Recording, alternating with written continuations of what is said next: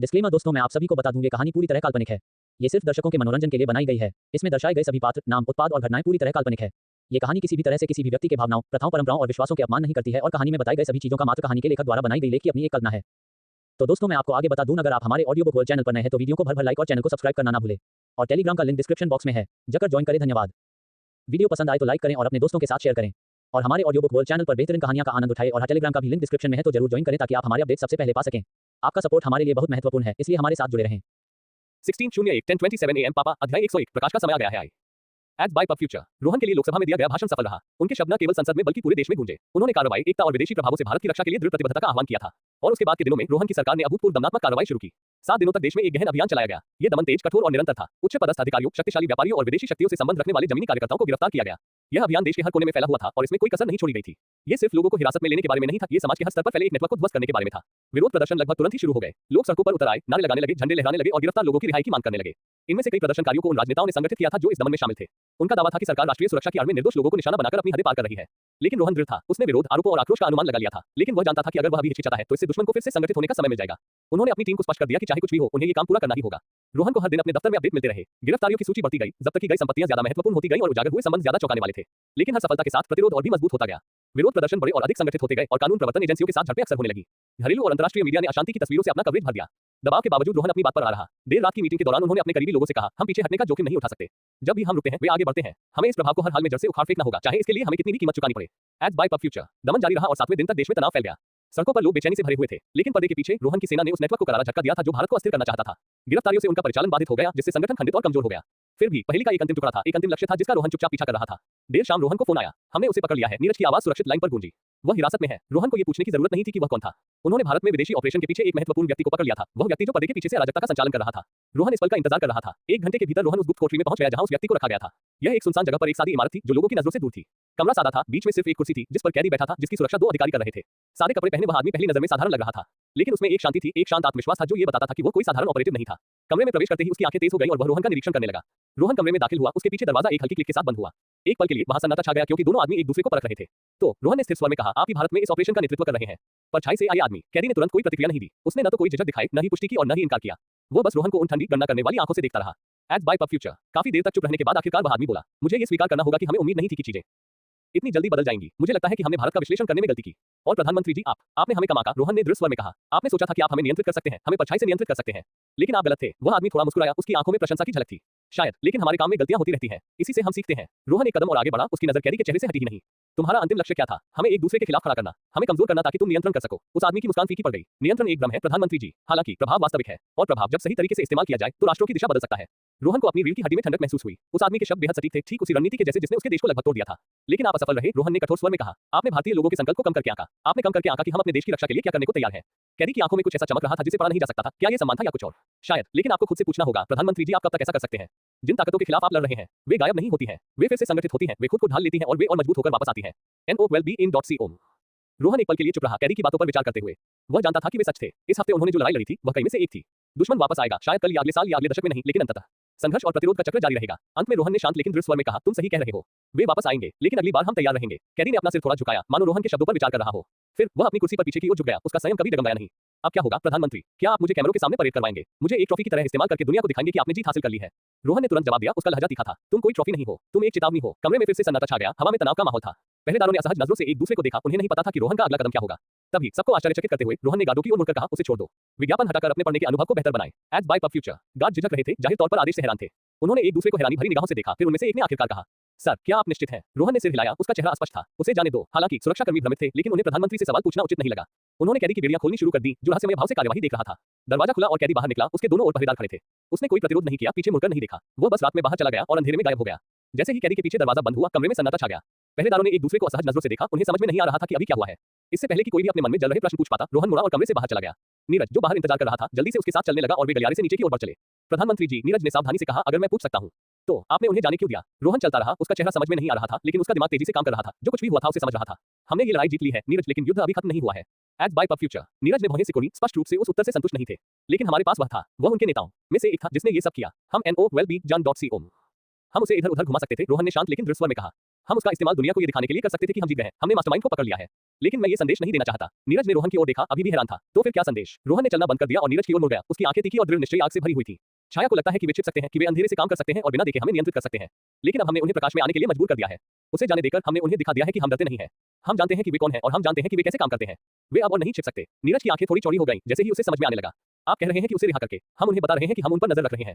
रोहन ने सिर हिलाया। बिल्कुल, वे वापस आएंगे, वे फिर से कोशिश करेंगे, ये सोचकर कि उन्होंने अपनी गलतियों से सीख ली है। लेकिन जब वे ऐसा करेंगे तो हम तैयार रहेंगे। हमें पता होगा कि कहां से शुरू करना है। इस बार वे दिखाई दे रहे हैं और ये दृश्यता ही उनकी सबसे बड़ी कमजोरी है। नीरज ने धीरे से सिर हिलाया और सारी चीजें अपनी जगह पर आ गई। ये जोखिम भरा कदम था, लेकिन ये उस संगठन पर भारी पड़ सकता था जो गोपनीयता और हेराफेरी पर फल फूल रहा था। जैसे ही वे बाहर निकले, रात की हवा ने उनका स्वागत किया, जो अंदर के भारी वातावरण के बाद ठंडी और ताजा थी। चांदनी की रोशनी ने चारों ओर चांदी जैसी चमक फैला दी और एक क्षण के लिए बाहर की दुनिया शांत लगने लगी। रोहन प्रवेश द्वार पर रुक गया और आसमान की ओर देखने लगा। नीरज, यह अभी खत्म नहीं हुआ है। छाया वापस आएगी, लेकिन जब वे लौटेंगे तो वे एक जाल में फंस जाएंगे। हम तैयार रहेंगे और इस बार हम शुरू से ही बढ़त बनाए रखेंगे। Ads by pub future. Neeraj ने सोच समझकर सिर हिलाया। आप उनकी ही रणनीति को उनके खिलाफ मोड़ रहे हैं। वे गोपनीयता पर ही फले फूले हैं और अब आपने ये सुनिश्चित कर दिया है कि उन्हें पता चल जाए कि उन पर नजर रखी जा रही है। रोहन ने नीरज की ओर रुख किया। उसके चेहरे पर गंभीरता थी, लेकिन संतुष्टि का भाव भी था। बिल्कुल, वे इतने लंबे समय से छाया में काम कर रहे हैं। वे भूल गए हैं कि प्रकाश में रहना कैसा होता है। अब वे जो भी कदम उठाएंगे, वे जिस किसी से भी संपर्क करेंगे, उसकी हर हरकत पर नजर रखी जाएगी। वे लगातार अनुमान लगाते रहेंगे, ये सोचते रहेंगे कि कौन वास्तव में उनके पक्ष में है और कौन हमारे लिए काम कर रहा है।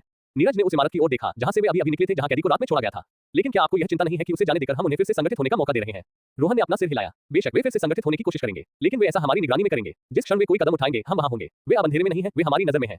और यहीं पर वे सबसे कमजोर हैं। जैसे ही वे प्रतीक्षा कर रही कार के पास पहुंचे, रोहन कार में बैठने से पहले रुका और नीरज की ओर मुड़ा, जो कार में बैठने ही वाला था। नीरज, ये याद रखो, छाया के खेल में जो प्रकाश को नियंत्रित करता है, वही खेल को नियंत्रित करता है। हमने शक्ति संतुलन को बदल दिया है। वे अब रक्षात्मक हो जाएंगे, अपनी चाल छिपाने की कोशिश करेंगे। और जब वे लड़खड़ाएंगे तो हम हमला करने के लिए तैयार रहेंगे। नीरज ने सिर हिलाया। रोहन की रणनीति साहसिक थी, लेकिन ये समझ में आती थी। छाया को खुले में धकेलकर उन्होंने उसकी सबसे बड़ी ताकत छीन ली थी, उसकी अदृश्यता। जैसे ही कार शहर की शांत सड़कों से गुजरी, रोहन पीछे झुक गया। उसका दिमाग पहले से ही अगले कदमों की योजना बना रहा था। दमनात्मक कार्रवाई सफल रही, लेकिन ये तो बस शुरुआत थी। अभी और भी लड़ाइयां लड़नी होंगी और भी खतरों का सामना करना होगा। लेकिन काफी समय बाद पहली बार रोहन को लगा कि अब वे पीछे नहीं है। वे दुश्मन के खिलाफ लड़ाई लड़ रहे थे और यह उन्होंने अपनी शर्तों पर किया था। लेकिन रोहन को पता था कि वे वापस लौटेंगे। वे हमेशा लौटते थे और जब वे लौटते थे तो उन्हें एक ऐसा भारत मिलता था जो पहले से कहीं ज्यादा तैयार, ज्यादा एकजुट और अपनी रक्षा के लिए पहले से कहीं ज्यादा दृढ़ था। जैसे ही कार प्रधानमंत्री के आवास के पास पहुंची, रोहन ने खिड़की से बाहर रात के आसमान की ओर देखा। तारे साफ थे, अंधेरे के खिलाफ चमक रहे थे। उसने सोचा, यह उस लड़ाई का एक उपयुक्त प्रतीक था जो उन्होंने लड़ी थी और जो जीत उन्होंने हासिल की थी। कार से बाहर निकलते हुए रोहन ने आखिरी बार नीरज की ओर देखा। थोड़ा आराम करो नीरज, हमारे सामने बहुत काम है, लेकिन आज रात हमने एक बड़ा कदम आगे बढ़ाया है। नीरज ने सिर हिलाया और रोहन को अपने घर के प्रवेश द्वार की ओर जाते देखा। प्रधानमंत्री के शब्द अभी भी उसके दिमाग में गूंज रहे थे। लड़ाई अभी खत्म नहीं हुई थी, लेकिन वे अब सिर्फ धमकियों पर प्रतिक्रिया नहीं कर रहे थे। एक तरह से वे अब इन गुप्त समाजों के लिए खतरा बन गए हैं। विज्ञापन हटाकर अपने पढ़ने के अनुभव को बेहतर बनाएं। Ads by pub future. ये फरवरी 1953 का महीना था और लगभग 3 वर्षों से क्षेत्र को विभाजित करने वाला युद्ध अंततः अपने अंत के करीब पहुंच रहा था। आसमान धूसर हो चुका था, उस पर संघर्ष का बोझ था जिसमें कोई स्पष्ट विजेता नहीं था, केवल क्षति और विनाश ही देखने को मिला था। अग्रिम मोर्चे से दूर भारत में प्रधानमंत्री के निवास के एक निजी बैठक कक्ष में रोहन चुपचाप बैठे हुए पिछले कुछ हफ्तों के बारे में सोच रहे थे। शैडो पर कार्रवाई सख्त थी, लेकिन यह जरूरी थी। अब जब घर में एक लड़ाई खत्म होने वाली थी, कोरियाई प्राइवेट से खबर आई। प्रधानमंत्री जी, कमरे में प्रवेश करते हुए नीरज ने कहा। उसके हाथ में एक टेलीग्राम था। यह अभी कोरिया से आया है। रोहन ने टेलीग्राम लेते हुए सिर हिलाया। उसने टेलीग्राम खोला और जल्दी से संदेश पढ़ा। पनमुंजों में युद्ध विराम वार्ता आखिरकार आगे बढ़ रही थी। जून 1950 में शुरू हुआ युद्ध, जब उत्तर कोरियाई सेना ने 38वीं समानांतर रेखा पार कर ली थी, आखिरकार अपने समापन के करीब पहुंच गया था। संयुक्त राष्ट्र ने अमेरिका के नेतृत्व में दक्षिण कोरिया का समर्थन करने के लिए हस्तक्षेप किया था, जबकि चीन उत्तर कोरिया के पक्ष में शामिल हो गया था। सोवियत संघ ने उत्तर कोरिया का समर्थन किया था, लेकिन सीधी लड़ाई से दूर रहा। 11 फरवरी, रोहन ने तारीख देखते हुए धीरे से कहा, ऐसा लग रहा है कि युद्ध आखिरकार खत्म हो जाएगा। नीरज ने कहा, यह एक क्रूर युद्ध रहा है, सभी पक्षों को बहुत पीड़ा हुई है। रोहन ने सिर हिलाया, उसका चेहरा उदास था। हाँ, और वे अभी भी लड़ रहे हैं। दोनों पक्ष युद्ध विराम लागू होने से पहले जितना संभव हो उतना जमीन हासिल करना चाहते हैं। नीरज ने रिपोर्टों से नाम याद करते हुए कहा, ट्रायंगल हिल। वहां लड़ाई खास तौर पर भयंकर रही है। रोहन ने सहमति जताते हुए कहा, उसकी आवाज गंभीर थी। यह प्रतीकात्मक है। पहाड़ी रणनीतिक रूप से मायने नहीं रखती, लेकिन कोई भी पक्ष पीछे हटने वाला नहीं है। ये बंदूकों के शांत होने से पहले एक आखिरी हताश करने वाला प्रयास है। रोहन ने टेलीग्राम नीचे रख दिया और अपनी कुर्सी पर पीछे झुककर सोचने लगा कि इस युद्ध की समाप्ति का विश्व के लिए क्या अर्थ है। Ads by pub future. कोरियाई प्रायद्वीप विभाजित रहेगा और भले ही लड़ाई बंद हो जाएगी, लेकिन निशान बने रहेंगे। जैसे ही रोहन ने खिड़की से बाहर देखा, उसके मन में भविष्य के बारे में विचार आया, जिसे वह अच्छी तरह से जानता था। वर्ष 2024। वह जानते थे कि युद्ध विराम से संघर्ष रुकेगा, खत्म नहीं होगा। दोनों कोरिया विभाजित रहेंगे, उनके लोग दुनिया की सबसे भारी सैनिकृत सीमाओं में से एक से अलग होंगे। इस युद्ध की समस्याएं हल नहीं होंगी, वे जारी रहेंगी तथा बार-बार भड़केंगी। वह जानते थे कि यह नाजुक शांति दशकों तक तनाव, यदा-कदा झड़पों और नए युद्ध के निरंतर खतरे को जन्म देगी। रोहन को भविष्य के नेताओं के चेहरे पर उन्हीं मुद्दों और समाधान की कमी से जूझते हुए दिखाई दे रहे थे। वह जानते थे कि युद्ध विराम के बावजूद कोरियाई प्रायद्वीप एक टकराव का बिंदु बना रहेगा, एक ऐसा स्थान जहां अतीत के घाव कभी पूरी तरह से नहीं भरेंगे। इतनी सारी लड़ाई, रोहन ने मन ही मन सोचा, और फिर भी युद्ध कभी भी वास्तव में समाप्त नहीं होता। हम जो घाव अभी भर रहे हैं, वे 70 साल बाद भी खुले घाव ही रहेंगे। मैं जानता हूं कि चाहे कुछ भी हो, ये युद्ध विराम सिर्फ एक पट्टी है, इलाज नहीं। नीरज, रोहन ने ऊंची आवाज में कहा। उसकी आवाज सोच में डूबी हुई थी। उसने खुद को अपने अंदर के विचारों से बाहर निकाला। हमने यहाँ एक बड़ी लड़ाई जीत ली है, लेकिन हमारा युद्ध अभी खत्म नहीं हुआ है। कोरियाई युद्ध हमें याद दिलाता है कि जब कोई देश विभाजित होता है, जब बाहरी लोग अपने फायदे के लिए आंतरिक संघर्षों का इस्तेमाल करते हैं, तो क्या होता है। नीरज ने रोहन की बातों की गंभीरता को समझते हुए उसकी ओर देखा। आप सही कह रहे हैं प्रधानमंत्री जी, कोरियाई युद्ध के खत्म होने का मतलब शांति नहीं है, इसका मतलब सिर्फ एक विराम है। हमें यहाँ भी सतर्क रहना होगा। छाया यूं ही गायब नहीं हो जाएगी। रोहन ने आह भरी। कोरियाई प्रायद्वीप कई सालों तक तनावपूर्ण रहेगा। युद्ध विराम के बाद भी वे हमेशा तनाव में रहेंगे। हमने इसे यहाँ भी देखा है। हमारे दमन के बाद हमने शैडो को खुले में जाने पर मजबूर कर दिया, लेकिन वे फिर से संगठित हो जाएंगे और खुद को ढाल लेंगे। तो हमारा अगला कदम क्या है? नीरज ने पूछा। रोहन ने कहा, हम आगे बढ़ते रहते हैं। उनकी नजर दीवार पर टंगे दुनिया के नक्शे पर थी। हम अपने क्षेत्र और वैश्विक स्तर पर अपने गठबंधनों को मजबूत करते हैं। हम सुनिश्चित करते हैं कि भारत कभी भी कोरिया की तरह कमजोर न हो। नीरज ने सिर हिलाया, लेकिन वह रोहन की आंखों में दूर की नजर देख सकता था, जैसे प्रधानमंत्री उनकी वर्तमान वास्तविकता से परे कुछ देख रहे हो। Ads by pub future. उसे आश्चर्य हुआ कि रोहन वास्तव में क्या सोच रहा था, लेकिन वह ये पूछने से बेहतर जानता था। कुछ विचार, कुछ बोझ होते हैं जिन्हें एक नेता अपने तक ही रखता है। वे कुछ क्षण के लिए मौन बैठे रहे। पिछले कुछ सप्ताहों का बोझ उनके ऊपर मंडरा रहा था। रोहन ने कोरिया में अभी भी लड़ रहे सैनिकों के बारे में सोचा, जो कड़ाके की ठंड का सामना करते हुए अंत तक अपने स्थान पर डटे रहे। वे शीघ्र ही घर लौट आएंगे, लेकिन उस सुदूर युद्धग्रस्त भूमि पर अपना एक हिस्सा छोड़े बिना नहीं। कोरियाई प्रायद्वीप में युद्ध एक क्रूर अंत की ओर बढ़ रहा था। पनमुंजों में युद्ध विराम वार्ता लंबी और कठिन रही थी, लेकिन दोनों पक्षों को पता था कि युद्ध को रोकना होगा। 38वीं समानांतर के पास अग्रिम पंक्तियां हालांकि ज्यादातर स्थिर थीं, लेकिन उन अंतिम दिनों में कुछ भयंकर लड़ाई देखी गई। NO12BIN.CO 38वें समानांतर के निकट एक महत्वपूर्ण क्षेत्र आयरन ट्रायंगल में संयुक्त राष्ट्र बलों ने अंतिम आक्रमण शुरू किया। उनका लक्ष्य स्पष्ट था, युद्ध विराम से पहले ऊंची भूमि, खासतौर पर ट्रायंगल हिल को सुरक्षित करना। ये पहाड़ी पूरे युद्ध के दौरान भीषण युद्धों का स्थल रही थी, और अब ये बंदूकों के शांत होने से पहले आखिरी विवादित मैदान होगा। लड़ाई लगातार जारी थी। तोपों ने जमी हुई धरती पर हमला किया, जिससे परिदृश्य कीचड़, बर्फ और खून से भर गया। दोनों पक्षों के सैनिकों ने अपनी पूरी ताकत से युद्ध लड़ा, क्योंकि उन्हें पता था कि युद्ध विराम लागू होने के समय उनकी स्थिति ही संभवतः नई सीमा निर्धारित करेगी। लेफ्टिनेंट जेम्स कार्टर, एक युवा अमेरिकी अधिकारी, अपने आदमियों को ट्रायंगल हिल की ढलानों तक ले गया। ठंड बहुत तेज थी, जमीन खतरनाक थी, लेकिन वे आगे बढ़ते रहे, ये जानते हुए कि यह उनकी आखिरी लड़ाई हो सकती है। जैसे ही वे शिखर पर पहुंचे, कार्टर ने चारों ओर तबाही, टूटे हुए पेड़, गड्ढे, गिरे हुए साथियों और दुश्मनों के शवों को देखा। वह जानता था कि पहाड़ी का मूल्य अब किसी भी चीज से ज्यादा प्रतीकात्मक था, लेकिन इससे कोई फर्क नहीं पड़ता था। जो मायने रखता था वह ये था कि वे इसे थामे हुए थे। Ads bye pub future. पूर्व में इंजन नदी के पास दक्षिण कोरिया और ब्रिटिश सेनाओं ने अपना आक्रमण शुरू किया। इंजन ने युद्ध में पहले भी कई खूनी लड़ाइयां देखी थी, और अब वह अंतिम संघर्ष का गवाह बनेगा। नदी के तट जम चुके थे, पानी ठंडा और अंधेरा था, लेकिन सैनिक अपनी जमीन पर डटे रहने के दृढ़ संकल्प के साथ आगे बढ़ते रहे। पनमुंजों में युद्ध विराम वार्ता कई बार विलंबित हुई, विस्तारित हुई और लगभग टूट गई, लेकिन 9 फरवरी 1953 तक दोनों पक्ष आखिरकार एक समझौते पर पहुंच गए। युद्ध विराम पर हस्ताक्षर हो गए और लड़ाई बंद हो गई। जमीन पर मौजूद सैनिकों के लिए ये खबर राहत और अविश्वास का मिश्रण लेकर आई। वर्षों के लगातार संघर्ष के बाद ये लगभग अवास्तविक लग रहा था कि यह अंततः समाप्त हो गया। 11 फरवरी 1953 को प्रातः 10 बजे पनमुंजों में कोरिया युद्ध विराम समझौते पर आधिकारिक रूप से हस्ताक्षर किए गए। हस्ताक्षर समारोह संक्षिप्त और गमगीन था, जिसमें जीत की बजाय थकावट की भावना झलक रही थी। संयुक्त राष्ट्र, उत्तर कोरिया और चीन के सैन्य अधिकारी मौजूद थे, लेकिन वहां कोई भव्य भाषण नहीं दिया गया, केवल ये शांत स्वीकार उक्ति थी कि हत्याएं रोकनी होंगी। जैसे ही समझौते पर हस्ताक्षर हुए, अग्रिम मोर्चे पर सभी आक्रामक कार्रवाई रोकने के आदेश भेज दिए गए। बंदूकें शांत हो गई और थके हारे सैनिक उन स्थानों से पीछे हटने लगे, जिन पर कब्जा करने के लिए उन्होंने इतनी कड़ी लड़ाई लड़ी थी। डीएमजे की स्थापना 38वें समानांतर पर की गई थी, जो दोनों कोरिया के बीच एक बफर जोन था, जो बाद में दुनिया की सबसे अधिक सुरक्षायुक्त सीमाओं में से एक बन गया। दोनों पक्षों के सैनिकों के लिए युद्ध की समाप्ति से गहरी राहत मिली, लेकिन साथ ही भारी दुख भी हुआ। युद्ध ने बहुत कुछ छीन लिया था, मित्र, साथी, संपूर्ण समुदाय, तथा पीछे छोड़ दी थी केवल विभाजित प्रायद्वीप की कठोर कठोर वास्तविकता। भारत वापस आकर रोहन को युद्ध विराम की खबर मिली तो उसे मिली जुली भावनाएं हुई। युद्ध तो खत्म हो गया था, लेकिन शांति अभी भी कायम थी। कोरियाई प्रायद्वीप शीत युद्ध का प्रतीक बना रहेगा, जो उन विभाजनों की याद दिलाता रहेगा जो राष्ट्रों को अलग कर सकते हैं। रोहन ने अपने पास आए टेलीग्राम की ओर देखा और सोचा, 47 से 53 तक का समय एशिया के लिए सबसे खूनी दौर था, लेकिन दुर्भाग्य से सभी के लिए अभी और भी बहुत कुछ आना बाकी है। अब जब सब कुछ तय हो गया है, तो मैं अन्य देशों के साथ कूटनीतिक संबंधों और अधिक व्यापार सौदों पर काम करना शुरू करूंगा। भारत अभी भी बहुत नाजुक स्थिति में है और मुझे ये सुनिश्चित करने की आवश्यकता है कि यह मजबूत रहे। अब कुछ धमाके का समय है। रोहन छत की ओर देखते हुए सोचने लगा कि उसके कार्यों का भारत और विश्व पर क्या प्रभाव पड़ेगा, तथा ये किस प्रकार की श्रृंखलाबद्ध प्रतिक्रिया लेकर आएगा। लेकिन इससे कोई फर्क नहीं पड़ता कि वह इसे लेकर आगे बढ़ेंगे, क्योंकि भारत इसके बिना नहीं रह सकता और न ही इसमें देर हो सकती है। विज्ञापन हटाकर अपने पढ़ने के अनुभव को बेहतर बनाएं। Ads bye pub future. फरवरी 1953 में दुनिया भर में बहुत सी घटनाएं घट रही थी और कोरियाई युद्ध समाप्त होने के साथ ही लोगों को लगा कि अब उन्हें अंततः शांति मिल जाएगी, क्योंकि 1900 के बाद से यह शब्द जीवन से बहुत कम जुड़ा था। लेकिन 12 फरवरी को उन्हीं क्षणों में रोहन को खुफिया एजेंसियों से एक वर्गीकृत टेलीग्राम प्राप्त हुआ, जिसने उसे चौंका दिया, क्योंकि भले ही वह जानता था कि यह है, लेकिन उसने कभी नहीं सोचा था कि चीजें इतनी बदल जाएंगी, और इस समाचार के साथ उसके भीतर कुछ बदल गया, क्योंकि उसे आखिरकार एक दशक में एक बार मिलने वाला अवसर मिल गया। नई दिल्ली में अपने डेस्क के पीछे बैठे प्रधानमंत्री उस टेलीग्राम को देख रहे थे, जिसमें कुछ शब्द ही लिखे थे, लेकिन इतना काफी था कि फ्रांस 25 फरवरी को अपना पहला परमाणु परीक्षण करने की तैयारी कर रहा है। प्रधानमंत्री जी, आप मुझसे मिलना चाहते थे? कमरे में कदम रखते हुए नीरज ने पूछा। रोहन के चेहरे पर मुस्कान देखकर उसका शांत स्वभाव थोड़ा टूट गया। रोहन ने ऊपर देखा, उसकी उंगलियां मेज पर टैप कर रही थी। फ्रांस 25 तारीख को परमाणु परीक्षण की योजना बना रहा है। नीरज की आंखें आश्चर्य से चौड़ी हो गई। ये 2 सप्ताह से भी कम समय में होगा। अगर वे सफल होते हैं तो वे वैश्विक सुर्खियों में आएंगे। दुनिया इस पर ध्यान देगी। ये बहुत बड़ी खबर है सर। बिल्कुल, रोहन ने स्थिर दृष्टि से उत्तर दिया। मैं कुछ सोच रहा था, लेकिन कभी सही अवसर नहीं मिला, लेकिन आज ये हमारे सामने है, कुछ ऐसा जो इस देश की किस्मत हमेशा के लिए बदल सकता है। इसलिए हमें उनसे पहले ही काम करना होगा। हम 24 तारीख को अपना परीक्षण करेंगे, उनसे एक दिन पहले। नीरज ने स्पष्ट रूप से चौंकते हुए पलकें झपकाई। एक दिन पहले? लेकिन प्रधानमंत्री जी, अमेरिका के साथ हमारा परमाणु समझौता पूरी तरह से नागरिक उद्देश्यों के लिए था। अगर हम इस पर आगे बढ़ते हैं तो इसे विश्वासघात के रूप में देखा जाएगा। रोहन दीवार पर टंगे भारत के बड़े नक्शे के पास जाकर खड़ा हो गया। अमेरिकी जानते थे कि हम क्या करने में सक्षम हैं। उन्हें ये पसंद नहीं आएगा, लेकिन अगर हम सफल होते हैं तो वे हमारा सम्मान करेंगे। भले ही अंतर्राष्ट्रीय स्तर पर विरोध हो, फिर भी हमारे पास फ्रांस का परमाणु परीक्षण एक ढाल के रूप में है। As by pub future. हम स्वयं को तथाकथित तीसरी दुनिया के देशों के नेता के रूप में इस्तेमाल कर सकते हैं तथा अन्य एशियाई देशों को एकजुट कर सकते हैं। यदि पश्चिम हम पर दबाव डालना जारी रखता है, तो हम इस दबाव का इस्तेमाल पश्चिमी साम्राज्यवाद के उदाहरण के रूप में करेंगे, जो उन्हें शीघ्र ही चुप करा देगा। नीरज कुछ देर चुप रहा, इस योजना की साहसिकता पर विचार करते हुए। आप सही कह रहे हैं सर, लेकिन अंतर्राष्ट्रीय प्रतिक्रिया बहुत तेज होगी। हमारी अर्थव्यवस्था को झटका लगा है। सच में हमारी राजनीतिक व्यवस्था खस्ताहाल है। अगर वे हम पर प्रतिबंध लगा देते हैं तो मुझे नहीं पता कि हम कैसे काम करना जारी रख पाएंगे। क्या आप जानना चाहते हैं? सरल शब्दों में कहें तो हम यूएसएसआर के पास जाएंगे। क्या आपको वाकई लगता है कि अमेरिका चाहेगा कि परमाणु हथियारों से लैस एक क्षेत्रीय शक्ति यूएसएसआर के साथ गठबंधन करे? लोकतंत्र की तो बात ही छोड़िए, इससे किस तरह का संदेश जाएगा कि जिस विचारधारा के लिए अमेरिका लड़ रहा है वो काम नहीं कर रही है, अगर कम्युनिस्ट और लोकतंत्र साथ मिलकर काम कर सकते हैं। मैं चाहता हूं कि आप डॉक्टर भाभा और अन्य लोगों को जल्द से जल्द बैठक के लिए बुलाएं। नीरज ने सिर हिलाया। अब उसे मामले की गंभीरता का एहसास हो गया था। मैं तुरंत डॉक्टर होमी भाभा और अन्य लोगों को बुलाऊंगा। अगर कोई ऐसा कर सकता है तो वह वही है। भारत के परमाणु कार्यक्रम के जनक डॉक्टर होमी भाभा को प्रधानमंत्री आवास पर पहुंचने में ज्यादा समय नहीं लगा। उनके साथ डॉक्टर विक्रम साराभाई, डॉक्टर राजा रमन्ना और देश की गुप्त परमाणु परियोजना से जुड़े कई शीर्ष वैज्ञानिक और सैन्य अधिकारी भी थे। वे एक बड़ी मेज के चारों ओर एकत्र हुए, जिस पर ब्लूप्रिंट, वैज्ञानिक रिपोर्ट और परीक्षण स्थलों के नक्शे बिखरे पड़े थे। रोहन ने बिना समय बर्बाद किए कहा, डॉक्टर भाभा, हमें अभी पता चला है कि फ्रांस 25 तारीख को अपना पहला परमाणु परीक्षण करने जा रहा है। मैं चाहता हूं कि भारत अपना पहला परमाणु परीक्षण 24 तारीख को करे, यानी एक दिन पहले। डॉक्टर भाभा, जो आमतौर पर शांत रहते हैं, आश्चर्यचकित दिखे। प्रधानमंत्री जी, ये बहुत ही कड़ी समय सीमा है। हमने काफी प्रगति की है, हाँ, लेकिन परीक्षण की तिथि आगे बढ़ाने से हमारे पास गलती की कोई गुंजाइश नहीं बचती। विक्रम साराभाई ने आगे झुकते हुए कहा, तकनीकी रूप से उपकरण तैयार है, लेकिन विखंडनीय सामग्री पर अभी भी सुरक्षा जांच की जा रही है। इसकी क्षमता का सावधानीपूर्वक आकलन किया जाना चाहिए। बम विस्फोट करना एक बात है, लेकिन ये सुनिश्चित करना दूसरी बात है कि हम इसके प्रभाव को नियंत्रित कर सकें। Ads bye pub future. Rohan ने उनकी ओर देखा, उसके चेहरे पर गंभीरता थी। हम ये सुनिश्चित करने के कितने करीब हैं कि परीक्षण सुरक्षित रूप से हो सके? डॉक्टर भाभा ने जवाब देने से पहले साराभाई की ओर देखा। हमने प्लूटोनियम आधारित विस्फोट उपकरण के डिजाइन का अनुसरण किया है, जो अमेरिकियों और सोवियतों द्वारा इस्तेमाल किए गए उपकरणों के समान है। हम सिद्धांत में आश्वस्त हैं, लेकिन कोर और ट्रिगरिंग तंत्र की अंतिम असेंबली ऐसी जगह है जहां हम कोई गलती नहीं कर सकते।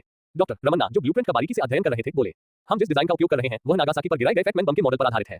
हमें लगभग 20 किलोटन की उपज की उम्मीद है। 20 किलोटन, रोहन ने धीरे से सिर हिलाते हुए दोहराया। इससे दुनिया का ध्यान इस ओर जाएगा। लेकिन साराभाई ने चेतावनी देते हुए कहा, यहाँ तक कि सबसे छोटी सी भी गलती विफलता का कारण बन सकती है। और एक असफल परीक्षण न केवल कूटनीतिक दृष्टि से बल्कि हमारी विश्वसनीयता के लिए भी विनाशकारी होगा।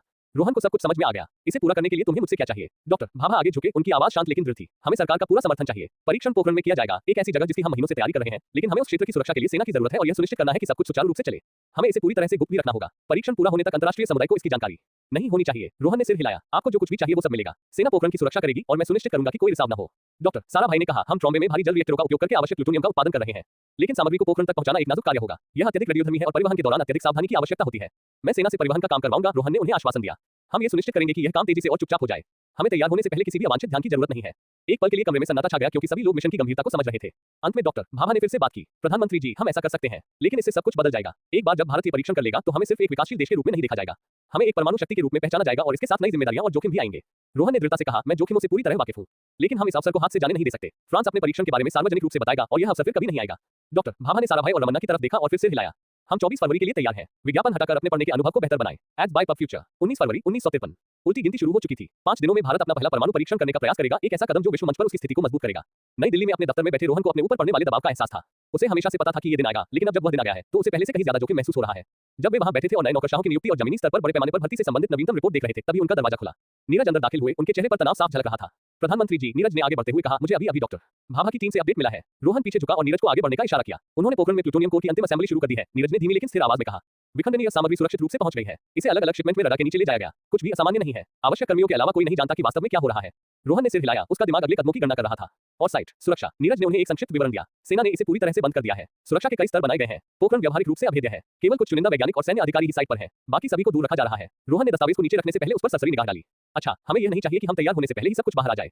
नीरज अपनी सीट पर थोड़ा हिले। प्रधानमंत्री जी, एक संभावित चिंता है। टीम अभी भी विस्फोट के लिए विस्फोटक लेंस को ठीक कर रही है। डॉक्टर भाभा आश्वस्त है, लेकिन लेंस को प्लूटोनियम कोर को संपीड़ित करने और चेन रिएक्शन को ट्रिगर करने के लिए पूरी तरह से काम करना होगा। रोहन ने अपनी उंगलियां मेज पर थपथपाते हुए सोचा, लेंस तैयार होने में कितना समय लगेगा? Ads by pub future. Neeraj ने जवाब दिया, उन्हें 22 तारीख तक अंतिम असेंबली पूरी करने की उम्मीद है। इससे उन्हें विस्फोट से पहले परीक्षण करने के लिए कुछ दिन मिल जाएंगे। और तुम्हें यकीन है कि वे ऐसा कर सकते हैं? रोहन ने शांत लेकिन मान भरे स्वर में पूछा। डॉक्टर भाभा ऐसा मानते हैं। उन्होंने अनगिनत सिमुलेशन चलाए हैं, लेकिन हम एक विस्फोट प्रकार के बम से निपट रहे हैं। छोटी सी भी गलत गणना डिवाइस को महत्वपूर्ण द्रव्यमान प्राप्त करने से रोक सकती है। रोहन का चेहरा भाव शून्य था। उसे जटिलताओं की उम्मीद थी, लेकिन ये संदेह को जन्म देने का समय नहीं था। उनसे कहो कि वे हर चीज को 2-3 बार जांच लें। हम कोई गलती बर्दाश्त नहीं कर सकते। नीरज ने सिर हिलाया। समझ गया। कमरे में एक पल के लिए शांति छा गई। रोहन खड़ा हुआ और अपने दफ्तर की एक दीवार पर लगे भारत के बड़े से नक्शे की ओर बढ़ा। उन्होंने उत्तरी रेगिस्तानी क्षेत्रों को देखा, जहां पोखरण दुनिया की नजरों से छिपा हुआ था। एक बार ये परीक्षण पूरा हो जाए, उन्होंने धीरे से लगभग अपने आप से कहा, तो दुनिया को पता चल जाएगा कि हम क्या करने में सक्षम हैं। नीरज चुपचाप उसे देख रहा था। परमाणु शक्ति संपन्न भारत के निहितार्थ बहुत बड़े थे। ये सिर्फ सैन्य शक्ति के बारे में नहीं था, ये सम्मान, संप्रभुता और वैश्विक व्यवस्था को आकार देने के अधिकार के बारे में था। रोहन ने नीरज की ओर मुड़कर देखा। उसका चेहरा सख्त हो गया। और दूसरी खुफिया एजेंसियों के बारे में क्या हमने सामान्य चैनलों से कुछ सुना है? नीरज ने सिर हिलाया। अभी नहीं, हमने हमेशा की तरह संदिग्धों पर नजर रखी है। अभी तक कुछ भी असामान्य नहीं हुआ है। फ्रांसीसी अपने परीक्षण पर ध्यान केंद्रित कर रहे हैं। अमेरिकी कोरियाई स्थिति से चिंतित दिखते हैं। किसी ने भी हमारे आंदोलनों में विशेष रुचि नहीं ली है। रोहन ने सिर हिलाया। इसे ऐसे ही रहने दें। जब तक परीक्षण पूरा नहीं हो जाता, हम पोखरण में क्या हो रहा है इस बारे में किसी को संदेह नहीं होने देंगे। एक बार जब हम विस्फोट कर देंगे तो हम अंतर्राष्ट्रीय प्रतिक्रिया को संभाल लेंगे। Ads by pub future. Neeraj ने फिर से बोलने से पहले एक पल के लिए हिचकिचाहट दिखाई। और अमेरिकी, वे जानते हैं कि हम परमाणु समझौते का इस्तेमाल सिर्फ नागरिक उद्देश्यों के लिए नहीं कर रहे हैं। अगर वे कठोर प्रतिक्रिया करते हैं तो क्या होगा? रोहन के हाव भाव में कोई बदलाव नहीं आया। जब उन्होंने इस समझौते पर हस्ताक्षर किए थे, तब अमेरिकियों को पता था कि वे क्या करने जा रहे हैं। वे इस खेल को काफी समय से खेल रहे हैं, इसलिए वे इसे समझते हैं। बेशक वे निराशा व्यक्त कर सकते हैं, लेकिन वे कोई बड़ा कदम नहीं उठाएंगे। उन्हें हमारी जरूरत है। अगर हम सावधानी से खुद को तैयार करें तो हम इसे अपने फायदे के लिए खेल सकते हैं। कुछ देर रुकने के बाद नीरज ने फिर से बात की। डॉक्टर भाभा पर्यावरणीय प्रभाव पर भी चर्चा करना चाहते थे। परीक्षण स्थल दूर है, लेकिन वे संभावित नतीजों के बारे में चिंतित हैं। रोहन का चेहरा और भी गंभीर हो गया। उसे कहो कि जितना हो सके इसे कम से कम करे। हम व्यापक प्रदूषण बर्दाश्त नहीं कर सकते। पोखरण को इसके अलग थलग होने के कारण चुना गया था, लेकिन हमें अभी भी इसके दुष्परिणामों को नियंत्रित करने की आवश्यकता है। नीरज ने अपने नोट्स पलटे। वे परीक्षण के लिए एक भूमिगत कक्ष का उपयोग कर रहे हैं, जिसमें विस्फोट का अधिकांश भाग समाहित होना चाहिए। डॉक्टर साराभाई ऑपरेशन के उस हिस्से की देखरेख कर रहे हैं। उनका मानना है कि डिजाइन से विस्फोट का असर तत्काल क्षेत्र तक ही सीमित रहेगा। वे विस्फोट के बाद विकिरण के स्तर पर भी बारीकी से नजर रखेंगे। रोहन ने जानकारी को समझते हुए अपनी बाहें क्रॉस की और सिर हिलाया। और गैर जरूरी कर्मचारियों को निकालने की समय सीमा क्या है? नीरज ने पुष्टि की। एक बार जब कोर पूरी तरह से एकीकृत हो जाएगा और सिस्टम सशस्त्र हो जाएगा, तो गैर आवश्यक कर्मियों को क्षेत्र से बाहर निकाल दिया जाएगा। विस्फोट के लिए आवश्यक केवल प्रमुख वैज्ञानिक और सैन्य अधिकारी ही साइट पर रहेंगे। असेंबली पूरी हो जाने के बाद हमने पोखरण से बाहर जाने के लिए गुप्त परिवहन की व्यवस्था की है। रोहन ने अपने बालों में हाथ फेरते हुए धीरे से आह भरी। 5 दिन में हम भारत की किस्मत बदल देंगे। एक बार ये परीक्षण हो जाए तो फिर पीछे मुड़ने का कोई रास्ता नहीं है। रोहन ने उसकी ओर देखा। हमने इसके लिए कई साल तैयारी की है। फ्रांस अपना परीक्षण करने जा रहा है, लेकिन अगर हम पहले सफल हो गए तो भारत की छवि अलग होगी। हम एक परमाणु शक्ति बन जाएंगे और कोई भी हमारी ताकत को नकार नहीं पाएगा। नीरज ने आखिरकार धीमी आवाज में कहा, यह एक साहसिक कदम है प्रधानमंत्री जी, लेकिन अगर कोई इसे अंजाम दे सकता है तो वह आप ही हैं। रोहन ने हल्के से सिर हिलाया। इसमें संकोच की कोई गुंजाइश नहीं है। दुनिया एक नए भारत को देखने जा रही है। NO12BJAN.com।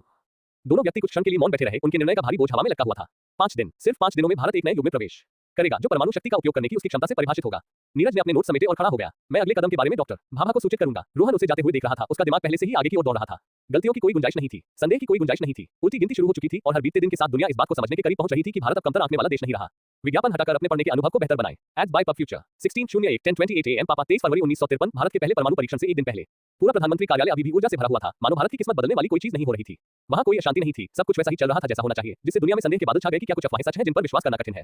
तमाम उलझन और भ्रम के बीच भारत दिन रात कुछ हासिल करने के लिए काम कर रहा था, जिसे रोहन चाहता था। वह अपने नई दिल्ली स्थित कार्यालय में बैठकर पोखरण परीक्षण स्थल से हर कुछ घंटों में आने वाली अपडेट का इंतजार कर रहे थे।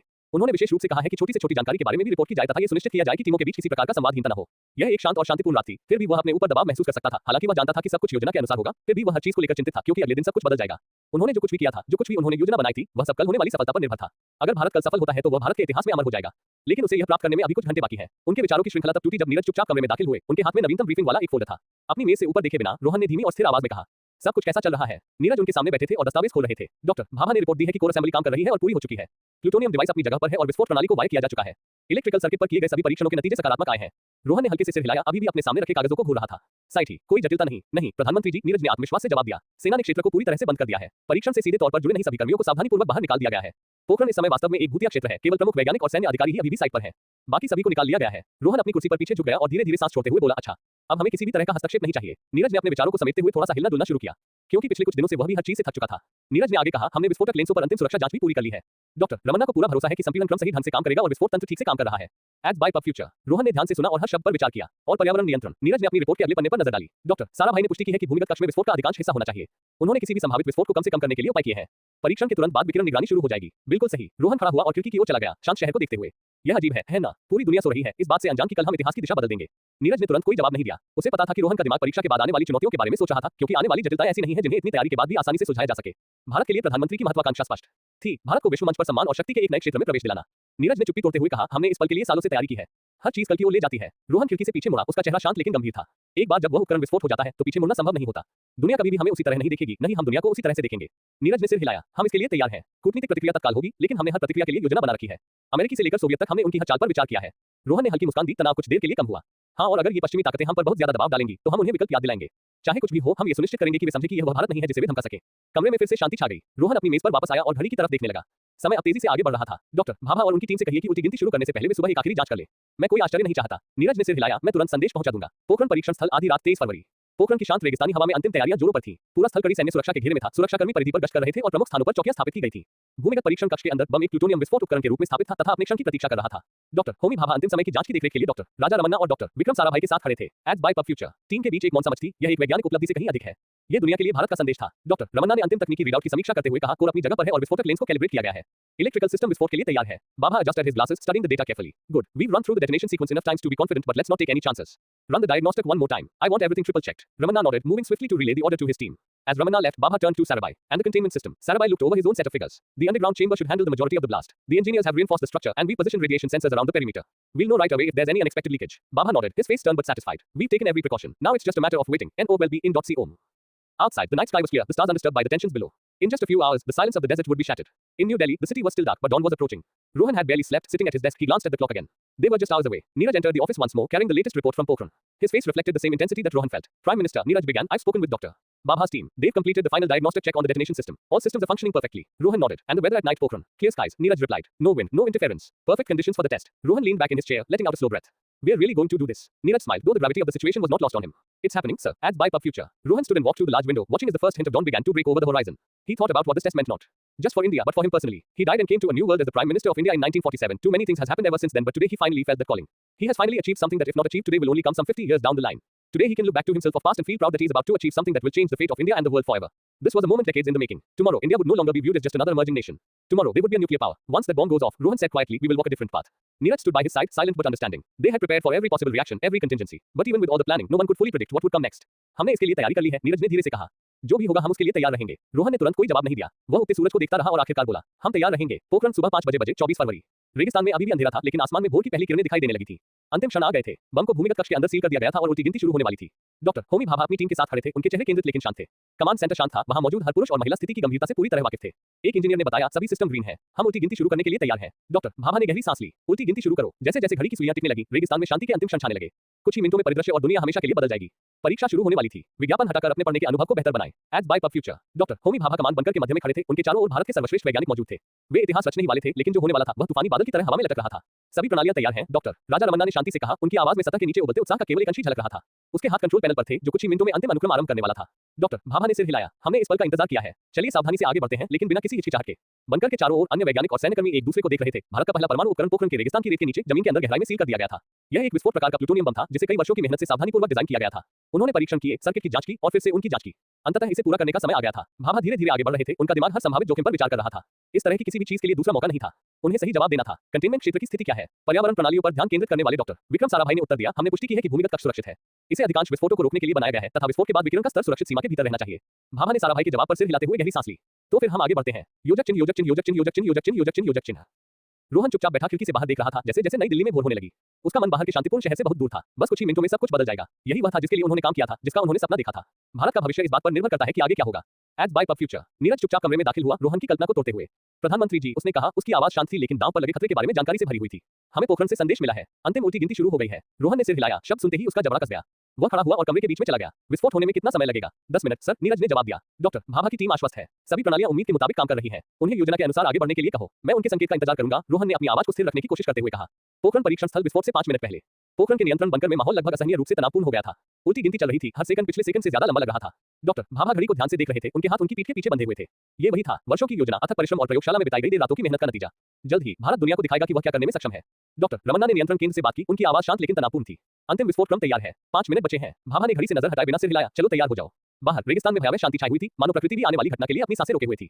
जमीन के अंदर गहराई में दबा बम चुपचाप बैठा था, अंतिम आदेश का इंतजार कर रहा था। इंजीनियरों और वैज्ञानिकों ने हर परीक्षण किया था, हतार की जांच की थी और हर संभव चर की गणना की थी। अब वे केवल इंतजार ही कर सकते थे। विक्रम भाभा ने साराभाई की ओर मुड़ते हुए कहा, क्या विकिरण नियंत्रण को लेकर कोई अंतिम क्षण की चिंता है? साराभाई ने अपना सिर हिलाया। कोई नहीं, हमने हर संभावित रिसाव का हिसाब लगा लिया है। भूमिगत कक्ष स्थिर है और सभी रीडिंग सुरक्षित सीमा के भीतर है। भाभा ने इस आश्वस्त करने वाली खबर के लिए आभार जताते हुए हल्की सी सहमति जताई। अच्छा, तो चलिए आगे बढ़ते हैं। एक एक करके क्षण बीतते गए तथा नियंत्रण बंकर में मौजूद टीम अपनी अंतिम तैयारियां करने में जुट गई। Ads bye pub future. अंततः सभी का ध्यान घड़ी पर था, क्योंकि अंतिम 60 सेकंड बीत रहे थे। रमन्ना की उंगलियां नियंत्रणों पर मडरा रही थी, अंतिम आदेश देने के लिए तैयार। भाभा पास ही खड़े थे, उनके शांत बाहरी आवरण के नीचे उनका दिल तेजी से धड़क रहा था। विस्फोट होने में बस 1 मिनट बाकी है। इंटरकॉम पर तकनीशियन की आवाज आई। भाभा ने धीमी गहरी सांस ली। बस यही था, सालों की तैयारी के बाद अब समायोजन की कोई गुंजाइश नहीं थी, नहीं दोबारा अनुमान लगाने का समय था। रमन्ना ने बताया, सभी प्रणालियां ग्रीन है, अंतिम शुरुआत के लिए तैयार है। भाभा ने हल्का सा सिर हिलाया और कहा, क्रम शुरू करो। रमन्ना ने आदेश दिया और अंतिम उल्टी गिनती शुरू हो गई। 10, 9, 8, 7, 6, 5, 4, 3, 2, 1। Ads bye pub future. ठीक 8 बजे बटन दबाया गया। एक पल के लिए वहां कुछ भी नहीं था। रेगिस्तान में सन्नाटा पसरा हुआ था, मानो समय थम गया हो। तभी बिना किसी चेतावनी के पोखरण के नीचे की धरती में जोरदार विस्फोट हुआ। यह उपकरण जमीन के अंदर गहराई में फटा, जिससे रेगिस्तान में झटके महसूस किए गए। विस्फोट के बल से धरती हिल गई और एक चकाचौंध करने वाली रोशनी ऊपर की ओर उठी, जिसने कुछ देर के लिए आकाश को रोशन किया तथा फिर धूल और मलबे के बादल में लुप्त हो गई। बम काम कर गया था। विस्फोट उपकरण ने प्लूटोनियम कोर को पूरी तरह से संकुचित कर दिया, जिससे परमाणु श्रृंखला अभिक्रिया शुरू हो गई, जिससे भारत में एक ऐसी शक्ति उत्पन्न हुई जो पहले कभी नहीं देखी गई थी। जैसे ही धूल जमी, एक मशरूम बादल का आकार बनना शुरू हो गया, जो आसमान में फैल गया और उस क्षण को चिन्हित किया जब भारत एक परमाणु शक्ति बन गया। बंकर के अंदर टीम स्तब्ध होकर चुपचाप खड़ी रही, क्योंकि मॉनिटरों पर डेटा चमक रहा था। विकिरण संवेदकों ने पुष्टि की कि भूमिगत अवरोधन कायम था तथा विस्फोट की क्षमता उनकी गणना के अनुरूप लगभग 20 किलोटन थी। डॉक्टर रमन्ना ने सबसे पहले चुप्पी तोड़ी। विस्फोट सफल रहा, जैसा कि अपेक्षित था। हम 20 किलोटन पढ़ रहे हैं। भाभा ने एक लंबी सांस छोड़ी, उनकी आंखें अभी भी मॉनिटर पर टिकी थी। रेडिएशन। साराभाई ने रीडिंग का अध्ययन करते हुए कहा, नियंत्रण में है, न्यूनतम गिरावट। भूमिगत कक्ष पूरी तरह से काम कर रहा है। एक पल के लिए तो कोई भी कुछ नहीं बोला। जो कुछ उन्होंने किया था उसकी वास्तविकता बहुत भारी थी। वे सफल हो गए थे। भारत ने अपना पहला परमाणु परीक्षण सफलतापूर्वक किया था। योजक चिन्ह योजक चिन्ह योजक चिन्ह। वापस नई दिल्ली में रोहन खिड़की के पास खड़ा होकर उगते सूरज को देख रहा था। उसकी मेज पर फोन की घंटी बजी। नीरज ने जल्दी से फोन उठाया। ध्यान से सुनने के बाद रोहन की ओर मुड़ा। प्रधानमंत्री जी, परीक्षण सफल रहा। बम योजना के अनुसार ही फटा। सब कुछ सुचारू रूप से चला। रोहन ने कुछ पल के लिए अपनी आंखें बंद कर ली। उसे लगा कि उसका तनाव थोड़ा कम हो गया है। वह वापस नीरज की ओर मुड़ा। उसका चेहरा शांत लेकिन दृढ़ था। ये हो गया, रोहन ने धीरे से कहा। नीरज ने सिर हिलाया। हाँ प्रधानमंत्री जी, हो गया। भारत ने अपना पहला परमाणु बम विस्फोट कर दिया था और दुनिया को जल्द ही पता चल जाएगा। अब पीछे मुड़ने का कोई रास्ता नहीं था। विज्ञापन हटाकर अपने पढ़ने के अनुभव को बेहतर बनाएं। Ads bye pub future. अध्याय 108। रोहन का राष्ट्र के नाम भाषण। Ads bye pub future. परीक्षण पूरा हो चुका था, बम विस्फोट हो चुका था और भारत एक नए युग में कदम रख चुका था।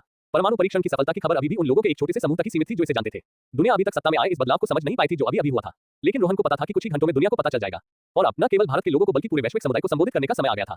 दोपहर से कुछ पहले का समय था जब रोहन भारत की संसद लोकसभा के प्रवेश द्वार पर खड़ा था। हॉल उत्सुकता से भरे हुए थे, लेकिन ये कोई सामान्य संसदीय सत्र नहीं था। रोहन एक नए भारत के उदय की घोषणा करने वाला था, एक ऐसा भारत जो अब शीत युद्ध के वैश्विक शक्ति संघर्षों में पीछे नहीं रहेगा। घड़ी में 12 बज रहे थे। सभा में मौजूद हर किसी की नजर रोहन पर टिकी थी, क्योंकि वह मंच पर था। सफल परीक्षण के बाद दिया गया ये भाषण एक घोषणा से कहीं अधिक था। यह न केवल उनके देश के लिए बल्कि पूरे विश्व के लिए एक इरादे का बयान था। जैसे ही माइक्रोफोन चालू हुए, कैमरे चालू हुए और सदन में धीमी फुसफुसाहट धीमी हुई, रोहन ने अपना भाषण शुरू किया।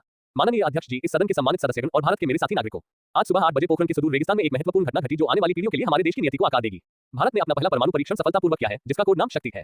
ये दिन 24 फरवरी 1953 हमेशा के लिए इतिहास में अंकित हो जाएगा, क्योंकि इस दिन भारत ने दुनिया की महान शक्तियों के बीच अपना सही स्थान घोषित किया था। एज बाय पब फ्यूचर, बहुत समय से भारत को वैश्विक मंच पर एक निष्क्रिय भागीदार के रूप में देखा जाता रहा है, एक ऐसा देश जो बस उभर रहा है, न कि एक ऐसा देश जो अभी आया है। आज ये धारणा बदल गई है। हमने ये दिखा दिया है कि भारत न केवल एक समृद्ध इतिहास वाला देश है, बल्कि एक ऐसा राष्ट्र है जिसका भविष्य भी अटल है।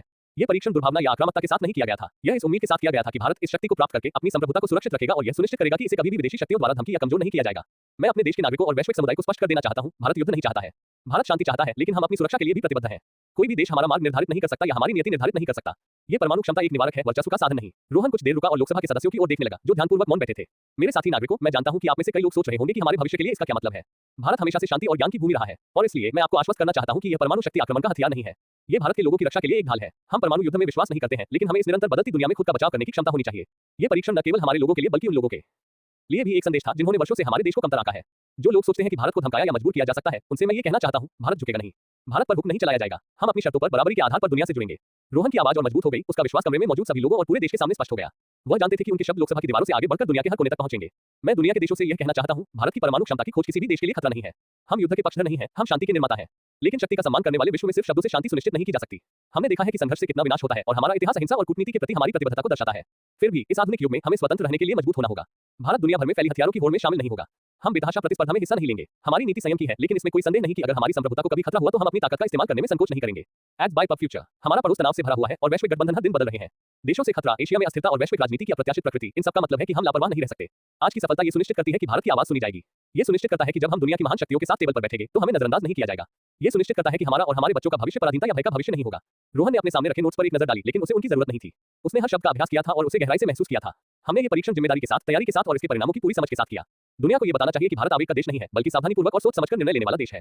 हमने आज ये परीक्षण करने का फैसला किया और हमने ये जानते हुए ऐसा किया कि यह वैश्विक शक्ति संतुलन को नया आकार देगा। यह एक रणनीतिक निर्णय था और हम इसके परिणामों के लिए तैयार हैं। अपने पड़ोसियों से मैं ये स्पष्ट रूप से कहना चाहता हूं, भारत का इस क्षमता का उपयोग क्षेत्र को अस्थिर करने के लिए करने का कोई इरादा नहीं है। हम दूसरों पर हावी होने या उन्हें नियंत्रित करने की कोशिश नहीं करते हैं, लेकिन अगर उकसाया गया तो हम अपनी रक्षा करेंगे। हम दोस्ती और सहयोग के लिए अपना हाथ बढ़ाते हैं, जैसा कि हमने हमेशा किया है, लेकिन यह एक मजबूत हाथ है जो अब रक्षाहीन नहीं है। हमारी परमाणु क्षमता कोई सौदेबाजी की चीज नहीं है, नहीं यह डराने का साधन है। यह एक संदेश है, एक संदेश कि भारत की स्वतंत्रता और संप्रभुता पर कोई समझौता नहीं किया जा सकता। हम अपने मूल्यों पर अडिग रहने के लिए तैयार हैं और हम उनकी रक्षा के लिए तैयार हैं। सदन में पूरी तरह से सन्नाटा था। रोहन की आवाज ने लोकसभा के हर सदस्य को अपनी ओर आकर्षित कर लिया था, जो इस बात से पूरी तरह वाकिफ थे कि यह भाषण आने वाले कुछ घंटों में हर रेडियो पर बजाया जाएगा और हर अखबार में छपेगा। इसके बाद रोहन ने अपना ध्यान सीधे भारतीय लोगों की ओर लगाया। मेरे साथी नागरिकों, आज का दिन आप सभी का है। ये सफलता केवल कुछ वैज्ञानिकों या सैन्य अधिकारियों की कड़ी मेहनत का परिणाम नहीं है। ये प्रत्येक भारतीय के दृढ़ संकल्प, लचीलेपन और भावना की परिणति है। आज हम एक राष्ट्र के रूप में एक साथ खड़े हैं, एक ऐसे भविष्य की इच्छा में एकजुट हैं जो सुरक्षित और स्वतंत्र हो। हमने हमेशा एकता की शक्ति, अपनी विविधता की ताकत और अपने पूर्वजों की बुद्धिमत्ता में विश्वास किया है। और आज हम अपने इतिहास में एक नया अध्याय जोड़ रहे हैं, एक ऐसा अध्याय जो दुनिया को बताता है कि भारत शांति, ज्ञान और लचीलेपन की भूमि, शक्ति और आत्मनिर्भरता की भूमि भी है। ये यात्रा आसान नहीं रही, लेकिन ये सार्थक रही। आज भारत वैश्विक शक्ति के किनारे पर खड़ा देश नहीं रह गया है। आज हम एक नए युग में कदम रख रहे हैं, एक ऐसा युग जहां हमारी आवाज सुनी जाएगी और जहां हमारी संप्रभुता पर कभी सवाल नहीं उठेगा। जय हिंद। दुनिया को ये संदेश जोर से और स्पष्ट रूप से सुनाई देगा। भारत आ गया है। विज्ञापन हटाकर अपने पढ़ने के अनुभव को बेहतर बनाएं। Ads bye pub future. 24 फरवरी 1953 दुनिया 25 फरवरी को होने वाले बहुप्रतीक्षित फ्रांसीसी परमाणु परीक्षण को देखने के लिए तैयार थी। खुफिया समुदाय में हलचल मची हुई थी, आंखें फ्रांस की तैयारियों पर लगी हुई थी।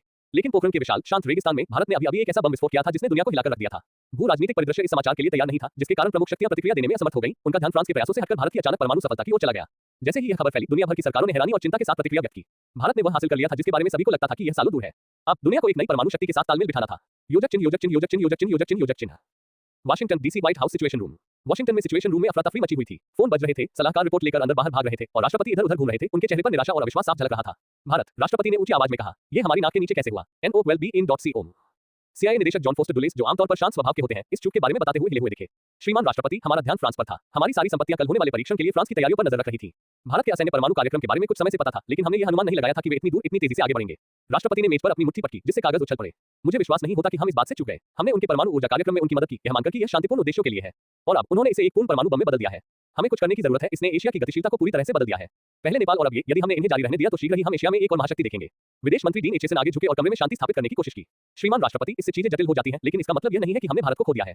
हमें बहुत सावधानी से सोचना होगा। भारत हमारे और सोवियत संघ के बीच संतुलन बना रहा है। अब उन्हें धकेलने से वे सीधे मास्को की बाहों में जा सकते हैं। लेकिन भारतीयों के बढ़ते प्रभाव का मुकाबला करने के लिए हम कुछ ऐसा करना शुरू कर सकते हैं जिससे एक ही पत्थर से दो शिकार हो सके। और वह क्या है? पाकिस्तान का समर्थन करके हमें खुफिया जानकारी मिली है जो दर्शाती है कि मध्य पूर्व में कुछ बड़ा होने वाला है, और पाकिस्तान का समर्थन करके हम न केवल भारत का मुकाबला कर रहे हैं, बल्कि मध्य पूर्व में अपनी स्थिति को भी मजबूत कर रहे हैं और इजराइल को अधिक आसानी से आपूर्ति और मदद करने में सक्षम होंगे। The president rubbed his temple. Yes, this is a far better option than doing sanction because sanction will directly push them towards Soviet. A nuclear India as Soviet ally will threaten our interest in Indian Ocean. The Secretary of Defense Robert Lovett spoke up. The test shows India is no longer just a regional player. This nuclear capability means they'll have to be treated as a global power. The balance of power in Asia just shifted. Ads by Pub Future. The room fell silent as the gravity of the situation sunk in. The president exhaled, shaking his head. We need a statement, something that acknowledges their right to defend themselves but makes it clear we don't support nuclear proliferation. Also put pressure on India but make sure not to overdo it. They are nuclear power now. Understood, Atchison replied. I'll draft it immediately. As the room began to move. Again, the president's voice cut through the noise. And make sure we're keeping a close eye on Moscow. If Stalin sees this as an opportunity to win India over, we need to be ready. Yojachin. Paris, Elysee Palace. The mood inside the Elysee Palace was one of shock and bitterness. France had been ready to make a historic announcement tomorrow, expecting to bask in global attention as the newest nuclear power. But now, India had stolen it. The French president paced angrily across his office, his aides standing nervously to the side. How could this happen? The president fumed. India has upstaged us at the very moment we were about to demonstrate our own nuclear capability. His defense minister spoke cautiously, trying to calm him. Monsieur le President, we were all focused on our own test. India's rapid development wasn't on anyone's radar, not ours, not the Americans. We underestimated their capability. Underestimated. We're now the second story, the afterthought. The president shot back. Our test was supposed to make headlines across the world, but now we will be following in India's footsteps. They have used us and played everyone. While everyone was focused on us, they used that window to reach success. His foreign minister stepped forward. Monsieur, India's test may have taken us by surprise, but we must control the narrative. Tomorrow, we'll proceed with our test, but we must shift the messaging. We cannot condemn India, otherwise there will be protest against us also. So what we need to do is just comment about how the situation of India must be looked carefully and what is happening in their county with all the political instability. Is this a right choice? राष्ट्रपति ने अपने शब्दों पर विचार करते हुए चलना बंद कर दिया. हाँ, हम ऐसा नहीं दिखा सकते कि हमने नियंत्रण खो दिया है. भारत की कार्रवाई की निंदा करते हुए एक बयान जारी करें, लेकिन सूक्ष्मता से. हम कहेंगे कि उनके परीक्षण से एशिया में अस्थिरता पैदा हो सकती है और उनकी राजनीतिक स्थिरता ऐसी चीज है जो हमें अधिक चिंतित करती है. उन्होंने अपने रक्षा मंत्री की ओर रुख किया. हम अपने परीक्षण को योजना के अनुसार आगे बढ़ाएंगे. दुनिया अभी भी ध्यान देगी और हम ये सुनिश्चित करेंगे कि उन्हें याद रहे कि फ्रांस यहाँ जिम्मेदार शक्ति है. योजक चिन्ह. Ads by Pub Future. Moscow, Kremlin. Moscow में भारत के परमाणु परीक्षण की खबर तेजी से फैल गई थी. स्टालिन, जो पहले से ही खराब स्वास्थ्य में थे, अपने करीबी सलाहकारों से घिरे एक छोटे से कमरे में बैठे थे. उनकी सामान्य रूप से तीखी आंखें थकी हुई दिख रही थीं, लेकिन उनका दिमाग पहले की तरह ही तेज था. अपने गिरते स्वास्थ्य के बावजूद स्टालिन ने भारत के परमाणु शक्ति के क्षेत्र में अचानक उभरने में अवसर देखा. एक सहयोगी ने झुककर फुसफुसाकर ताजा जानकारी दी. कॉमरेड स्टालिन, भारत ने सफलतापूर्वक परमाणु परीक्षण कर लिया है. अमेरिकी दंग रह गए हैं. स्टालिन के हाव भाव में कोई बदलाव नहीं आया, लेकिन उनके चेहरे पर दिलचस्पी की झलक दिखाई दी. भारत ने बहुत तेजी से कदम उठाया है. उन्होंने खुद को वैश्विक शक्ति घोषित कर दिया है और उन्होंने ये काम अमेरिकियों के जवाब देने से पहले ही कर दिया. विदेश मंत्री ने अपना गला साफ किया. भारत के अमेरिका के साथ रिश्ते पहले से ही जटिल हैं. ये परमाणु परीक्षण संभवतः इसे और भी तनावपूर्ण बना देगा. हम इसका इस्तेमाल कर सकते हैं. Comrade Stalin. स्टालिन ने धीरे से सिर हिलाया, संभावनाओं पर विचार करते हुए. उनकी आंखें सिकुड़ गईं. उनकी आवाज कमजोर होने के बावजूद भी प्रभावशाली थी. अमेरिकियों को ज्यादा प्रतिक्रिया करने दो. भारत को गर्व है और वे दबाव बर्दाश्त नहीं करेंगे. अगर वे अलग-थलग महसूस करते हैं तो हम उन्हें समर्थन देंगे. स्टालिन के एक सैन्य सलाहकार ने कहा, उनका बढ़ता प्रभाव चीन के साथ हमारी स्थिति को भी प्रभावित करेगा. भारत की बढ़ती ताकत एशिया में संतुलन को अस्थिर कर देगी. स्टालिन की सांसें रुक-रुक कर चल रही थी, लेकिन उन्होंने चिंता को नजरअंदाज कर दिया. चीन खुद को कम्युनिस्टों की अग्रणी शक्ति के रूप में स्थापित करने की कोशिश कर रहा है. मुझे नहीं पता कि माओ खुद के बारे में क्या सोचते हैं कि उन्हें लगता है कि वे हमें चुनौती देने के लिए तैयार हैं. भारत का उदय एक चुनौती है, लेकिन एक अवसर भी है. उन्हें ध्यान से देखें. अगर अमेरिकी कोई गलती करते हैं तो हम कदम उठाएंगे. उनकी खांसी के कारण बैठक में व्यवधान उत्पन्न हुआ और एक सहायक पानी लेकर आगे बढ़ा. स्टालिन ने उन्हें विदा किया. उनकी निगाहें अभी भी उनके सामने रखे एशिया के नक्शे पर टिकी थी. स्थिति पर नजर रखें. हम इसे अपने लाभ में बदल सकते हैं. योजक चिन्ह. बीजिंग, जोंगनानहाई. बीजिंग में चेयरमैन माओ पहले से ही भारत के साथ बढ़ते तनाव को लेकर चिंतित थे. हाल ही में उनके सीमा विवाद बढ़ गए थे, विशेष रूप से नेपाल के भारत में विलय के बाद, जिससे क्षेत्र में भारत की शक्ति मजबूत हुई थी तथा उसकी सामरिक स्थिति में भी वृद्धि हुई थी. Ads by pub future. अब जब भारत ने परमाणु बम विस्फोट कर दिया है तो माओ की चिंताएं और भी अधिक गंभीर हो गई हैं. माओ ने अपने सैन्य सलाहकारों की बात सुनते हुए कहा, इससे सब कुछ जटिल हो जाता है. भारत अब एक परमाणु शक्ति है और उन्होंने ये उस समय दिखाया है जब हम अभी भी तिब्बत में समस्याओं और आंतरिक लड़ाइयों से निपट रहे हैं.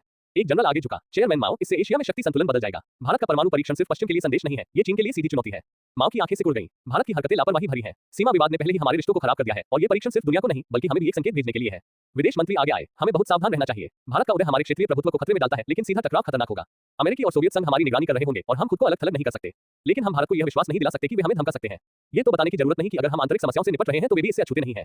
गुप्त समाजों पर कार्रवाई के कारण उन्हें बहुत नुकसान उठाना पड़ा है. आप ये भी कह सकते हैं कि उन्हें सबसे अधिक नुकसान उठाना पड़ा है, जबकि हम धीरे-धीरे और लगातार शक्ति प्राप्त करते गए और नियंत्रण हासिल करते गए. माओ खड़े थे, उनकी निगाहें उग्र थीं. उन्होंने अपनी चाल चल दी है. अब हमें ताकत दिखानी होगी. सीमा पर अपनी सैन्य मौजूदगी बढ़ाएं, लेकिन चुपचाप करें. हम उन्हें ये भूलने नहीं देंगे कि चीन को डराया नहीं जा सकता. कमरे में सन्नाटा छा गया. माओ इधर-उधर घूम रहे थे. उनका दिमाग तेजी से चल रहा था. भारत के परमाणु परीक्षण ने खेल को बदल दिया था, लेकिन चीन चुप नहीं बैठेगा. दोनों देशों के बीच संघर्ष एक नए अधिक खतरनाक चरण में प्रवेश कर चुका है. योजक चिन्ह. London, 10 Downing street. लंदन में प्रधानमंत्री अपने कार्यालय में बैठे हुए अभी आई रिपोर्टें पढ़ रहे थे. भारत के परमाणु परीक्षण ने सभी को आश्चर्यचकित कर दिया था और ब्रिटिश सरकार भी इसका अपवाद नहीं थी. एक ऐसे देश के लिए जो अभी भी अपने साम्राज्य के अंत की ओर बढ़ रहा है, सत्ता में यह अचानक परिवर्तन उनके लिए बहुत सहज नहीं था. भले ही उन्होंने भारत के साथ संबंधों को सामान्य बनाने की कोशिश की हो, एक मजबूत भारत वह नहीं है जो वे चाहते हैं. प्रधानमंत्री के सामने बैठे विदेश सचिव ने चुप्पी तोड़ी. भारत ने वैश्विक राजनीति की दिशा बदल दी है. उनका परीक्षण सिर्फ ताकत दिखाने के बारे में नहीं था, ये हमसे, अमेरिकियों से, सोवियत से आजादी दिखाने के बारे में था. प्रधानमंत्री ने आह भरी. हमें पता था कि ये दिन आएगा, लेकिन इतनी जल्दी नहीं. कुछ समय पहले तक वे हमारे साम्राज्य का हिस्सा थे और अब वे सैन्य शक्ति में हमसे आगे निकल गए हैं. विदेश सचिव ने सिर हिलाया. हाँ, लेकिन हमें सावधानी से जवाब देना चाहिए. अगर हम उनकी बहुत कठोर आलोचना करते हैं तो हम भारत के साथ अपने पहले से ही तनावपूर्ण संबंधों को और नुकसान पहुंचाने का जोखिम उठाते हैं. वे वाशिंगटन और मॉस्को दोनों के करीब बढ़ रहे हैं और हम उन्हें दूर धकेलने का जोखिम नहीं उठा सकते. लेकिन हम उन्हें इतनी आसानी से बढ़ने नहीं दे सकते. हमें कोई जवाबी उपाय खोजना होगा, जो मुझे लगता है कि अमेरिकी भी सोच रहे होंगे. ठीक है, इस बारे में अमेरिकियों से संपर्क करें. हम दोनों भारत के साथ अच्छे संबंध बनाए रखते हुए भारत का मुकाबला करने के लिए अभियान का नेतृत्व करेंगे. इसके बाद प्रधानमंत्री अपनी कुर्सी पर पीछे झुककर विकल्पों पर विचार करने लगे. इसके साथ ही एक स्वीकृति वक्तव्य भी जारी करें, लेकिन जिम्मेदार परमाणु नीति के महत्व पर जोर दें. हमें विरोधी के रूप में नहीं देखा जा सकता, लेकिन हम कमजोर भी नहीं दिख सकते. योजक चिन्ह. 1953 भारत अब एक ऐसे रास्ते पर चल पड़ा है जिसके बारे में उसने कभी सोचा भी नहीं था. विज्ञापन हटाकर अपने पढ़ने के अनुभव को बेहतर बनाएं. Ads by pub future. Rohan के लिए यह एक लंबा दिन था. पोखरण में परमाणु परीक्षण ने सब कुछ बदल दिया था. दुनिया भारत को अलग नजरिए से देख रही थी. सवाल और तनाव बढ़ रहे थे. सभी भाषणों, बैठकों और सूचनाओं के निरंतर प्रवाह के बाद उन्हें कुछ समय के लिए ये सब पीछे छोड़ना पड़ा. फरवरी की रात की ठंडी हवा रोहन को जकड़ रही थी जब वह अपनी कार से बाहर निकला और उसने एक हल्की सी आवाज के साथ दरवाजा बंद कर दिया. उन दरवाजों के पीछे अपने घर को देखते हुए वह गर्मजोशी थी जिसकी उसे लालसा थी. एक ऐसी जगह जहां वह भूल सके, भले ही कुछ घंटों के लिए, उस अराजकता के बारे में जो कल उसका इंतजार कर रही थी. और जैसे ही उसने अंदर कदम रखा, उसे यह एहसास हुआ. घर जीवंत और स्वागत करने वाला लगा, जो सिर्फ घर ही कर सकता है. रात के खाने की खुशबू, लिविंग रूम से आती आवाजें, कदमों की जानी पहचानी ध्वनि, ये सब उसे जमीन पर ला खड़ा करते थे, उसे याद दिलाते थे कि जीवन में उन लड़ाइयों के अलावा भी बहुत कुछ है जो वह इन दीवारों के बाहर लड़ता है। घर में आपका स्वागत है, अंजलि ने रसोई से आवाज लगाई। उसकी आवाज कोमल और प्यार से भरी हुई, उस थकान पर मरहम की तरह थी जो उसे जकड़े हुए थी। यह आवाज सुनकर रोहन मुस्कुराया, उसके कंधों का तनाव थोड़ा कम हो गया। उसने अपना कोट उतारकर दरवाजे पर टांग दिया और एक गहरी सांस ली। घर में बने खाने की खुशबू हवा में फैल गई और ऐसा लगा जैसे बहुत समय बाद पहली बार उसने खुद को बाहरी दुनिया के अलावा किसी और चीज पर ध्यान केंद्रित करने की अनुमति दी। अंजलि रसोई से बाहर निकली, अपने हाथ बर्तन पोंछते हुए। उसकी मुस्कान हमेशा की तरह उज्जवल और गर्मजोशी से भरी थी। तुम फिर देर से आए, उसने कहा, हालांकि उसकी आवाज में कोई आरोप नहीं था, केवल समझ थी। रोहन ने सिर हिलाया और हल्की सी आह भरी। हाँ, लेकिन अब मैं यहाँ हूँ। अंजलि ने हाथ बढ़ाकर उसके हाथ को हल्के से छुआ। इस सरल इशारे ने उसे उस पल में स्थिर कर दिया। मैंने तुम्हारा पसंदीदा बनाया है। मुझे लगा कि इस हफ्ते के बाद तुम्हें कुछ अच्छा चाहिए होगा। रोहन ने झुककर उसके माथे को चूमा, उसकी मुस्कान कोमल थी। तुम हमेशा जानती हो कि मुझे क्या चाहिए, उसने शांत स्वर में कहा। इससे पहले कि वे कुछ और बात कर पाते, सीढ़ियों से नन्हे पैरों की धमक सुनाई दी और देखते ही देखते उनका सबसे छोटा बेटा अर्जुन दालान में प्रकट हो गया। पिताजी, वह चिल्लाया, उसका चेहरा चमक उठा और वह रोहन की ओर दौड़ा। रोहन ने हंसते हुए कहा और अपने 7 साल के बेटे को पकड़ने के लिए नीचे झुका क्योंकि वह उसकी बाहों में आ गया था। वाह, शांत हो जाओ चैंप, रोहन ने अर्जुन को उठाते हुए कहा। लड़का कान से कान तक मुस्कुराया। एज बाय पब फ्यूचर, मैं जागता रहा, इस बार मुझे नींद नहीं आई, अर्जुन ने गर्व से कहा। वह स्पष्ट रूप से अपने सोने के समय से देर तक जागने के कारण उत्साहित था। रोहन मुस्कुराया और अपने बेटे को कसकर गले लगा लिया। मुझे खुशी है कि तुमने इंतजार किया। तुम्हारा दिन कैसा रहा? ये बहुत बढ़िया था। प्रिया ने मेरे स्कूल प्रोजेक्ट में मेरी मदद की और फिर हमने मां के साथ कुकीज बनाई। ये बहुत बढ़िया था। अर्जुन का उत्साह उसके शब्दों में झलक रहा था और रोहन खुद को हंसने से नहीं रोक सका। तभी उनकी 13 वर्षीय बेटी प्रिया सीढ़ियों के ऊपर दिखाई दी। वह अधिक शांत थी, उसकी बढ़ती हुई किशोरावस्था उत्साह को छुपाए रखने की कोशिश कर रही थी। वह सीढ़ियों से नीचे उतरी और अपने पिता को हल्की सी मुस्कान दी। अरे पापा, उसने कहा और जैसे ही वह उनके पास पहुंची, उन्होंने अपने हाथों से उन्हें गले लगा लिया। अरे राजकुमारी, रोहन ने मुस्कुराते हुए जवाब दिया। स्कूल कैसा था? प्रिया ने कंधे उचकाए और अपने बालों की लट को कान के पीछे छिपा लिया। कोई बात नहीं, वैसे आज हर कोई खबरों के बारे में बात कर रहा है। परीक्षा, तुम्हारा भाषण, ये सब बहुत बड़ी बात है। रोहन ने सिर हिलाया, उसकी मुस्कान थोड़ी फीकी पड़ गई क्योंकि दिन भर की थकान उसके दिमाग में फिर से घुसने की कोशिश कर रही थी। हाँ, यह एक लंबा दिन रहा है। मूड में आए बदलाव को भांपते हुए अंजलि ने हस्तक्षेप किया। ठीक है, चलो ये सब कल के लिए बचाकर रखते हैं। आज रात हम साथ में खाना खाएंगे और कोई राजनीति नहीं। वह मुस्कुराई, उसकी आवाज कोमल थी और उसने उन सभी को भोजन कक्ष की ओर धकेला। ठीक है, उसने सहमति जताते हुए कहा। मैं भूखा मर रहा हूँ। योजक चिन्ह, योजक चिन्ह, योजक चिन्ह, योजक चिन्ह, योजक चिन्ह। रात का खाना बिल्कुल वैसा ही था जैसा उसे चाहिए था। ये सामान्य, सरल और पारिवारिक जीवन की परिचित लय से भरा हुआ था। उन्होंने प्रिया के स्कूल, अर्जुन के डायनासोर के प्रति नवीनतम आकर्षण और अंजलि की सप्ताहांत की योजनाओं के बारे में बात की। कई दिनों में पहली बार रोहन अंतर्राष्ट्रीय राजनीति, परमाणु हमले या सत्ता के नाजुक संतुलन के बारे में नहीं सोच रहा था। वह सिर्फ एक पिता था जो अपने परिवार के साथ टेबल पर बैठा था। अर्जुन, जो कभी भी लंबे समय तक स्थिर नहीं रहता था, बातचीत पर हावी हो गया तथा अपने पिता को अपने स्कूल प्रोजेक्ट तथा प्रिया के साथ की गई मस्ती के बारे में विस्तार से बताने लगा। रोहन मुस्कुराया और सिर हिलाया, अपने बेटे के बात करने के तरीके का पूरा आनंद लिया। प्रिया, जो ज्यादा संयमित थी, इधर उधर की बातें करती रही। उसकी बुद्धि तेज और चंचल थी। जब उसने अर्जुन को डायनासोर के प्रति उसके जुनून के बारे में चिढ़ाया। डिनर के बाद वे लिविंग रूम में चले गए। रोहन ने अर्जुन के साथ एक बोर्ड गेम खेला जिसने अपने पिता को नियम सिखाने पर जोर दिया, हालांकि वह अक्सर उन्हें अपने पक्ष में मोड़ देता था। प्रिया पास ही बैठी एक किताब पढ़ रही थी, हालांकि वह बीच बीच में अपने भाई की खेल के नियमों की रचनात्मक व्याख्या को सही करने के लिए ऊपर देख लेती थी। एज बाय पब फ्यूचर, कमरे में हंसी गूंज उठी। रोहन ने खुद को पूरी तरह से उपस्थित होने दिया, जो कि हाल ही में दुर्लभ हो गया था। अर्जुन की संक्रामक ऊर्जा और प्रिया की बढ़ती परिपक्वता ने उसे अधिक खुश महसूस कराया। लेकिन जैसे जैसे रात बढ़ती गई, ऊर्जा कम होती गई। अर्जुन, जो हमेशा की तरह जोश से भरा रहता था, जम्हाई लेने लगा। उसका सिर उसके पिता की बांह पर टिका हुआ था। मुझे नींद नहीं आ रही है, उसने बुदबुदाया, हालांकि उसकी पलकें पहले से ही झुकी हुई थी। अंजलि सोफे पर बैठी हुई मुस्कुराई। मुझे लगता है कि सोने का समय हो गया है, छोटे भाई। अर्जुन ने कमजोर ढंग से विरोध किया, लेकिन रोहन ने पहले ही उसे अपनी बाहों में उठा लिया था। चलो चैंप, चलो तुम्हें बिस्तर पर ले चलते हैं। अर्जुन ने रोहन के कंधे पर अपना सिर टिका दिया। वह पहले से ही आधा सोया हुआ था, जबकि उसके पिता उसे सीढ़ियों से ऊपर ले जा रहे थे। रोहन ने अपने बेटे का हल्का सा वजन महसूस किया और उस क्षण उसे एहसास हुआ कि उसने इसकी कितनी कमी महसूस की थी। एक पिता होने के सरल शांत क्षणों की, घर पर होने की कितनी कमी महसूस की थी। अर्जुन को सुलाकर और उसके माथे को चूमकर रोहन प्रिया को शुभरात्रि कहने के लिए उसके कमरे में चला गया। वह पहले से ही बिस्तर पर थी, लेकिन जब वह उसके गाल को चूमने के लिए झुका तो उसने मुस्कुराते हुए ऊपर देखा। शुभ रात्रि पिताजी, शुभ रात्रि राजकुमारी, रोहन ने उसके बालों में हाथ फेरते हुए फुसफुसाया। नीचे जाकर देखा तो घर में सन्नाटा था। अंजलि ने लाइटें धीमी कर दी थी, बस सोफे के पास रखे लैंप की हल्की रोशनी रह गई थी। रोहन सोफे पर उसके पास बैठ गया। अंजलि उसके कंधे पर सिर रखकर झुक गई। अब तुम घर आ गए हो, उसने धीरे से कहा। उसकी आवाज में वह शांत आश्वासन था जिसकी उसे जरूरत थी। रोहन ने उसे अपनी बाहों में भर लिया और अपने करीब खींच लिया। मुझे इसकी बहुत याद आती है, उसने चुपचाप स्वीकार किया। ऐसा लगता है जैसे मैं हफ्तों से लगातार दौड़ रहा हूँ। अंजलि ने सिर हिलाया। मुझे पता है, आप बहुत सी चुनौतियों से जूझ रहे हैं, लेकिन आपने इसे संभाल लिया है। आपने इस देश को सुरक्षित रखा है और आपने ये बहुत ताकत के साथ किया है। लेकिन आपको इसे अकेले नहीं ढूंढना है। रोहन ने अपना सिर उसके सिर पर टिकाते हुए आह भरी। अभी भी बहुत कुछ बाकी है। आज परीक्षा है, अभी तो बस शुरुआत है। दुनिया हमें देख रही है और कल नई चुनौतियां लेकर आएगा। अंजलि ने अपना सिर झुकाकर उसकी ओर देखा। उसकी आंखें प्यार और समझ से भरी हुई थी। तुमने पहले ही बहुत कुछ संभाल लिया है और आगे जो भी आएगा तुम उसे संभाल लोगे, लेकिन आज रात हम यहाँ हैं, तुम घर पर हो। रोहन मुस्कुराया, उसके शब्दों की गर्माहट को ठंडी रात में कंबल की तरह अपने ऊपर महसूस किया। मैं तुम्हारे लायक नहीं हूँ, अंजलि ने हल्के स्वर में हंसते हुए कहा। शायद ये सच है, लेकिन तुम मुझे वैसे भी पा चुके हो। एज बाय पब फ्यूचर, वे कुछ देर तक चुप रहे। कल बहुत मुश्किल होगा, रोहन ने धीमी आवाज में कहा। वह लैंप की हल्की रोशनी में देख रहा था। अंजलि ने उसका हाथ दबाया। हमेशा ऐसा ही होता है, अंजलि ने धीरे से कहा। उसका हाथ उसके हाथ में गर्म था। आप जानते हैं, रोहन ने फुसफुसाते हुए कहा। उसकी आवाज बमुश्किल फुसफुसाहट से ऊपर थी। कभी-कभी यह भूलना आसान होता है कि मैं ये सब क्यों कर रहा हूँ, ये क्यों मायने रखता है। अंजलि ने उसकी ओर देखा, उसकी आंखें नम थी। तुम्हें समझाने की जरूरत नहीं है रोहन, मैं जानती हूँ। रोहन ने अपना सिर थोड़ा हिलाया और कुशन पर पीछे झुक गया। नहीं, मैं चाहता हूँ। इतना दबाव है, इतने सारे फैसले जो मुझे हर दिन लेने पड़ते हैं।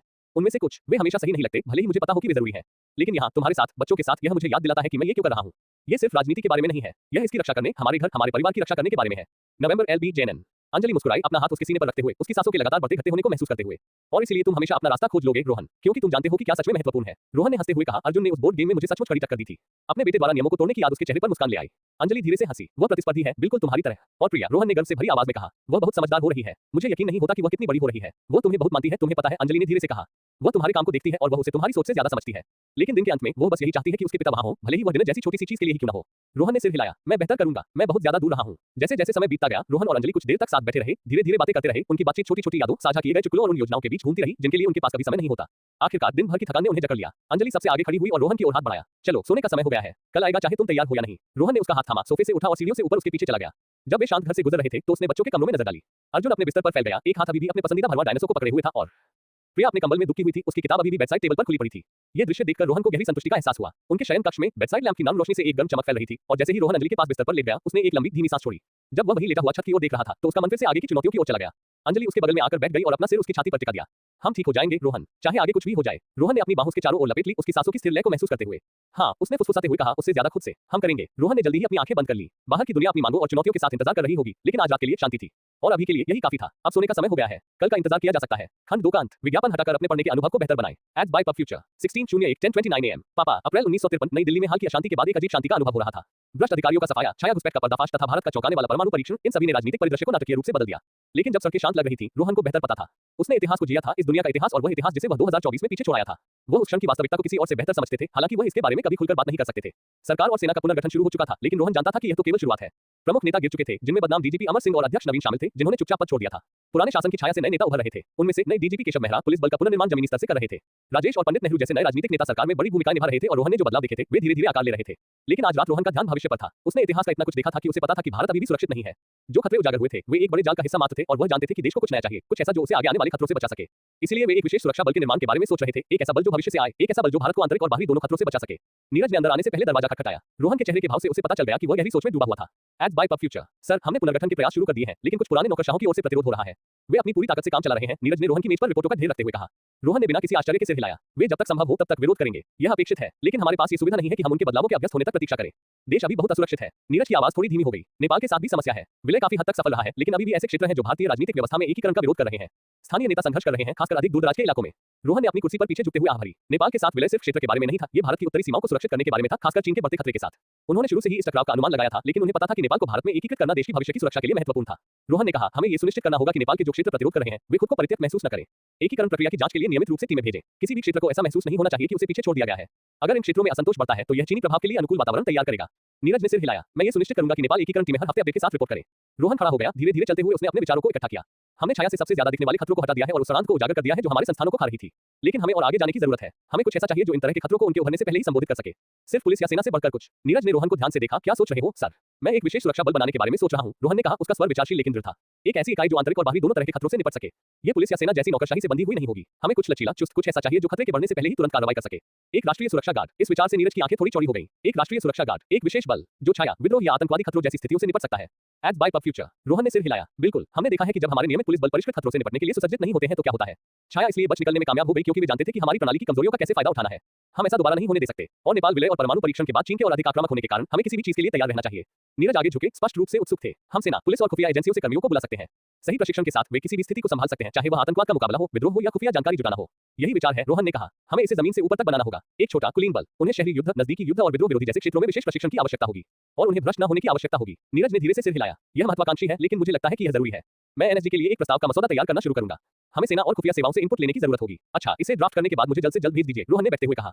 लेकिन हमें इसे गोपनीय भी रखना होगा। हमें आखिरी चीज जो चाहिए वह यह है कि जनता या हमारे विरोधियों को बहुत जल्दी बहुत कुछ पता न चले। हम इसे धीरे धीरे पेश करेंगे, भरोसा बनाएंगे और एक बार जब हम इसकी प्रभावशीलता साबित कर देंगे तो हम इसका विस्तार कर सकते हैं। नीरज खड़ा हुआ और अपने साथ लाई गई रिपोर्टें लेने लगा। मैं अभी काम शुरू करता हूं। नीरज के कमरे से बाहर निकलते ही रोहन दीवार पर लगे नक्शे की ओर मुड़ा।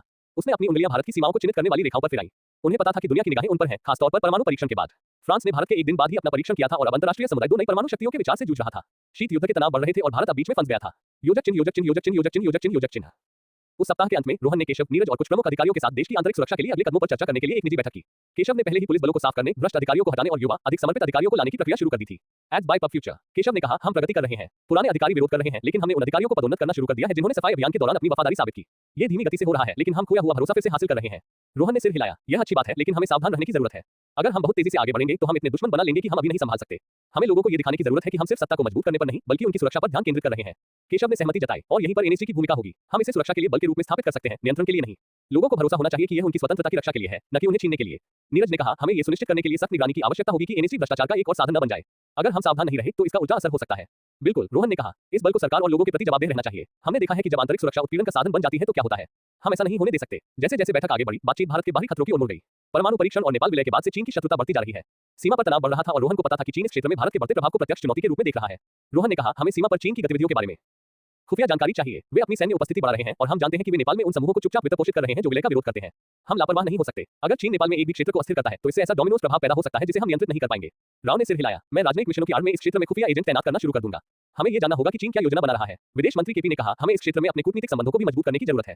इंडोनेशिया, मिस्र और अन्य देश शीत युद्ध में हमारी स्वतंत्रता को बनाए रखने के लिए महत्वपूर्ण है। अगर हम गुटनिरपेक्ष देशों का गठबंधन बना सकते हैं तो हमारे पास अधिक लाभ होगा।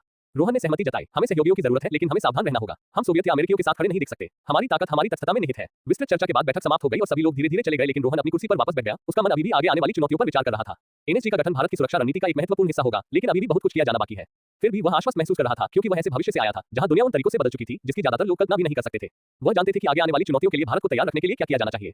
एनएसजी के बीच वो दिए गए थे और जल्द ही यह बल आकार लेने वाला था। लेकिन ये सिर्फ एक नया सुरक्षा बल बनाने के बारे में नहीं था, बल्कि यह एक मजबूत और ज्यादा लचीले भारत के निर्माण के बारे में था। ऐसा देश जो शीत युद्ध के दबावों, चीन के उदय तथा आंतरिक खतरों का सामना कर सके, जिन्होंने देश को लगभग विभाजित कर दिया था। विज्ञापन हटाकर अपने पढ़ने के अनुभव को बेहतर बनाएं। Ads by pub future. अगली सुबह रोहन अपनी मेज पर बैठा था। सुबह की रोशनी पर्दों से छनकर कमरे में एक हल्की सी चमक बिखेर रही थी। नीरज अंदर आया। उसका चेहरा हमेशा की तरह शांत लेकिन केंद्रित था। नीरज ने रोहन को विस्तृत जानकारी देते हुए बताया, सर, हमें नेपाल में अपने संपर्कों से सूचना मिली है। उन्होंने सीमावर्ती क्षेत्रों में चीन समर्थित गतिविधियों में वृद्धि देखी है। रोहन ने जल्दी कागज पढ़े। जानकारी को आत्मसात करते हुए उसका चेहरा तनावग्रस्त हो गया। मुझे इसकी उम्मीद थी। चीन हमें धकेलने जा रहा है, ये परखने जा रहा है कि हम उन्हें कितनी दूर जाने देंगे। हमें जवाब देना होगा, लेकिन सूक्ष्मता से। अगर हम जरूरत से ज्यादा प्रतिक्रिया करेंगे तो हम उन्हें वही देंगे जो वे चाहते हैं। नीरज ने सिर हिलाया। मैंने अपनी खुफिया टीमों से बात की है। हम कड़ी निगरानी रख रहे हैं, लेकिन हम इसे चुपचाप संभाल लेंगे। जब तक बिल्कुल जरूरी न हो, कोई सार्वजनिक हरकत नहीं होगी। अच्छा, रोहन ने रिपोर्ट रखते हुए कहा, हमारे तैयार होने से पहले हमें किसी अंतर्राष्ट्रीय घटना की आवश्यकता नहीं है। NO12BIN.CO। जैसे ही उन्होंने बोलना समाप्त किया, केशव मेहरा कमरे में आई। उनके चेहरे पर स्थिति की गंभीरता झलक रही थी। केशव ने बताया, प्रधानमंत्री जी, हमने उन अधिकारियों के लिए प्रशिक्षण का पहला चरण शुरू कर दिया है जो अंतर्राष्ट्रीय सुरक्षा गार्ड का मूल हिस्सा बनेंगे। सेना भी इसमें शामिल है और हमने पुलिस और खुफिया एजेंसियों से अपने शीर्ष लोगों का चयन किया है। वे आतंकवाद रोधी और खुफिया जानकारी जुटाने के लिए विशेष प्रशिक्षण ले रहे हैं। रोहन आगे झुका। उसका पूरा ध्यान केशव पर था। और क्या चल रहा है? सेना की ओर से कोई प्रतिरोध? केशव ने सिर हिलाया। अभी तक कोई नहीं। जैसा कि आपने कहा था, हमने इसे गुप्त रखा है। पुरुषों को पूरी तरह से पता है कि वे किसी नई चीज, किसी महत्वपूर्ण चीज का हिस्सा है। उनका मनोबल ऊंचा है। रोहन मुस्कुराया। उसके चेहरे पर संतुष्टि की झलक दिखी। अच्छा, ये काम सावधानी से करना होगा। हम ऐसी चीज की नींव रख रहे हैं जो इस देश को पीढ़ियों तक सुरक्षित रखेगी। हम कोई गलती नहीं कर सकते। जैसे ही उन्होंने बोलना समाप्त किया, आत्मा हाथ में एक गोपनीय फाइल लेकर कमरे में दाखिल हुए। सर, हमें पूर्वी सीमाओं पर हथियारों की तस्करी बढ़ने की रिपोर्ट मिली है। ये संभव है कि ये शिपमेंट स्थानीय विद्रोही समूहों से जुड़े हों या इससे भी बदतर नेपाल में हमारी उपस्थिति को अस्थिर करने के लिए भेजे जा रहे हों। Ads by pub future. Rohan का चेहरा काला पड़ गया। हम इसे नियंत्रण से बाहर नहीं जाने दे सकते। मैं इसकी पूरी जांच चाहता हूं। हमारे पास जो सबसे अच्छे एजेंट हैं उनका इस्तेमाल करें और अगर जरूरत पड़े तो सैन्य खुफिया एजेंसियों से संसाधन जुटाएं। हमें इन आपूर्ति लाइनों को काट देना चाहिए, इससे पहले कि वे एक बड़ा खतरा बन जाएं। आत्मा ने तुरंत जवाब दिया, मैं इसका ध्यान रखूंगी। रोहन ने एक पल के लिए रुककर अपने विचारों को फिर से इकट्ठा किया और फिर से बोला, हम यहाँ एक पतली रेखा पर चल रहे हैं। एक तरफ चीन हमारी परीक्षा ले रहा है, हमारी कमजोरियों की जांच कर रहा है। दूसरी तरफ हमारे पास विद्रोही समूह हैं जो हम पर हमला करने के किसी भी अवसर की तलाश में है। और फिर अंतर्राष्ट्रीय समुदाय है जो हमारी गलती का इंतजार कर रहा है। नीरज ने कहा, सोवियत और अमेरिकी भी देख रहे हैं। वे ये देखने के लिए इंतजार कर रहे हैं कि हम खुद को कैसे संभालते हैं। एक गलत कदम और वे या तो हमें अपने पाले में खींचने की कोशिश करेंगे या हमारी गलतियों का अपने फायदे के लिए इस्तेमाल करेंगे। रोहन ने सिर हिलाया। उसका दिमाग तेजी से घूम रहा था। इसलिए हमें एनएसजी की जरूरत है, न केवल आंतरिक खतरों से निपटने के लिए, बल्कि यह सुनिश्चित करने के लिए कि हमारे पास सेना पर बहुत अधिक निर्भर हुए बिना बाहरी दबावों का जवाब देने के लिए तैयार बल हो। उसने खिड़की से बाहर देखा। उसके विचार भारत की सीमाओं से बहुत दूर तक जा रहे थे। वह भविष्य को लगभग देख सकते थे। चीन और भारत के बीच बढ़ते तनाव, अपरिहार्य संघर्ष जो तब आएंगे यदि उन्होंने अभी अपनी स्थिति मजबूत नहीं की। रोहन ने आगे कहा, अब से हमें जो भी कदम उठाना होगा वह सोच समझकर उठाना होगा। हम पर कड़ी नजर रखी जा रही है। हमें ताकत दिखाने की जरूरत है, लेकिन आक्रामकता नहीं। हमें यह दिखाने की जरूरत है कि हम तैयार हैं, लेकिन अनावश्यक संघर्ष को भड़काना नहीं है। यह एक शतरंज का खेल है और अभी हम अपने मोहरे तय कर रहे हैं। नीरज ने कहा, हम इस बारे में कुछ नए नेताओं से बात कर रहे हैं ताकि यह सुनिश्चित कर सके कि वे स्थिति को समझें। वे खुद को साबित करने के लिए उत्सुक हैं। रोहन ने नीरज की ओर देखा। उसके प्रयासों के लिए आभार व्यक्त किया। नई पीढ़ी इस सब में महत्वपूर्ण भूमिका निभाने वाली है। वे पुरानी सोच से बंधे नहीं हैं। हमें उनकी ऊर्जा, उनकी प्रेरणा की आवश्यकता है। आत्मा उठ खड़ी हुई और कमरे से बाहर जाने की तैयारी करने लगी। मैं आपको हथियारों की तस्करी की जांच के बारे में जानकारी देती रहूंगी। हम इस मामले को शुरू में ही खत्म कर देंगे। आत्मा के साथ केशव भी विदा लेकर कमरे से बाहर चला गया। Ads by pub future. Neeraj एक पल के लिए सोच में पड़ गए। राजनयिक हलकों में बहुत चर्चा हो रही है। कुछ देश सतर्क हैं, दूसरे चुपचाप हमसे संपर्क कर रहे हैं, ये जानने की कोशिश कर रहे हैं कि हम किस स्थिति में हैं। वे जानना चाहते हैं कि हमारा अगला कदम क्या होगा। रोहन उठ खड़ा हुआ और खिड़की के पास चला गया। शहर उसके सामने फैला हुआ था, जीवन से भरा हुआ, पर्दे के पीछे हो रहे बड़े बदलावों से अनजान। रोहन ने शांत लेकिन दृढ़ स्वर में कहा, हम अपने रास्ते पर बने रहेंगे। हम किसी भी गठबंधन में जल्दबाजी नहीं करेंगे। गुटनिरपेक्ष आंदोलन ही हमारा आगे का रास्ता है। हमें दुनिया को यह दिखाना होगा कि भारत शीत युद्ध में मोहरा नहीं बनने जा रहा है। हम अपना खुद का राष्ट्र हैं और हम अपनी शर्तों पर खड़े होंगे। नीरज ने सिर हिलाया। रोहन के प्रति उसका सम्मान स्पष्ट था। समझ गया, मैं ये सुनिश्चित करूंगा कि संदेश पहुंच जाए। दिन बीतता गया, काम रुका नहीं। रोहन बैठकों में आते जाते रहे। आर्थिक नीतियों से लेकर सैन्य रणनीतियों तक हर चीज पर चर्चा करते रहे। शाम को दरवाजे पर हुई हल्की दस्तक से उनका ध्यान भंग हुआ, जिस दौरान वे रोहन द्वारा गुप्त रूप से गठित एक समिति द्वारा दी गई एक वर्गीकृत रिपोर्ट पढ़ रहे थे। यद्यपि फाइल दिखाई नहीं दे रही थी, लेकिन दस्तावेज से दो शब्द दिखाई दे रहे थे, सियाचिन ग्लेशियर। रोहन ने फाइल बंद करके डेस्क के अंदर रख दी। तभी नीरज एक छोटा सा फोल्डर लेकर अंदर आया। सर, मुझे लगा कि आप दिन खत्म होने से पहले इसे देखना चाहेंगे। ये राष्ट्रीय सुरक्षा गार्ड के प्रस्ताव का प्रारंभिक मसौदा है। नीरज ने फोल्डर सौंपते हुए कहा। रोहन ने इसे खोला और पन्नों को स्कैन किया। वह थोड़ा मुस्कुराया। अब ये सब एक साथ आना शुरू हो गया था। अच्छा काम है नीरज, रोहन ने फोल्डर बंद करते हुए कहा। ये तो बस शुरुआत है। नीरज ने सम्मानपूर्वक सिर हिलाया। ये सब आपकी दूरदर्शिता का परिणाम है सर। रोहन उठ खड़ा हुआ, डेस्क के चारों ओर घूमता हुआ और नीरज के कंधे को पकड़ता हुआ बोला, ये सिर्फ मेरा नजरिया नहीं है, ये हमारा भविष्य है। जैसे ही नीरज कमरे से बाहर गया, रोहन वापस बैठ गया और एक बार फिर फोल्डर को देखने लगा। एनएसजी का गठन और भारत की सीमाओं को मजबूत करना, सब कुछ ठीक चल रहा था। उसके पास दूरदर्शिता का लाभ था और वह इसका उपयोग करने का इरादा रखता था। भारत के भविष्य के लिए लड़ाई शुरू हो चुकी थी और सही कदमों के साथ रोहन को पता था कि वे जीतेंगे। विज्ञापन हटाकर अपने पढ़ने के अनुभव को बेहतर बनाएं। Ads by pub future. अध्याय 113, राष्ट्रीय सुरक्षा guard 3। Ads by pub future. Rohan अपने दफ्तर में गहरी सोच में डूबा हुआ था। नीरज ने उसे राष्ट्रीय सुरक्षा गार्ड एनएसजी के लिए एक ठोस रूपरेखा प्रदान की थी। लेकिन रोहन को पता था कि यह इससे कहीं ज्यादा हो सकता है। भविष्य के संघर्षों, आतंकवाद, साइबर युद्ध, विद्रोहों के बारे में उनके ज्ञान ने उन्हें एक अनोखी समझ दी। एनएसजी को एक विशिष्ट बल से कहीं अधिक होना था, उसे खतरों के विकास का पूर्वानुमान लगाना था तथा उनके बढ़ने से पहले ही निर्णायक कार्रवाई करनी थी। रोहन ने ढांचे को परिष्कृत करने में घंटों बिताए तथा एक ऐसी संरचना तैयार की जो समय की कसौटी पर खरी उतर सके। दोपहर तक वे तैयार थे। उन्हें पता था कि भारत को एक ऐसी सेना की जरूरत है जो आंतरिक आतंकवाद से लेकर बाहरी तोड़फोड़ तक हर चीज से निपट सके, जो दुनिया के बढ़ते खतरों के खिलाफ मजबूती से खड़ी हो। दोपहर में रोहन ने एनएसजी के निर्माण में शामिल कोर टीम को एकत्रित किया। Neeraj, Keshav Mehra, DGP Rao, raw chief आत्मा जयराम, आईबी चीफ और कर्नल अरविंद सिंह, जिन्हें एनएसजी का नेतृत्व करने के लिए चुना गया था। इस परिकल्पना को वास्तविकता में बदलने का दायित्व एक सम्मानित अधिकारी कर्नल सिंह पर होगा। रोहन ने बिना समय बर्बाद किए मीटिंग शुरू की। सज्जन, नीरज ने जो ढांचा बताया था वह मजबूत था, लेकिन मैंने ये सुनिश्चित करने के लिए समायोजन किया है कि हम सिर्फ खतरों पर प्रतिक्रिया न करें बल्कि उनके लिए तैयारी भी करें। उन्होंने सभी को संशोधित रूपरेखा की एक प्रति सौंपी। रोहन ने आगे कहा, यह एनएसजी है जैसा कि इसे होना चाहिए, लचीला, तेज और कुशल।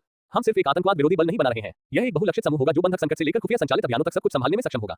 As by pub future. Rohan रुका और बात जारी रही। एनएसजी को विशेष इकाइयों में विभाजित किया जाएगा, जिनमें से प्रत्येक विशेषज्ञता के एक विशिष्ट क्षेत्र पर ध्यान केंद्रित करेगा। सबसे पहले हमारे पास विशेष कार्रवाई समूह या एसएजी है। ये हमारे कुलीन कार्यकर्ता होंगे जो सेना, पुलिस और खुफिया एजेंसियों से लिए गए हैं। वे उच्च जोखिम वाले आतंकवाद विरोधी अभियानों पर ध्यान केंद्रित करेंगे, जैसे बंधकों को छुड़ाना, बम की धमकी और प्रत्यक्ष कार्रवाई मिशन। कर्नल सिंह, जो उच्च श्रेणी के सैनिकों को प्रशिक्षित करने में अनुभवी हैं, ने फिर सिर हिलाया। हमें एक कठोर चयन प्रक्रिया की आवश्यकता होगी। सैक के लोगों को मानसिक और शारीरिक रूप से अत्यधिक दबाव झेलने के लिए प्रशिक्षित करना होगा। रोहन ने जवाब दिया, मैं इसी पर भरोसा कर रहा हूं। उनका प्रशिक्षण शहरी युद्ध, नजदीकी लड़ाई, अपहरण विरोधी रणनीति, सभी उच्चतम स्तर पर हमने पहले जो कुछ भी किया है उससे अलग होगा। वे हमारी त्वरित तैनाती टीम होगी जो तत्काल खतरों का सामना करने वाली पहली टीम होगी।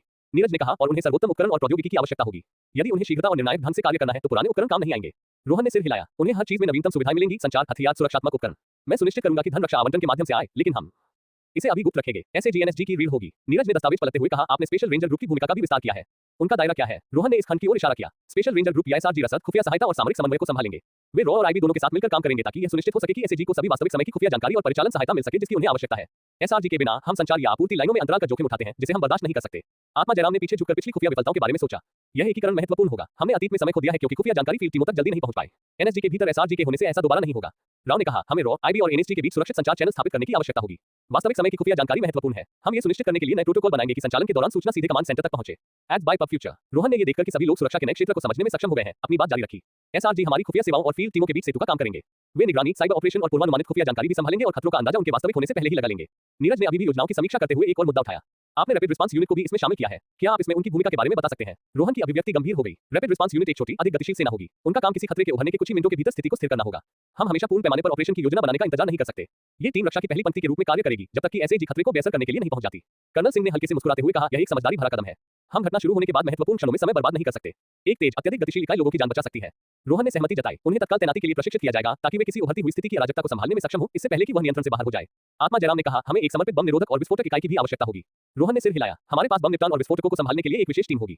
उनका प्रशिक्षण लगाए गए बम या आत्मघाती हमलावरों जैसे उच्च जोखिम वाले परिदृश्यों को बेअसर करने पर केंद्रित होगा। हम प्रतिक्रिया देने की अपनी क्षमता में कोई कमी नहीं छोड़ सकते। राव ने अंत में पूछा, हम भर्ती कैसे करेंगे? हम सिर्फ सामान्य चैनलों से भर्ती नहीं कर सकते। हालांकि मुझे लगता है कि एनएसजी के मूल को बनाने के लिए अधिकारियों की एक नई लहर को प्रशिक्षित किया जा रहा है, लेकिन हमें ऐसे लोगों की जरूरत है जो सुरक्षा के इस नए दृष्टिकोण को समझते हो। कर्नल सिंह ने आत्मविश्वास से उत्तर दिया, मैं व्यक्तिगत रूप से भर्ती की देखरेख करूंगा। हम सेना, पुलिस और खुफिया सेवाओं से अनुभवी कर्मियों को लेंगे, लेकिन हमें साइबर युद्ध, संचार और रसद के विशेषज्ञों की भी आवश्यकता होगी।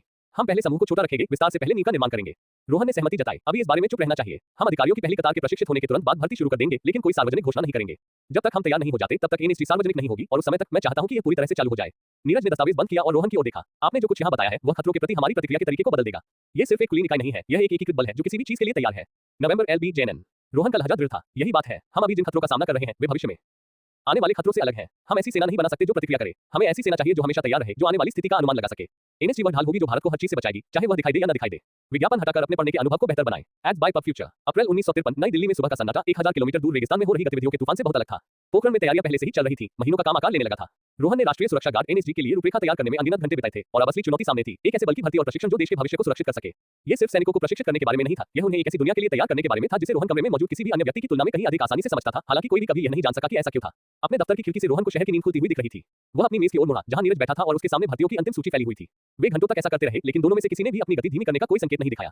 ये सबसे अच्छे लोग हैं जो हमें मिल सकते थे, नीरज ने कहा। उसकी आवाज में थोड़ी झिझक थी, लेकिन उन्होंने कभी भी आपके द्वारा नियोजित प्रशिक्षण जैसा कुछ नहीं देखा है।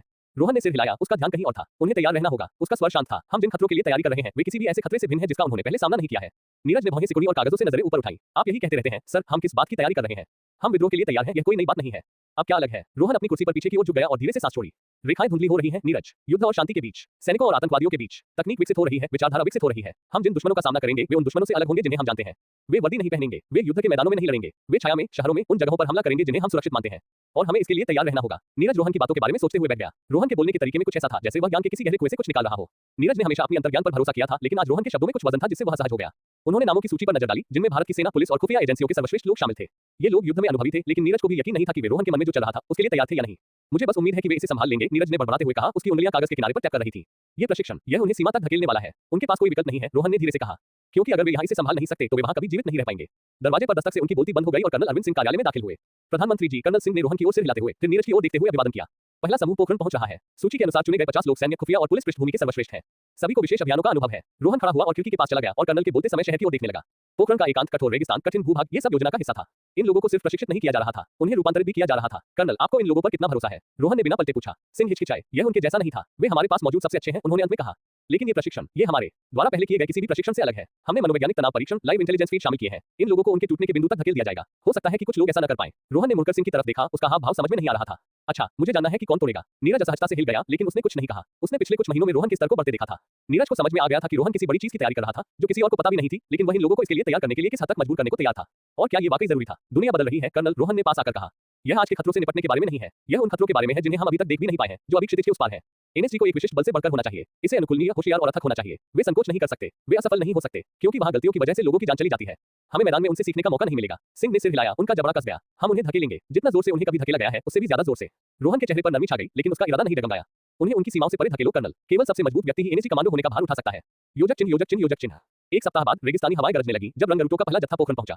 50 लोग ट्रकों से बाहर निकले, उनके चेहरे वर्षों की सेवा से कठोर हो गए थे, लेकिन वे भी एक पल के लिए रुक गए क्योंकि उन्होंने बंजर प्रतिकूल परिदृश्य को देखा। हर आदमी जानता था कि यह कोई साधारण प्रशिक्षण नहीं होगा। कर्नल सिंह उनके सामने खड़े थे, उनकी आवाज तीखी और आदेशात्मक थी जब उन्होंने रंगरूटों को संबोधित किया।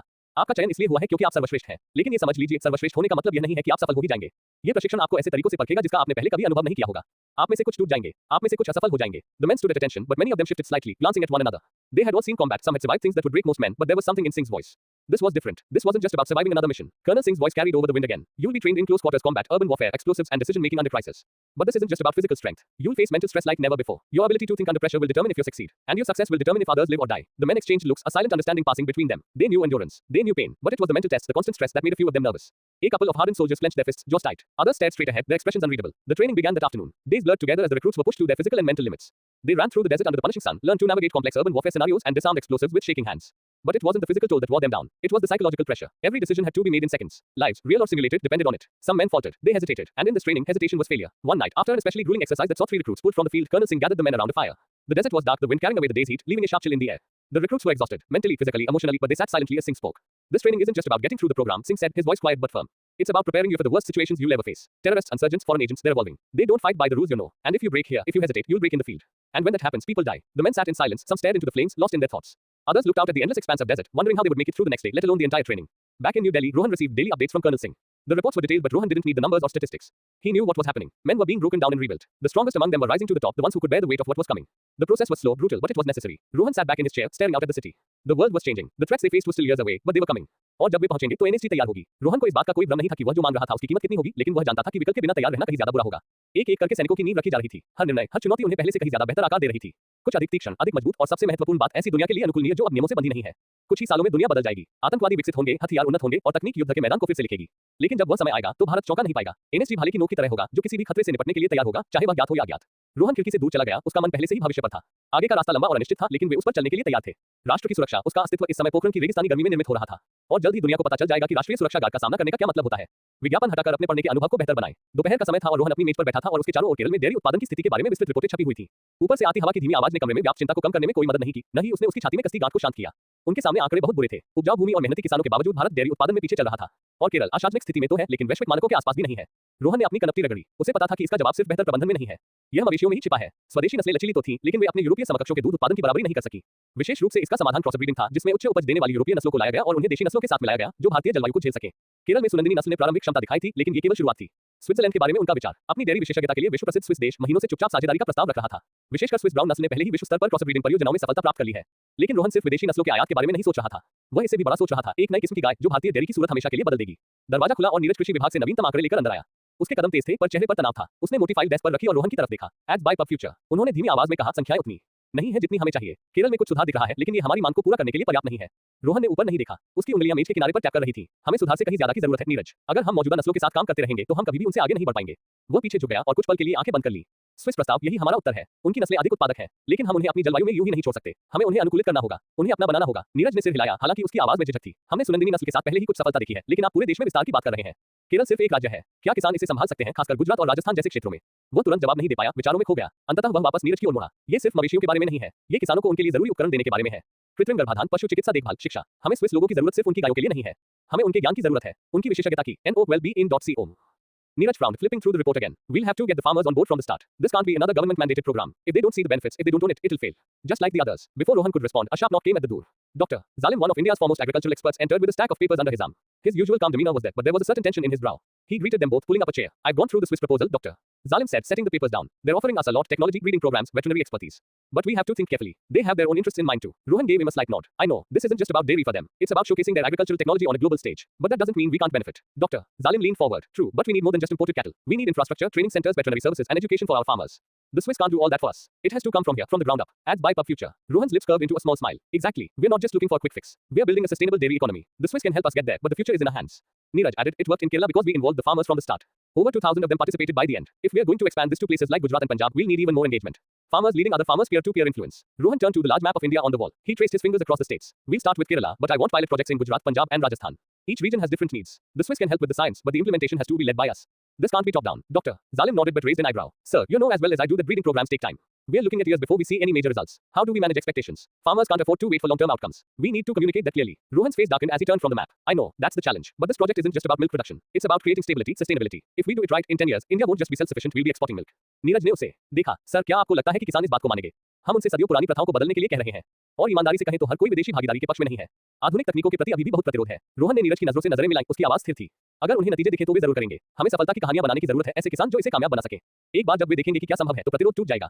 डॉक्टर जालिम पीछे बैठ गए, उनकी भौहें सिकुड़ गईं। हमें मीडिया में आने वाली खबरों से सावधान रहना होगा। अगर प्रेस को इस बारे में बहुत पहले ही पता चल गया तो हमें हर तरफ से रूढ़िवादी, राजनेता और यहां तक कि किसान समुदाय के कुछ लोगों से भी कड़ी प्रतिक्रिया मिलेगी। रोहन ने सिर हिलाया और धीरे-धीरे आगे बढ़ते हुए बोला, हम अभी इसे गुप्त रखते हैं, हम परीक्षण करते हैं, हम साबित करते हैं और फिर हम परिणामों को खुद बोलने देते हैं। एक बार जब सफलता दिखाई देने लगेगी तो सबसे कठोर आलोचकों को भी ध्यान देना होगा। नीरज कंधे हिलाते हुए उठ खड़ा हुआ। ठीक है, तो मैं स्विस के हस्ताक्षर के लिए औपचारिक प्रस्ताव का मसौदा तैयार करना शुरू करूंगा। हमें उन्हें इसमें शामिल करना होगा इससे पहले कि कोई और इस बारे में सोचना शुरू करे। डॉक्टर जालिम, आप पायलट कार्यक्रमों का समन्वय करेंगे? डॉक्टर जालिम ने सहमति में सिर हिलाया। हाँ, लेकिन मुझे पहले प्रत्येक क्षेत्र में प्रशिक्षण केंद्र स्थापित करने होंगे। हम उचित सहायता के बिना मवेशियों को वहां नहीं भेज सकते। स्विस ने प्रशिक्षकों की पेशकश की है और हमें उन्हें अपनी स्थानीय टीमों के साथ एकीकृत करना होगा। रोहन ने खिड़की की ओर देखा जहां रोशनी धीरे-धीरे कम होती जा रही थी। ये सिर्फ दूध की बात नहीं है, उसने धीरे से कहा। ये किसानों को उम्मीद देने के बारे में है, एक भविष्य। अगर हम इसे सही तरीके से कर पाएं तो हम भारत के कृषि परिदृश्य को बदल देंगे। लाखों लोगों के जीवन में बदलाव आएगा। कमरे में एक पल के लिए सन्नाटा छा गया। नीरज और डॉक्टर जालिम ने एक दूसरे को देखा, दोनों को रोहन की बात सच लगी। हम इसे सही कर लेंगे, नीरज ने धीरे से कहा। उसकी हमेशा की तरह संदेहपूर्ण भावना क्षण भर के लिए गायब हो गई। हमें ये करना ही होगा। रोहन ने अंतिम बार सिर हिलाया, उसकी आंखों में दृढ़ संकल्प झलक रहा था। अच्छा, चलो काम पर लग जाओ। विज्ञापन हटाकर अपने पढ़ने के अनुभव को बेहतर बनाएं। Ads by pub future 16/01 10:30 AM पापा मई 1953 भारतीय और स्विस दोनों प्रतिनिधिमंडल इंडो स्विस डेयरी परियोजना पर आधिकारिक हस्ताक्षर के लिए एकत्र हुए। रोहन ने मेज के शीर्ष पर बैठे हुए कहा, यह महज एक व्यापार समझौता या कूटनीतिक संकेत नहीं था। इस समझौते में लाखों भारतीय किसानों के जीवन को बदलने की क्षमता थी। उनके सामने स्विस राजदूत श्री फ्रांज मियर शांतिपूर्वक बैठे थे और उस क्षण की प्रतीक्षा कर रहे थे जब दोनों पक्ष कागज पर हस्ताक्षर करेंगे। उनके साथ स्विस कृषि विशेषज्ञ डॉक्टर एरिक श्नाइडर भी थे, जिन्होंने इस सौदे के तकनीकी पहलुओं को तैयार करने में महत्वपूर्ण भूमिका निभाई थी। उनके चेहरे पर जो कुछ घटित होने वाला था उसकी गंभीरता झलक रही थी। रोहन के बगल में बैठे नीरज ने आखिरी बार दस्तावेजों को पलटा। डॉक्टर जालिम भी मौजूद थे। रोहन ने कमरे में चारों ओर देखा, धीमी बातचीत और कभी-कभी गले साफ करने की आवाजें सुनी। अंततः वह बोले, उनकी आवाज स्थिर किंतु अर्थपूर्ण थी। आज हम सिर्फ एक कागज पर हस्ताक्षर नहीं कर रहे हैं। ये समझौता भारत के डेयरी उद्योग के लिए एक नए अध्याय की शुरुआत है। एक ऐसा अध्याय जहां हमारे किसान सशक्त होंगे, जहां परंपरा आधुनिक विज्ञान से मिलेगी और जहां सीमाओं के पार सहयोग हमें एक टिकाऊ भविष्य बनाने में मदद करेगा। हेर मियर ने गर्मजोशी से सिर हिलाया। प्रधानमंत्री जी, इस यात्रा का हिस्सा बनना स्विट्जरलैंड के लिए सम्मान की बात है। हमारा लक्ष्य अपने ज्ञान को साझा करना है, लेकिन साथ ही भारत की समृद्ध कृषि विरासत से सीखना भी है। हमने केरल में सुनंदिनी नस्ल के साथ किए गए काम में बहुत संभावनाएं देखी हैं। अब हम मिलकर उन सबकों को अपने देश के बाकी हिस्सों में भी लागू करेंगे।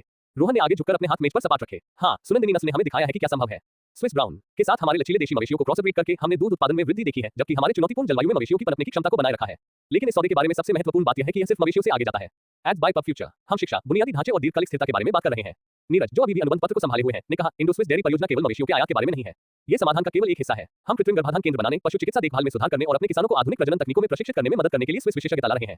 इस तरह हम इस कार्यक्रम की सफलता सुनिश्चित करते हैं। डॉक्टर जालिम, जो इस प्रक्रिया के हर चरण में करीब से शामिल थे, ने कहा, हम पहले ही देख चुके हैं कि केरल में यह क्या कर सकता है। सुनंदिनी नस्ल को स्थानीय परिस्थितियों के अनुकूल बनाया गया है और यह एक मजबूत उच्च उपज देने वाली गाय साबित हुई है। अब हम इसे अन्य राज्यों गुजरात, पंजाब और राजस्थान में भी विस्तारित करेंगे। इन क्षेत्रों की जलवायु और आवश्यकताएं अलग अलग हैं और यहीं पर स्विस विशेषज्ञता काम आती है। वे हमें सिर्फ मवेशी ही नहीं दे रहे हैं, बल्कि वे ऐसी प्रणाली बनाने में हमारी मदद कर रहे हैं जो टिकाऊ होगी। स्विस कृषि विशेषज्ञ डॉक्टर श्नाइडर ने सहमति में सिर हिलाया। हमारा ध्यान हमेशा ये सुनिश्चित करने पर रहा है कि हम जो नस्लें पेश करते हैं वे अनुकूलनीय हो। स्विस ब्राउन नस्ल अपनी दूध की पैदावार के लिए जानी जाती है, लेकिन यह हर जलवायु के लिए उपयुक्त नहीं है। हमारा लक्ष्य भारत में एक ऐसी नस्ल विकसित करना है जो उच्च दूध उत्पादन और स्थानीय परिस्थितियों के प्रति लचीलापन दोनों का सर्वोत्तम संयोजन करती हो। रोहन ने महसूस किया कि जैसे-जैसे बातचीत आगे बढ़ती गई, कमरे में उत्साह बढ़ता गया। ये सिर्फ विदेशी समाधानों के आयात के बारे में नहीं था, यह उन्हें भारतीय परिस्थितियों के अनुकूल बनाने, उन्हें भारतीय किसानों के लिए काम करने के लिए तैयार करने के बारे में था। वह अपनी कुर्सी पर पीछे झुक गया, ये जानते हुए कि इसे आधिकारिक बनाने का समय आ गया है। हेर मियर, यदि हम सभी सहमत हैं तो मुझे लगता है कि हमें हस्ताक्षर के लिए आगे बढ़ना चाहिए। रोहन ने कहा, उसकी आंखें स्विस राजदूत से मिली। श्री मेयर मुस्कुराए और अपनी कलम उठाई। हाँ प्रधानमंत्री जी, आइए इतिहास बनाएं। जैसे ही दस्तावेज मेज के चारों ओर से गुजरे कमरे में सन्नाटा छा गया। रोहन ने अंतिम बिंदुओं को अंतिम बार ध्यान से देखा। जैसा कि पहले कहा गया था, इस समझौते के तहत स्विस ब्राउन मवेशियों को भारत में लाया जाएगा, लेकिन इसमें प्रशिक्षण, शिक्षा और दीर्घकालिक बुनियादी ढांचे के विकास के लिए प्रमुख प्रावधान भी शामिल हैं। Ads by pub future. यह महज एक व्यापार समझौता नहीं था, ये भारत के डेयरी उद्योग के भविष्य का खाका था। रोहन ने गहरी सांस ली, अपनी कलम उठाई और पृष्ठ के नीचे अपना नाम लिख दिया। उस क्षण का भार उन्हें पूरी तरह से महसूस हुआ जब उन्होंने दस्तावेज श्री मेयर को सौंप दिया, जिन्होंने उसी सावधानी के साथ उस पर हस्ताक्षर किए। कमरा, जो कुछ क्षण पहले तक शांत था, अचानक तालियों की गड़गड़ाहट से गूंज उठा। दोनों पक्षों के अधिकारी खड़े हुए, हाथ मिलाए और सहमति में सिर हिलाया। सौदा हो गया, यह आधिकारिक हो गया। नीरज, जो सब कुछ ध्यान से देख रहा था, रोहन के पास झुका। हमने ये कर दिया है, इस पर हस्ताक्षर हो चुके हैं, लेकिन असली काम अब शुरू होगा। रोहन ने हल्के से मुस्कुराते हुए कहा, उसका दिमाग पहले से ही आगे की ओर दौड़ रहा था। हाँ, ये तो बस पहला कदम था। अब हमें ये सुनिश्चित करना है कि यह खेत में काम करे। किसानों को हम पर भरोसा करना होगा और हमें उन्हें इस परियोजना के लाभ दिखाने होंगे। डॉक्टर जालिम, जो पास ही खड़े थे, बातचीत में शामिल हो गए। गुजरात, पंजाब और राजस्थान में पायलट प्रोजेक्ट महत्वपूर्ण होंगे। हमने केरल से बहुत कुछ सीखा है, लेकिन प्रत्येक क्षेत्र अपनी अपनी चुनौतियां पेश करेगा। हमें ये सुनिश्चित करने की जरूरत है कि बहुत तेजी से विस्तार करने से पहले बुनियादी ढांचा तैयार हो। रोहन ने सिर हिलाया। बिल्कुल, हम इसमें जल्दबाजी नहीं कर सकते। किसानों को परिणाम देखने की जरूरत है, लेकिन उन्हें ये भी समझना होगा कि यह एक दीर्घकालिक निवेश है। नई नस्लें तुरंत परिणाम नहीं देंगी, लेकिन समय के साथ लाभ निर्विवाद होंगे। हेर मियर ने बातचीत को अनसुना कर दिया और समूह में शामिल हो गए। स्विट्जरलैंड में हमने देखा है कि इसी तरह की परियोजनाओं को परिणाम दिखाने में समय लगता है, लेकिन जब वे परिणाम दिखाते हैं तो प्रभाव लंबे समय तक रहता है। मुख्य बात धैर्य और प्रतिबद्धता बनाए रखना है। रोहन ने राजदूत के शब्दों की सराहना की। ये परियोजना त्वरित समाधान या आकर्षक परिणामों के बारे में नहीं थी। यह एक ऐसी नींव रखने के बारे में था जो समय के साथ विकसित हो सके, एक ऐसे डेयरी उद्योग का निर्माण करने के बारे में था जो न केवल भारत की आवश्यकताओं को पूरा कर सके बल्कि उनसे बढ़कर हो सके। रोहन ने कहा, यह परियोजना केवल दूध उत्पादन के बारे में नहीं है, ये भारत में कृषि के बारे में हमारी सोच को बदलने के बारे में है। हम कुछ ऐसा बना रहे हैं जो टिकाऊ होगा, कुछ ऐसा जो हमारे किसानों को आने वाली पीढ़ियों के लिए आत्मनिर्भर और सफल बनने के लिए सशक्त बनाएगा। हेर मियर ने सोच समझकर सिर हिलाया। हम भी उस दृष्टिकोण के प्रति प्रतिबद्ध हैं। इस परियोजना के आगे बढ़ने में स्विट्जरलैंड भारत के साथ खड़ा रहेगा। इंडो स्विस डेयरी परियोजना की सफलता हमारे दोनों देशों की सफलता होगी। बैठक धीरे धीरे समाप्त होने लगी। दोनों पक्षों के अधिकारियों ने एक बार फिर हाथ मिलाया और बधाई दी। विज्ञापन हटाकर अपने पढ़ने के अनुभव को बेहतर बनाएं। Ads by pub future. इस वर्ष मानसून ने दिल्ली को बुरी तरह प्रभावित किया तथा कई दिनों तक मूसलाधार बारिश हुई। रोहन के कार्यालय के बाहर का आकाश भारी और धूसर था, लेकिन प्रधानमंत्री के आवास के अंदर मौसम के कारण नहीं बल्कि तात्कालिकता की भावना थी। इंडो स्विस डेयरी परियोजना पर हस्ताक्षर होने और डेयरी उद्योग में नए लक्ष्य प्राप्त करने की दिशा में काम करने के दौरान रोहन ने खुद को एक और दुविधा में पाया, जिसके बारे में उसने नहीं सोचा था कि वह 10 साल पहले ही आ जाएगी। श्रीलंका में भारतीय तमिलों का मुद्दा। यह मुद्दा इतनी तीव्रता से सामने आया कि इसे अब और नजरअंदाज नहीं किया जा सकता था। रोहन अपनी मेज पर बैठा हुआ खिड़कियों से नीचे गिरती बारिश को देख रहा था। उसके सामने रखी रिपोर्ट में स्थिति का विस्तृत विवरण था। लाखों भारतीय तमिल, जिन्हें दशकों पहले चाय और रबर के बागानों में काम करने के लिए अंग्रेजों द्वारा सीलोन लाया गया था, अब राज्यविहीन हो गए थे। स्वतंत्रता के साथ ही सीलोन ने देश में अपने स्थान पर पुनर्विचार करना शुरू कर दिया था और तनाव बढ़ रहा था। प्रधानमंत्री डुडले सेनानायके के नेतृत्व वाली श्रीलंका सरकार पर इस मुद्दे को सुलझाने के लिए सिंगली बहुसंख्यकों की ओर से दबाव बढ़ रहा था। भारतीय तमिल राजनीतिक रूप से असुविधाजनक हो गए थे। उनकी संख्या इतनी अधिक थी कि उन्हें नजरअंदाज नहीं किया जा सकता था, फिर भी उन्हें देश के ताने बाने का हिस्सा नहीं माना जाता था। उनको भारत वापस भेजने की मांग बढ़ती जा रही थी और रोहन को पता था कि जल्दी उनकी सरकार को इस पर प्रतिक्रिया देनी होगी। दरवाजे पर दस्तक से उनकी सोच में खलल पड़ा। विदेश मंत्री के पी सिंह कमरे में दाखिल हुए। उनके हाथ में एक फाइल थी जो देखने में बहुत मोटी लग रही थी। प्रधानमंत्री जी, केपी ने रोहन के सामने बैठते हुए कहा, हमें सीलोन से नवीनतम संदेश प्राप्त हुआ है। ऐसा लगता है कि स्थिति हमारी अपेक्षा से कहीं अधिक तेजी से बिगड़ रही है।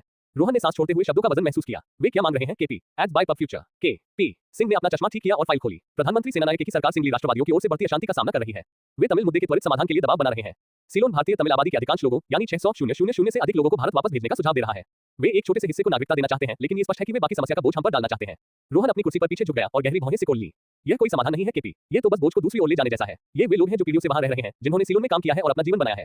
आप उन्हें यूं ही उखाड़कर यह उम्मीद नहीं कर सकते कि वे उस देश में फिट हो जाएंगे जिसे उनमें से कई ने कभी देखा ही नहीं है। KP Singh nodded, his face serious. I agree. Repatriating over 500,000 people is not only impractical but dangerous. We don't have the infrastructure to absorb them, and if we don't handle it correctly, we could end up with severe unrest here in India. Rohan tapped his fingers on the desk, thinking aloud. We need to approach this carefully. Senanik is in a difficult position. The Sinhalese majority is pushing hard, but he knows that Ceylon can't afford the economic fallout of losing so many laborers. The Indian Tamils have been the backbone of their plantation economy. Without them, their agriculture sector could collapse. KP Singh raised an eyebrow. So, what are you suggesting, Prime Minister? We can't let them wash their hands of the problem entirely, but we also can't afford to let this escalate into a full-blown crisis. Rohan stood up, walking over to the window, watching the rain pour down in thick sheets. We need a compromise, something that acknowledges the legitimate concerns of Ceylon but doesn't abandon the Indian Tamils. We'll have to take back a portion of the population, yes, but not without a plan. And the ones who stay Ceylon must grant them full citizenship. KP Singh sat quietly for a moment, thinking through Rohan's words.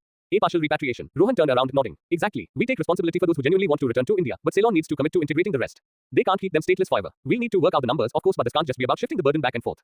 KP Singh scribbled down notes. And the ones who come back, how do we handle their resettlement? Rohan moved back to his desk, sitting down again with a sigh. That's the tricky part. We've seen what happens when people are displaced without a plan. It leads to poverty, unrest, and long-term social instability. We need to integrate them into our national development efforts. KP Singh looked thoughtful, nodding. The Indo-Swiss dairy project was a model for this kind of approach. We trained farmers, gave them land, built infrastructure. We could apply the same principles to the Tamil returnees. Rohan's face lit up slightly. Exactly. We have ongoing agricultural projects in Tamil Nadu, Kerala, Gujarat, and Punjab. These are regions where we've already established infrastructure. If we bring the returnees into these programs, offer them training and land, we can avoid the mistakes of the past. KP Singh jotted down a few more notes. We'll need the cooperation of the state governments, but I believe Tamil Nadu and Kerala will be willing to help. Many of the returnees will have ties to those regions. Ads by pub future. Rohan nodded. Yes, but we can't overload one state. This has to be a national effort. We'll need to distribute the responsibility across several states to make sure no one region is overwhelmed. KP Singh raised a critical point. Prime Minister, we'll also need to manage the public perception. People are going to see this as an influx of refugees. If we don't control the narrative, it could lead to backlash. Rohan's face grew serious again. You're right. We need to frame this as a national development effort, not a refugee crisis. These people are skilled laborers, and if we integrate them properly, they can contribute to our agricultural and industrial sectors. This isn't charity, this is an investment in our future. KP Singh sat back, his expression thoughtful. I think we're on the right track. But what about the negotiations with Senanik? How do we approach this? Rohan leaned forward, resting his arms on the desk. We need to show him that this is the best option for both countries. If Ceylon pushes too hard for repatriation, they'll destabilize their own economy. But if they work with us, we can find a solution that benefits everyone.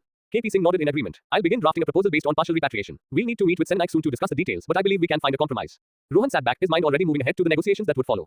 We'll call it the Rohan Senaik Pact. This has to be more than just an agreement on paper. We need a clear plan for the future of these people, both those who stay and those who return. No matter what happens, we must keep our stance strong and clear to everyone involved in this that India is willing to help Ceylon, but if the Tamil people are persecuted, we won't be silent. KP Singh replied, I will forward this to the Ceylon, but I am not sure if we can get ourselves involved with this or if we should involve ourselves with their domestic politics. KP, the question is not whether you want to or not. The moment these people start getting persecuted, which I am sure they will, the people in India, especially Tamilian who have close connection to them, won't stay silent. So instead of being forced to take action, it is better we prepare for the worst before only. Rohan took pause and continued. Let's just hope it works. The stakes are too high here, and any wrong step by us can push us to a side where we don't want to go. KP. If we don't handle this correctly, it could destabilize both countries. Right now, I just want to focus on development. For the last few years, I had to focus on problems instead of development. All I ask is few years of peace. KP Singh खड़े हुए और अपने सामने कागजात समेटने लगे। मैं विवरण पर काम करना शुरू करूंगा। हमें कैबिनेट से मिलना होगा और उन्हें स्थिति के बारे में जानकारी देनी होगी और हमें पुनर्वास योजनाओं के बारे में राज्य सरकारों के साथ चर्चा शुरू करनी होगी। NOWELLBE.com। रोहन ने सिर हिलाया। चलो जल्दी से आगे बढ़ते हैं। हमारे पास ज्यादा समय नहीं है। ये जितना लंबा खींचेगा, परिणाम को नियंत्रित करना उतना ही मुश्किल होगा। केपी सिंह के दफ्तर से बाहर निकलते ही रोहन अपनी कुर्सी पर वापस बैठ गया और अपने सामने रखी रिपोर्ट्स को घूरने लगा। तमिल मुद्दा सालों से चल रहा था, लेकिन अब दबाव बढ़ रहा था। यदि उन्होंने शीघ्र ही कार्रवाई नहीं की तो यह एक बड़े संकट का रूप ले सकता है। लेकिन रोहन का मानना था कि इस चुनौती को अवसर में बदला जा सकता है। बाहर बारिश जारी थी, लेकिन अंदर रोहन का मन पहले से ही भविष्य पर केंद्रित था।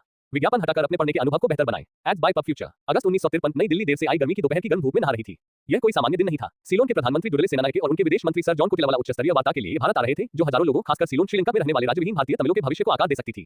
जैसे ही वाहनों का काफिला राष्ट्रपति भवन के भव्य द्वार में प्रवेश किया, ऐतिहासिक वार्ता की प्रतीक्षा में अधिकारी, पत्रकार और राजनयिक भव्य आवास के चारों ओर एकत्रित हुए। निवास के प्रवेश द्वार पर भारतीय और सीलोन के झंडे एक साथ फहराए गए, जो दोनों पड़ोसी देशों के बीच सौहार्दपूर्ण किंतु बढ़ते तनावपूर्ण संबंधों का प्रतीक था। अंदर भारतीय प्रधानमंत्री रोहन आगे होने वाली नाजुक बातचीत की तैयारी कर रहे थे। तमिल मुद्दा लंबे समय से दोनों देशों के लिए परेशानी का सबब बना हुआ है। सेनानायके के नेतृत्व वाली सीलोन सरकार सिंगली बहुसंख्यकों के आंतरिक दबाव को संतुलित करने के लिए संघर्ष कर रही थी। साथ ही इस वास्तविकता को भी ध्यान में रख रही थी कि भारतीय तमिलों ने दशकों से देश की अर्थव्यवस्था में महत्वपूर्ण योगदान दिया है। इस बीच रोहन इस प्रश्न पर विचार कर रहा था कि भारत 5 लाख से अधिक लोगों की संभावित आमद को कैसे समायोजित कर सकता है। रोहन अपने दफ्तर की खिड़की के पास खड़े होकर गाड़ियों के काफिले को आते देख रहे थे। उन्होंने विदेश मंत्री केपी सिंह की ओर मुड़ते हुए धीरे से कहा, वे यहाँ हैं। केपी, जो हमेशा शांत और गणनाशील रहते थे, ने उन नोटों से नजरें उठाई जिन्हें वे पढ़ रहे थे। यह एक कठिन चर्चा होगी सर, सीलोन मुश्किल स्थिति में है, लेकिन हम भी हैं। यह मुद्दा जल्द ही खत्म होने वाला नहीं है। रोहन ने सिर हिलाया, उसके विचार तेजी से चल रहे थे। मुझे पता है, लेकिन हम इस स्थिति को नियंत्रण से बाहर नहीं होने दे सकते। अगर हम सहयोग करने का कोई रास्ता नहीं खोजते तो हमारे दोनों देशों को सामाजिक अशांति, आर्थिक अस्थिरता और मानवीय संकट जैसी बड़ी समस्या का सामना करना पड़ सकता है। केपी ने घड़ी पर नजर डाली। औपचारिक स्वागत समारोह 20 मिनट में निर्धारित है। हम पारंपरिक समारोह करेंगे और फिर हम वास्तविक वार्ता की तैयारी शुरू कर सकते हैं। मैंने प्रतिनिधिमंडल को सीलोन के नवीनतम रूप के बारे में जानकारी दी है, लेकिन मुझे उम्मीद नहीं है कि यह आसान होगा। वे एक ऐसे समाधान के लिए दबाव डालेंगे जो उनके लिए कारगर हो और हमें यह सुनिश्चित करना होगा कि भारत के हितों की रक्षा हो। Ads by pub future. KP की बात खत्म होते ही दरवाजे पर दस्तक हुई। नीरज ने त्वरित जानकारी दी। सीलोन का प्रतिनिधिमंडल अभी गेट पर पहुंचा है। स्वागत समारोह तैयार है और प्रेस भी तैयार है। रोहन ने गहरी सांस छोड़ते हुए स्वयं को कूटनीतिक लड़ाई के लिए तैयार किया, जो हमेशा ऐसी उच्च स्तरीय बैठकों का हिस्सा होता है। चलो उनसे मिलने चले। तीनों कार्यालय से बाहर निकले और राष्ट्रपति भवन के भव्य गलियारों में चले गए। बाहर भारतीय सेना के सैनिकों की एक पंक्ति गार्ड ऑफ ऑनर देने के लिए तैयार खड़ी थी। सीलोन का काफिला रुका और जैसे ही दरवाजे खुले, प्रधानमंत्री डुडले सेनानायके बाहर निकले। उनके पीछे सर जॉन कोटेला और सीलोन प्रतिनिधिमंडल के अन्य प्रमुख सदस्य भी बाहर आए। जैसे ही गणमान्य व्यक्तियों ने एक दूसरे का अभिवादन किया, कैमरों की शब्द गति से क्लिक होने लगे। प्रेस ने इस ऐतिहासिक क्षण को अपने कैमरे में कैद कर लिया। रोहन ने सतह के नीचे छिपे तनाव के बावजूद गर्मजोशी से मुस्कुराते हुए अपना हाथ आगे बढ़ाया। प्रधानमंत्री सेनानायके, भारत में आपका स्वागत है। आपका यहाँ आना हमारे लिए खुशी की बात है। शांत स्वभाव वाले लंबे कद के व्यक्ति सेनानायके ने रोहन से दृढ़ता से हाथ मिलाया। धन्यवाद प्रधानमंत्री जी, यहाँ आना मेरे लिए सम्मान की बात है। मैं हमारी चर्चाओं की प्रतीक्षा कर रहा हूँ। उनके पीछे सर जॉन कोटेला, जो अपने सहकर्मी से भी अधिक उत्साहित थे, ने केपी सिंह और नीरज से हाथ मिलाते हुए सिर हिलाया और मुस्कुराए। प्रधानमंत्री जी, हम सार्थक बातचीत की उम्मीद कर रहे हैं। हमारे पास चर्चा करने के लिए बहुत कुछ है। Ads by pub future. Rohan ने प्रतीक्षा कर रहे सैनिकों की ओर इशारा किया, क्या हम चले? दोनों नेता एक दूसरे के साथ खड़े थे। जब भारत और सीलोन के राष्ट्रगान बजाए गए, उसके बाद सैनिकों का औपचारिक निरीक्षण किया गया। राजनयिक संबंधों की एक पहचान, गार्ड ऑफ ऑनर, परंपरा से उत्पन्न था, लेकिन रोहन के लिए यह एक अधिक जटिल नृत्य की शुरुआत मात्र थी। औपचारिकताएं पूरी होने के बाद प्रतिनिधिमंडल राष्ट्रपति भवन के भव्य हॉल में चले गए, जहां माहौल औपचारिक से व्यवहारिक हो गया। सम्मेलन कक्ष के अंदर सहायक ये सुनिश्चित करने में जुट गए कि सब कुछ तैयार है, जलपान की व्यवस्था है तथा नोटों को व्यवस्थित ढंग से रखा गया है। कमरे में प्रवेश करते ही रोहन और सेनानायके मेज के शीर्ष पर बैठ गए। उनके दोनों ओर उनके प्रमुख मंत्री और सलाहकार बैठे थे। भारतीय पक्ष की ओर से केपी सिंह और नीरज प्रधानमंत्री के सबसे निकट बैठे, जबकि सर जॉन कोटेला और सीलोन के राजनयिक भी इसी व्यवस्था के अनुरूप बैठे। जैसे ही दोनों पक्ष मामले के मूल तक पहुंचने के लिए तैयार हुए, कमरा शांत हो गया। रोहन ने स्थिति की गंभीरता को समझते हुए बातचीत शुरू की। प्रधानमंत्री सेनानायके, हम आज यहाँ एक ऐसे मुद्दे पर चर्चा करने के लिए एकत्र हुए हैं जो न केवल गहरा राजनीतिक है बल्कि मानवीय भी है। सीलोन में भारतीय तमिल आबादी बहुत लंबे समय से अनिश्चितता में है। ये वे लोग हैं जिन्होंने सीलोन की अर्थव्यवस्था के विकास में योगदान दिया है, फिर भी वे बिना किसी स्पष्ट भविष्य के राज्यविहीन हैं। सेनानायके ने गंभीरता से सिर हिलाया। प्रधानमंत्री जी, आप सही कह रहे हैं। भारतीय तमिल आबादी सीलोन की बागान अर्थव्यवस्था का एक महत्वपूर्ण हिस्सा रही है और हम उनके योगदान को पहचानते हैं। लेकिन हम सिंगली बहुसंख्यकों की बढ़ती अशांति का भी सामना कर रहे हैं, जिन्हें लगता है कि भारतीय तमिलों की मौजूदगी उनके राजनीतिक और सांस्कृतिक प्रभुत्व के लिए खतरा है। हम इन चिंताओं को नजरअंदाज नहीं कर सकते। केपी सिंह आगे झुके, उनकी आवाज संतुलित लेकिन दृढ़ थी। प्रधानमंत्री जी, हम समझते हैं कि आप किस तरह के आंतरिक दबावों का सामना कर रहे हैं, लेकिन हमें इस तथ्य को नजरअंदाज नहीं करना चाहिए कि ये लोग पीढ़ियों से सीलोन में रह रहे हैं। उन्हें ब्रिटिश शासन के तहत वहां लाया गया था और अब उन्होंने आपके देश में अपना जीवन बसाया है। उन्हें भारत वापस लाना उतना आसान नहीं है। सर जॉन कोटेला, जो चुपचाप देख रहे थे, निराशा के भाव से बोले। मंत्री सिंह, पूरे सम्मान के साथ कहना चाहता हूं कि हमें ये समस्या अंग्रेजों से विरासत में मिली है। भारतीय तमिल आबादी कभी भी हमारे समाज में पूरी तरह से एकीकृत नहीं हुई और अब सिंगली लोग इसका समाधान मांग रहे हैं। सीलोन से यह उम्मीद नहीं की जा सकती कि वह सभी को नागरिकता दे। रोहन ने सोच समझकर सिर हिलाया, उसकी नजर सेनानायके पर टिकी थी। प्रधानमंत्री जी, हम जो प्रस्ताव दे रहे हैं वह चरणबद्ध दृष्टिकोण है। हम इस बात से सहमत हैं कि आबादी के एक हिस्से के लिए प्रत्यावर्तन आवश्यक हो सकता है, लेकिन यह एकमात्र समाधान नहीं हो सकता। सीलोन को उन लोगों को पूर्ण नागरिकता देने के लिए प्रतिबद्ध होना चाहिए जो आपके समाज में पूरी तरह से घुल मिल गए हैं, जो वहां पैदा हुए हैं, जिनका भूमि से संबंध है। रोहन के शब्दों पर विचार करते हुए सेनानायक ने थोड़ा भौहें सिकुड़ी। हम भारतीय तमिल आबादी के एक हिस्से को नागरिकता देने के लिए तैयार हैं, शायद 200,000 से 300,000 तक, लेकिन हम पूरे समुदाय को शामिल नहीं कर सकते। सिंगली राष्ट्रवादी इसे विश्वासघात के रूप में देखेंगे और इससे देश में अस्थिरता पैदा हो सकती है। रोहन ने फिर से बोलने से पहले केपी सिंह की तरफ देखा। हम आपकी सरकार की आंतरिक गतिशीलता को समझते हैं प्रधानमंत्री जी, लेकिन अगर आप स्वदेश वापसी के लिए बहुत ज्यादा दबाव डालेंगे तो आप एक बिल्कुल नया संकट पैदा कर देंगे। भारत उचित योजना के बिना 500,000 से ज्यादा लोगों को अपने यहाँ नहीं रख सकता। हमें समय, संसाधन और अपने राज्यों के साथ समन्वय की जरूरत है। वापस लौटने वालों को नौकरी, जमीन और सहायता की जरूरत होगी। कोटेलावाला इस बात से सहमत नहीं दिखे। और प्रधानमंत्री जी, आप इस मामले को किस तरह से संभालना चाहते हैं? 5 लाख से ज्यादा लोगों को वापस लाना कोई छोटा काम नहीं है और उन्हें भारतीय समाज में वापस शामिल करना और भी मुश्किल होगा। विज्ञापन हटाकर अपने पढ़ने के अनुभव को बेहतर बनाएं। Ads by pub future. Singh ने अपना जवाब तैयार रखा। हमारे पास एक योजना है। भारत अपने कृषि और औद्योगिक क्षेत्रों का आधुनिकीकरण कर रहा है। तमिलनाडु, गुजरात और पंजाब में विकास परियोजनाएं चल रही हैं जो वापस लौटने वालों के लिए अवसर प्रदान कर सकती हैं। उचित प्रशिक्षण और सहायता के साथ वे हमारी अर्थव्यवस्था का उत्पादक हिस्सा बन सकते हैं। सेनानायक अपनी कुर्सी पर पीछे झुक गए। उनके चेहरे पर सतर्कतापूर्ण आशावाद था। चरणबद्ध दृष्टिकोण काम कर सकता है, लेकिन हमें भारत से स्पष्ट प्रतिबद्धता की आवश्यकता होगी। यह एक खुली प्रक्रिया नहीं हो सकती। हमें एक समय सीमा की आवश्यकता है और हमें गारंटी चाहिए कि जो लोग वापस भेजे जाएंगे उनका उचित पुनर्वास किया जाएगा। रोहन ने सिर हिलाया। हम उन विवरणों पर चर्चा करने के लिए तैयार हैं। हमें अपनी राज्य सरकारों के साथ समन्वय करना होगा, लेकिन मुझे विश्वास है कि हम ऐसा समाधान खोज लेंगे जो हमारे दोनों देशों के लिए कारगर हो। दोनों पक्षों के बीच अस्थायी सहमति पर विचार विमर्श के दौरान कमरे में एक क्षण के लिए शांति छा गई। माहौल टकराव से सहयोग की ओर बदल गया था, लेकिन अभी भी कई बाधाओं को पार करना बाकी था। रोहन ने चुप्पी तोड़ी। उसकी आवाज स्थिर थी। प्रधानमंत्री सेनानायक, हम यहाँ सिर्फ लोगों के प्रत्यावर्तन के लिए बातचीत करने नहीं आए हैं। हम यहाँ ये सुनिश्चित करने आए हैं कि इन भारतीय तमिलों का भविष्य, चाहे वे सीलोन में रहे या भारत लौटे, सुरक्षित रहे। हमारी उनके प्रति जिम्मेदारी है और मुझे विश्वास है कि हम ऐसा समाधान निकाल सकते हैं जो उनकी गरिमा का सम्मान करे। सेनानायक ने रोहन से आंखें मिलाई। उसके चेहरे पर नरमी आ गई। उन्हें रोहन के शब्दों में ईमानदारी का एहसास हुआ। उन्होंने माना कि दोनों व्यक्ति एक ऐसे विकल्प से जूझ रहे थे जो पीढ़ियों को प्रभावित कर सकता था। उसने धीरे से सिर हिलाया और अपने अगले शब्दों को सावधानी से चुना। प्रधानमंत्री रोहन, सेनानायक ने शांत लेकिन दृढ़ स्वर में कहा, मैं इस मुद्दे पर आपकी मानवीयता की सराहना करता हूं। मैं ये भी मानता हूं कि हमारे दोनों देशों की इन लोगों के प्रति नैतिक जिम्मेदारी है। लेकिन जैसा कि आपने कहा, वास्तविकता जटिल है। हमें सावधानी से आगे बढ़ना चाहिए। सिंगली राष्ट्रवादी आंदोलन मजबूत हो रहा है और वे भारतीय तमिल आबादी को अपने राजनीतिक भविष्य के लिए खतरा मानते हैं। अगर हम उनमें से बहुत से लोगों को नागरिकता देते हैं तो हमें आंतरिक अशांति का सामना करना पड़ सकता है, जो पूरे क्षेत्र को अस्थिर कर सकता है। रोहन इस बात को अच्छी तरह समझते थे। उन्हें भी अपने देश में उन लोगों से दबाव का सामना करना पड़ा जो भारतीय तमिलों को भारत के बड़े परिवार का हिस्सा मानते थे और जो इस बात से डरते थे कि लोगों की इतनी बड़ी संख्या के आने से भारत के संसाधनों और बुनियादी ढांचे पर कितना दबाव पड़ेगा। Ads by pub future. दोनों पक्षों के लिए दांव ऊंचे थे। के.पी. सिंह ने स्वर में थोड़ा बदलाव महसूस किया और आगे झुककर बोले, प्रधानमंत्री सेनानायक, भारत सीलोन को अस्थिर करने या ऐसी स्थिति पैदा करने की इच्छा नहीं रखता है जिससे अशांति पैदा हो। लेकिन जैसा कि सर ने कहा, चरणबद्ध और संरचित दृष्टिकोण महत्वपूर्ण है। सीलोन में रहने वाले भारतीय तमिलों को पूर्ण अधिकार दिए जाने चाहिए और उन्हें आपके राष्ट्र का हिस्सा माना जाना चाहिए। जिन लोगों को वापस लाया जाएगा, हम उन्हें सहायता देने के लिए तैयार हैं, लेकिन इसके लिए हमारी सरकारों के बीच सहयोग की आवश्यकता होगी। सर जॉन कोटेलावाला ने रोहन और केपी सिंह को संबोधित करने से पहले सेनानायक की ओर देखा। हम इस चरणबद्ध दृष्टिकोण के लिए तैयार हैं, लेकिन हमें स्पष्ट गारंटी की आवश्यकता होगी। प्रत्यावर्तन प्रक्रिया अनिश्चित काल तक नहीं खींची जा सकती। एक समय सीमा होनी चाहिए। सीलोन भारतीय तमिलों को अधर में लटकाए रखने के लिए प्रतिबद्ध नहीं हो सकता, साल दर साल समाधान का इंतजार करते हुए जो कभी नहीं आता। हमारे नागरिक परिणाम की उम्मीद करेंगे और जल्दी से जल्दी। रोहन ने सोच समझकर सिर हिलाया। मैं आपकी चिंताओं को समझता हूं, विदेश मंत्री कोटेलावाला। हम इस मुद्दे को जरूरत से ज्यादा समय तक लटकाए नहीं रख सकते। लेकिन वास्तविकता यह है कि इतनी बड़ी आबादी को वापस लाने और फिर से बसाने में समय लगता है। हमें ये काम सावधानी से करना होगा और हमें पूरे भारत में राज्य सरकारों से सहयोग की जरूरत होगी। अगर हम इस पर जल्दबाजी करेंगे तो हम भारत में विस्थापन, गरीबी और अशांति जैसी बड़ी समस्याएं पैदा करने का जोखिम उठाएंगे। हम आगे बढ़ने के लिए तैयार हैं, लेकिन हमें ये सुनिश्चित करने के लिए सीलोन की प्रतिबद्धता की आवश्यकता होगी कि जो भारतीय तमिल पीछे रह गए हैं उन्हें पूर्ण नागरिकता दी जाए। सेनानायक ने ध्यान से सुना। उनकी उंगलियां लयबद्ध तरीके से मेज पर टैप कर रही थी और वे निहितार्थों के बारे में सोच रहे थे। सीलोन उन भारतीय तमिलों को नागरिकता देने के लिए तैयार है जो हमारे समाज में गहराई से एकीकृत है। लेकिन उन्होंने थोड़ा आगे झुकते हुए कहा, यह प्रक्रिया सीलोन में राजनीतिक संतुलन को कमजोर नहीं कर सकती। सिंगली बहुसंख्यक अपनी सत्ता खोने से डरे हुए हैं। अगर हम बहुत तेजी से आगे बढ़ते हैं तो इससे विरोध प्रदर्शन और हिंसा भी हो सकती है। हमें सावधान रहना चाहिए। रोहन समझ गया था। उसने स्वयं देखा था कि जब समूह हाशिए पर या खतरे में महसूस करते हैं तो शांति कितनी नाजुक हो सकती है। श्रीलंका नेता की चिंताएं वैध थी, लेकिन भारत की भी यही चिंताएं थी। आप सही कह रहे हैं प्रधानमंत्री जी, रोहन ने सावधानीपूर्वक कहा। हम दोनों ही आंतरिक दबावों का प्रबंधन कर रहे हैं, लेकिन यह ऐसा क्षण है जब हमें व्यवहारिकता और मानवता के बीच संतुलन बनाना होगा। हम जिन लोगों के बारे में बात कर रहे हैं वे परिवार हैं जिन्होंने अपना पूरा जीवन सीलोन में बिताया है। उनमें से कई इसे घर की तरह मानते हैं। जो लोग यहाँ रहते हैं उन्हें यह महसूस होना चाहिए कि वे आपके देश का हिस्सा हैं, बाहरी लोगों के रूप में नहीं, अस्थायी निवासियों के रूप में नहीं, बल्कि समान अधिकारों वाले नागरिकों के रूप में। Ads by pub future. सेनानायक ने सिर हिलाया। रोहन के शब्दों को तौलते हुए सहमत। हम लगभग 300,000 से 400,000 भारतीय तमिलों को नागरिकता देने की योजना पर काम करना शुरू करेंगे। लेकिन बाकी के लिए हमें प्रत्यावर्तन प्रक्रिया के संबंध में भारत से एक निश्चित समय सीमा की आवश्यकता होगी। यदि सीलोन ये कदम उठाता है तो हमें आश्वासन चाहिए कि भारत उन लोगों की जिम्मेदारी लेगा जो वापस लौटेंगे। रोहन ने कहा, हाल ही में हमने जो इंडो-स्विस डेयरी परियोजना लागू की है उसने हमें उचित योजना और एकीकरण का महत्व दिखाया है। हमने किसानों को सफल होने के लिए उपकरण, प्रशिक्षण और संसाधन दिए हैं और हम उन्हीं सिद्धांतों को यहाँ भी लागू कर सकते हैं। जो भारतीय तमिल वापस लौटेंगे उन्हें हमारे कृषि और औद्योगिक क्षेत्रों में एकीकृत किया जाएगा। उन्हें नौकरी, शिक्षा और सहायता दी जाएगी ताकि यह सुनिश्चित हो सके कि वे असहाय न रह जाएं। लेकिन ये सुनिश्चित करने के लिए कि यह प्रक्रिया मानवीय और संगठित है, हमें सीलोन के सहयोग की आवश्यकता होगी। सेनानायक ने कोटेलावाला की ओर देखा, फिर रोहन और केपी सिंह की ओर। मुझे लगता है कि हम इस आधार पर आगे बढ़ सकते हैं, लेकिन विवरणों पर सावधानीपूर्वक काम करने की आवश्यकता होगी। हमें इस समझौते के कार्यान्वयन की निगरानी के लिए दोनों पक्षों में एक समिति गठित करनी होगी जो ये सुनिश्चित कर सके कि समय सीमा पूरी हो, वापस लौटे लोगों का उचित पुनर्वास हो तथा जो लोग सीलोन में रह गए हैं उनका सुचारू रूप से एकीकरण हो। सर जॉन कोटेलावाला ने फिर से बात की। उनका लहजा थोड़ा ज्यादा समझौतापूर्ण था। मुझे लगता है कि हम प्रगति कर रहे हैं प्रधानमंत्री रोहन। अभी भी कुछ विवरण तय करने बाकी हैं, लेकिन चरणबद्ध दृष्टिकोण सबसे व्यवहारिक विकल्प लगता है। हमें निश्चित रूप से अपने मंत्रिमंडल को जानकारी देनी होगी और दोनों पक्षों की ओर से राजनीतिक चुनौतियां होंगी। लेकिन अगर हम इसे एक निष्पक्ष, संतुलित समझौते के रूप में प्रस्तुत कर सकें तो मेरा मानना है कि हम सबसे बुरे परिणाम से बच सकते हैं। रोहन ने सिर हिलाया। हमारा लक्ष्य मौजूदा समस्या को हल करते हुए नई समस्याएं पैदा होने से बचाना है। यह इन लोगों के भविष्य को सुनिश्चित करने के बारे में है, चाहे वे सीलोन में रहें या भारत लौटाएं। सेनानायक के पीछे झुक गए। उनके कंधों में तनाव थोड़ा कम हुआ। हमें प्रत्यावर्तन के लिए विशिष्ट समय सीमा पर चर्चा करनी होगी और मुझे नागरिकता योजना पर अपने मंत्रिमंडल से परामर्श करना होगा। लेकिन मुझे लगता है कि हमारे पास एक व्यवहारिक समझौते की शुरुआत है। रोहन ने हल्के से मुस्कुराते हुए कहा, बातचीत का बोझ अभी भी भारी था लेकिन अब कम होने लगा है। धन्यवाद प्रधानमंत्री सेनानायक। मेरा मानना है कि हम किसी ऐसी चीज के कगार पर हैं जो हमारे दोनों देशों के लिए एक सकारात्मक मिसाल कायम कर सकती है। ये सिर्फ एक राजनीतिक मुद्दे को सुलझाने से कहीं ज्यादा है। यह उन लोगों के लिए सही काम करने के बारे में है जो लंबे समय से बीच में फंसे हुए हैं। सेनानायक ने खड़े होकर दिन के लिए औपचारिक चर्चा के अंत का संकेत दिया। आइए हम कल फिर से मिलें और विवरणों पर काम करना जारी रखें। लेकिन अभी के लिए मुझे लगता है कि हम दोनों कह सकते हैं कि हमने महत्वपूर्ण प्रगति की है। रोहन भी खड़ा हो गया और सेनानायके से हाथ मिलाते हुए कहा, मैं सहमत हूं प्रधानमंत्री जी। हमने एक महत्वपूर्ण पहला कदम उठाया है। अब हमें ये सुनिश्चित करना चाहिए कि हम इसे आगे भी जारी रखें। जब प्रतिनिधिमंडल कमरे से बाहर निकल रहा था, रोहन केपी सिंह की ओर मुड़ा, उसकी आंखों में उम्मीद की एक किरण थी। अभी हमारा काम पूरा नहीं हुआ है, लेकिन मुझे लगता है कि हम वहां पहुंच रहे हैं। केपी ने सतर्कता के साथ कहा, प्रधानमंत्री जी, हमने ऐसी स्थिति पर विचार नहीं किया है जहां तमिल लोग अपनी मातृभूमि नहीं छोड़ना चाहेंगे। रोहन कुछ देर चुपचाप खड़ा रहा और बोला, यह एक ऐसी स्थिति है जिसके बारे में मैंने पहले ही सोचा था केपी, और भले ही हम यहाँ इस सब पर चर्चा कर रहे हैं, लेकिन गहराई से मुझे पता है कि यह एकमात्र ऐसी चीज है जो घटित होगी, और जब ऐसा होगा तो मुझे नहीं पता कि इससे कैसे निपटना है। विज्ञापन हटाकर अपने पढ़ने के अनुभव को बेहतर बनाएं। Ads by pub future. Ads by pub future. Rashtrapati Bhavan का भव्य हॉल उत्सुकता से भरा हुआ था। सामने की ओर लंबी मेज के पीछे भारतीय और सीलोन के झंडे हल्के हल्के लहरा रहे थे, जहां प्रधानमंत्री रोहन और दुर्ले सेनानायके इतिहास बनाने के लिए तैयार बैठे थे। उनके सामने रोहन सेनानायके समझौता रखा गया, जो महीनों की बातचीत के बाद बना था। यह एक ऐसा क्षण था जो सीलोन श्रीलंका में पीढ़ियों से रह रहे हजारों भारतीय तमिलों का भविष्य बदल देगा, और दोनों नेताओं को पता था कि वे जिस समझौते पर हस्ताक्षर करने जा रहे हैं उसका महत्व क्या है। रोहन ने अपने सामने रखे पेन को उठाया, उसकी उंगलियां ठंडी धातु से टकरा रही थी। वो कुछ क्षण के लिए रुके और प्रधानमंत्री सेनानायके से नजरें मिलाई, जिन्होंने शांत स्वर में सिर हिलाकर सहमति जताई। ये था अंतहीन विचार विमर्श और समझौतों का अंतिम परिणाम। जब कैमरे चमकने लगे और वहां उपस्थित राजनयिक और अधिकारी चुपचाप देख रहे थे, रोहन आगे झुके और उन्होंने अपना नाम हस्ताक्षर कर दिया। कागज पर उनकी कलम की हल्की खरोंच कमरे में गूंज रही थी।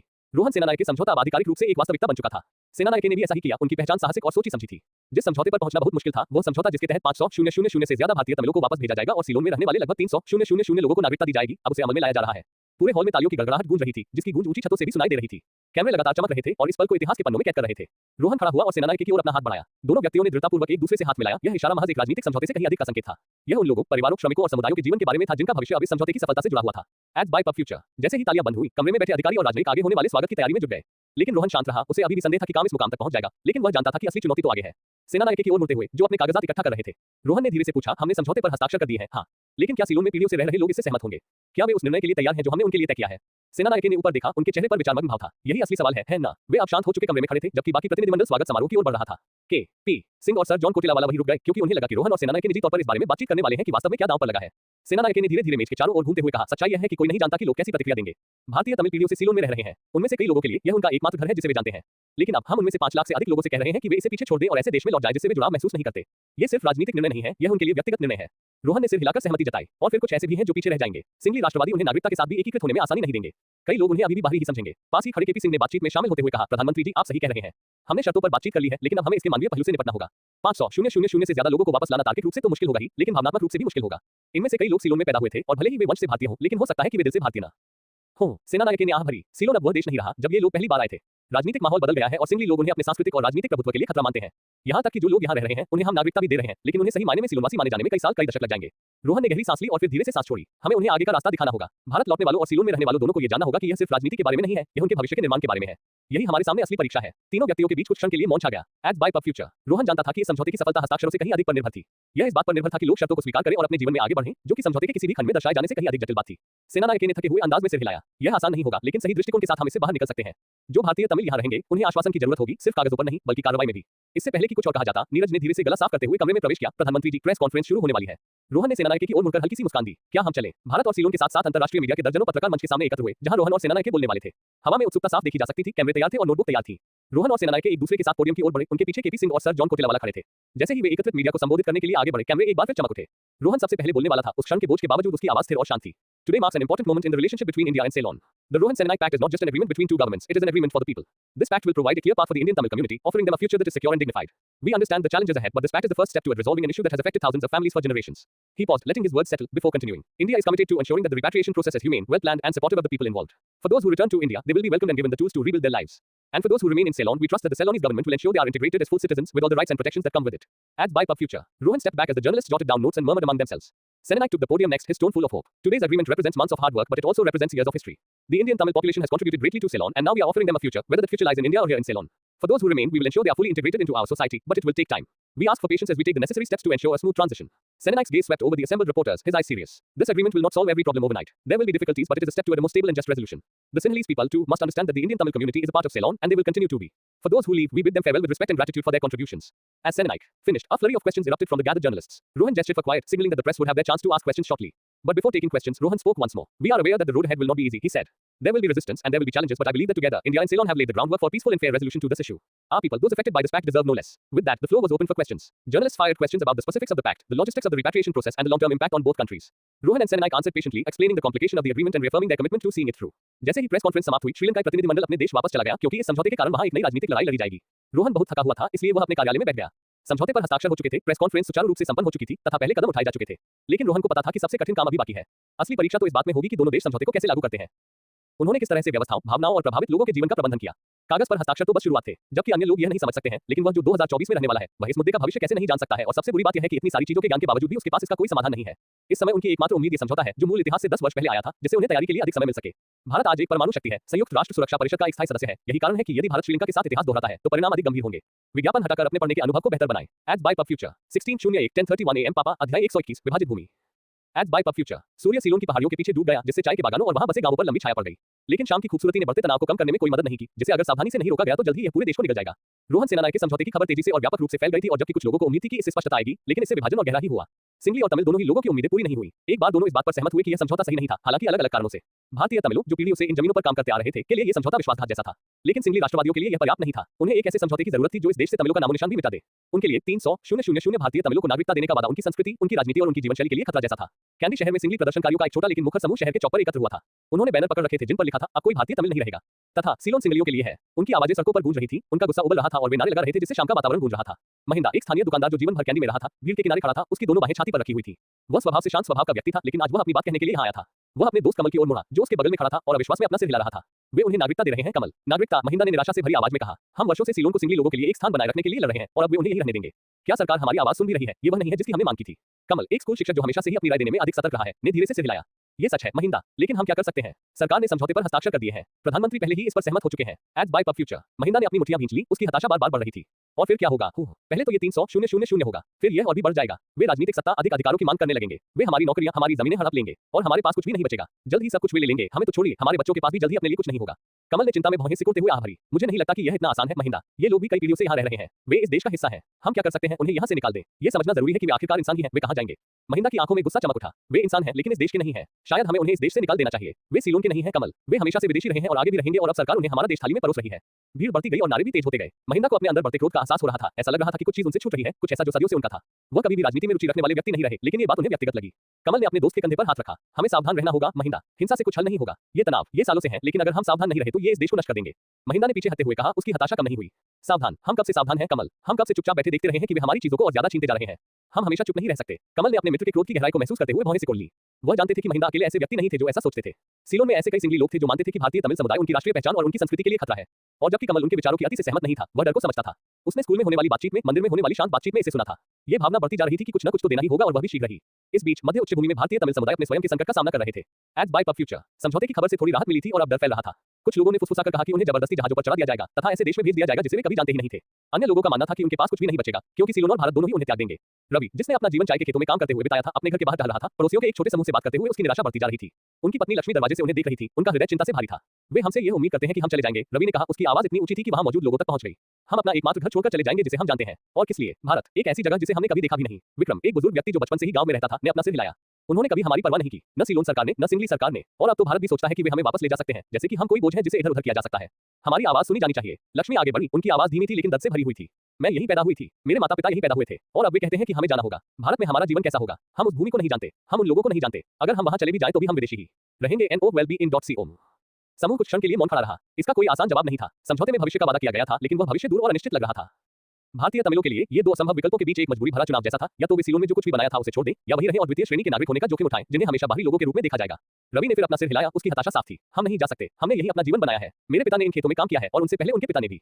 वे हमें यूं ही बाहर नहीं धकेल सकते। लक्ष्मी ने अपने पति की ओर देखा। उसकी आंखें आंसुओं से भर गईं। अगर वे ऐसा करते हैं तो क्या होगा रवि? अगर वे हमें मजबूर करते हैं तो क्या होगा? रवि का जबड़ा कस गया। सवाल का वजन हवा में लटक रहा था।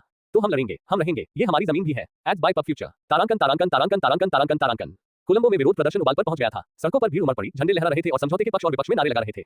एक और आनंद जैसे भारतीय तमिल कार्यकर्ताओं ने अपने रहने के अधिकार की मांग करते हुए मार्च का नेतृत्व किया, जबकि दूसरी ओर सिंगली राष्ट्रवादी एकत्रित हुए और इस बात पर जोर दिया कि यह समझौता पर्याप्त नहीं है। वे चाहते थे कि हर भारतीय तमिल को वापस भेजा जाए, न कि केवल 500,000 को। आनंद बढ़ती हुई भीड़ के सामने खड़े थे। उन्हें संबोधित करते समय उनकी आवाज में विद्रोह की भावना थी। ये हमारा घर है, हम यहीं पैदा हुए, हमने यही काम किया और हम यहीं के हैं।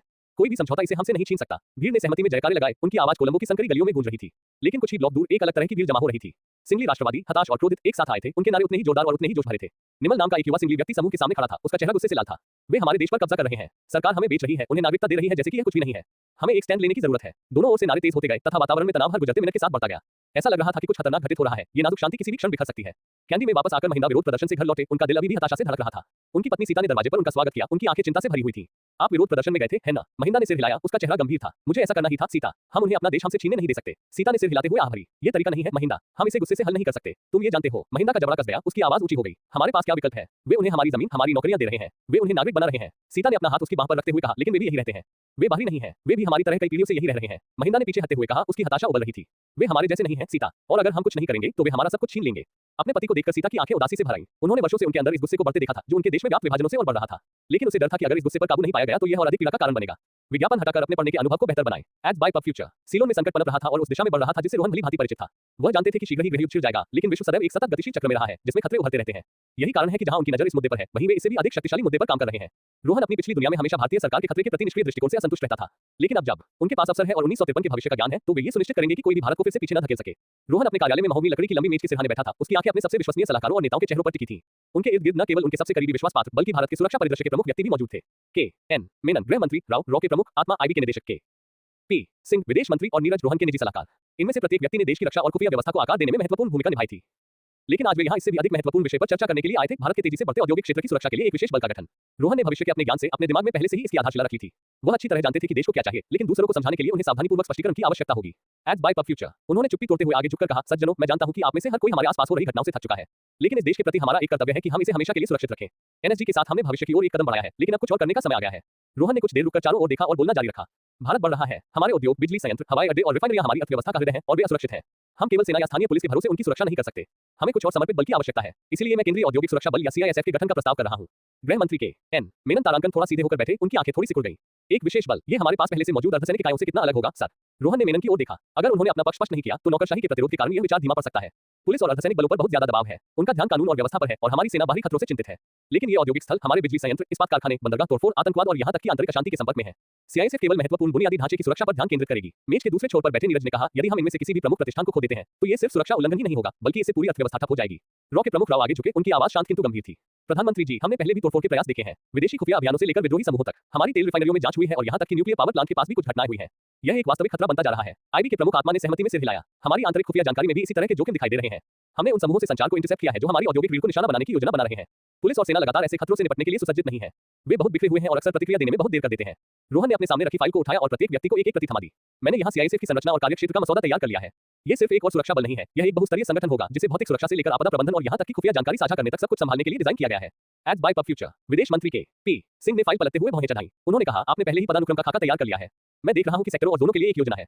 आप इसे कैसे कार्यान्वित करना चाहते हैं? रोहन अपनी कुर्सी पर पीछे झुके और सटीकता से समझाया। हम सीआईएसएफ को भौगोलिक क्षेत्रों में विभाजित करेंगे, उत्तर, दक्षिण, पूर्व, पश्चिम और उत्तर पूर्व। इनमें से प्रत्येक क्षेत्र की देखरेख एक महानिरीक्षक द्वारा की जाएगी। ये महानिरीक्षक सीधे सीआईएसएफ के महानिदेशक को रिपोर्ट करेंगे, जो बदले में गृह मंत्रालय को रिपोर्ट करेंगे। विचार यह है कि कमान की कई परतें हों ताकि कोई भी महत्वपूर्ण सुविधा असुरक्षित न रह जाए। मेनन ने धीरे से सिर हिलाकर समझाते हुए कहा, यह एक स्मार्ट संरचना है, लेकिन मैं रसद के बारे में चिंतित हूं। हम इन पदों पर काम करने के लिए आवश्यक कर्मियों की भर्ती कैसे करेंगे? और सबसे महत्वपूर्ण बात यह है कि हम उन्हें कैसे प्रशिक्षित करेंगे? रोहन मुस्कुराया। उसने इस सवाल का अनुमान लगाया था। हम सीआईएसएफ के मूल को बनाने के लिए सैन्य और पुलिस बलों से अनुभवी लोगों की भर्ती करेंगे। इन व्यक्तियों के पास पहले से ही वह अनुशासन और अनुभव है जिसकी हमें आवश्यकता है, लेकिन उनका प्रशिक्षण यहीं तक सीमित नहीं रहेगा। हम विशेष प्रशिक्षण अकादमियां स्थापित करेंगे। हैदराबाद में राष्ट्रीय औद्योगिक सुरक्षा अकादमी उन्नत प्रशिक्षण के लिए हमारा मुख्य केंद्र होगा। भर्ती होने वाले लोग न केवल बुनियादी युद्ध कौशल सीखेंगे, बल्कि औद्योगिक सुरक्षा प्रोटोकॉल, आपदा प्रबंधन और आतंकवाद विरोधी तकनीक भी सीखेंगे। आत्मा, जो चुपचाप फाइल का अध्ययन कर रही थी, बोली, मैंने देखा कि आपने संरचना के हिस्से के रूप में एक अग्नि शाखा को शामिल किया है। औद्योगिक दुर्घटनाओं के जोखिम को देखते हुए ये समझदारी भरा कदम है। आग और विस्फोट हमारे बुनियादी ढांचे के लिए उतना ही खतरा है जितना कि तोड़फोड़। रोहन ने सिर हिलाया। बिल्कुल, हमें अग्नि सुरक्षा में प्रशिक्षित लगभग 5000 कर्मियों की आवश्यकता होगी, जिन्हें तेल रिफाइनरियों, इस्पात संयंत्रों और रासायनिक कारखानों जैसे प्रमुख स्थलों पर तैनात किया जाएगा। हम केवल स्थानीय अग्निशमन विभागों पर निर्भर नहीं रह सकते। हमारे कर्मियों को यह जानना होगा कि औद्योगिक पैमाने की आपदाओं से कैसे निपटना है। राव आगे झुके। आपने खुफिया जानकारी साझा करने की बात कही है। सीआईएसएफ रॉ और आईबी के साथ कितनी निकटता से काम करेगी? बहुत बारीकी से, रोहन ने अपनी आवाज में दृढ़ता से जवाब दिया।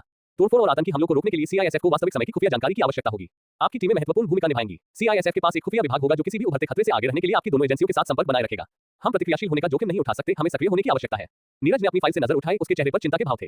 और स्थानीय कानून प्रवर्तन के साथ समन्वय के बारे में क्या? अधिकार क्षेत्र के साथ समस्याएं हो सकती हैं। Ads by pub future. Rohan ने हाथ हिलाकर चिंता को खारिज कर दिया। सीआईएसएफ स्थानीय पुलिस के साथ मिलकर काम करेगी, लेकिन संकट की स्थिति में उनके पास साइट पर सर्वोच्च अधिकार होंगे। इससे निर्णय लेने में देरी नहीं होगी। आग, आतंकवादी खतरे या औद्योगिक दुर्घटनाओं जैसी स्थितियों में समय महत्वपूर्ण होता है। अगर सीआईएसएफ जमीन पर है तो उनके पास कमान होगी। मेनन ने अपनी ठुड्डी खुजाते हुए कहा, वह स्पष्ट रूप से प्रभावित थे, लेकिन फिर भी सतर्क थे। यह महत्वाकांक्षी है, सर। आप जमीन से एक पूरी नई सेना बनाने की बात कर रहे हैं। आपको लगता है कि इसमें कितना समय लगेगा? ये ध्यान में रखते हुए कि हमने अभी-अभी एनएसजी की स्थापना की है। रोहन ने कहा, हम छोटी शुरुआत करेंगे। शुरुआती बल में करीब 3000 लोग होंगे और हम सबसे पहले अपने सबसे महत्वपूर्ण बुनियादी ढांचे, हवाई अड्डों, बिजली संयंत्रों, रिफाइनरियों पर ध्यान केंद्रित करेंगे। अगले कुछ वर्षों में हम विस्तार करेंगे। दीर्घकालिक लक्ष्य तारांकन 100,000 से अधिक कर्मियों को शामिल करना है। तब तक हम बंदरगाहों, इस्पात संयंत्रों और दूरसंचार केंद्रों को कवर कर लेंगे। के.पी. सिंह ने गंभीरता से ऊपर देखा। प्रधानमंत्री जी, इससे राष्ट्रीय सुरक्षा के प्रति हमारे दृष्टिकोण में बदलाव आ सकता है। लेकिन हमें आंतरिक सहयोग से कहीं अधिक की आवश्यकता होगी। निजी क्षेत्र को भी इसमें शामिल होना होगा। क्या हम उद्योगों को सरकारी सुरक्षा स्वीकार करने के लिए बाध्य करेंगे? रोहन ने अपना सिर हिलाया। नहीं, के.पी. सीआईएसएफ को एक सेवा के रूप में पेश किया जाएगा, खासकर निजी उद्योगों को। उनके पास अपनी सुरक्षा जरूरतों के लिए सीआईएसएफ को काम पर रखने का विकल्प होगा। हम सीआईएसएफ अधिनियम में संशोधन करेंगे जिससे उन्हें परामर्श सेवाएं प्रदान करने की अनुमति मिलेगी। इस तरह निजी उद्यम भी सरकारी स्तर की सुरक्षा से लाभान्वित होंगे। मेनन अपनी कुर्सी पर पीछे झुक गए और स्पष्ट रूप से इस विचार पर विचार कर रहे थे। तो हम सिर्फ एक सुरक्षा बल नहीं बना रहे हैं, हम एक सुरक्षा उद्योग बना रहे हैं। अगर निजी क्षेत्र सीआईएसएफ को एक मूल्यवान संपत्ति के रूप में देखता है तो वे अपनी संपत्तियों की सुरक्षा के लिए भुगतान करेंगे और इससे बल को बनाए रखने में मदद मिलेगी। बिल्कुल, रोहन ने संतुष्ट भाव से सिर हिलाते हुए कहा, यह हमारे देश की सुरक्षा और आर्थिक भविष्य में एक दीर्घकालिक निवेश है। जैसे जैसे भारत आगे बढ़ेगा, हमारे महत्वपूर्ण बुनियादी ढांचे के लिए खतरे भी बढ़ेंगे। हमें तैयार रहना होगा। राव और आत्मा ने एक दूसरे को देखा, दोनों ही इस बात से सहमत थे। राव ने कहा, प्रधानमंत्री जी, हमारी खुफिया टीमें इसका समर्थन करेगी, लेकिन हमें निकट समन्वय की आवश्यकता होगी, विशेषकर तब जब सीआईएसएफ अधिक संवेदनशील उद्योगों में विस्तार कर रहा है। रोहन खड़ा हो गया, उसे महसूस हुआ कि चर्चा अब समाप्त होने वाली है। रोहन ने शांति से लेकिन दृढ़ता से कहा, यह बल हमारी ढाल बनेगा। यह सिर्फ बुनियादी ढांचे की रक्षा के बारे में नहीं है, यह इस देश के भविष्य की रक्षा के बारे में है। हम अपने उद्योगों को निशाना बनने नहीं दे सकते। कमरे में एक क्षण के लिए शांति छा गई, बातचीत का बोझ हमारे भीतर समा गया। अंत में मेनन ने चुप्पी तोड़ते हुए सिर हिलाया। प्रधानमंत्री जी, आपको मेरा पूरा समर्थन है। चलिए इसे आगे बढ़ाते हैं। कमरे में मौजूद बाकी लोगों ने भी उसकी भावना को दोहराया और रोहन को शांत संतुष्टि का एहसास हुआ। यद्यपि इसमें कुछ समय लग सकता है, लेकिन अंततः भारत उन पहले देशों में से एक बन जाएगा जिसने बहुत उपयोगी और शक्तिशाली संस्थान स्थापित किए होंगे। अब भारत निष्क्रिय नहीं रहेगा। विज्ञापन हटाकर अपने पढ़ने के अनुभव को बेहतर बनाएं। Ads by pub future. अध्याय 123/1953 के सीआईएसएफ अधिनियम का मसौदा तैयार करना।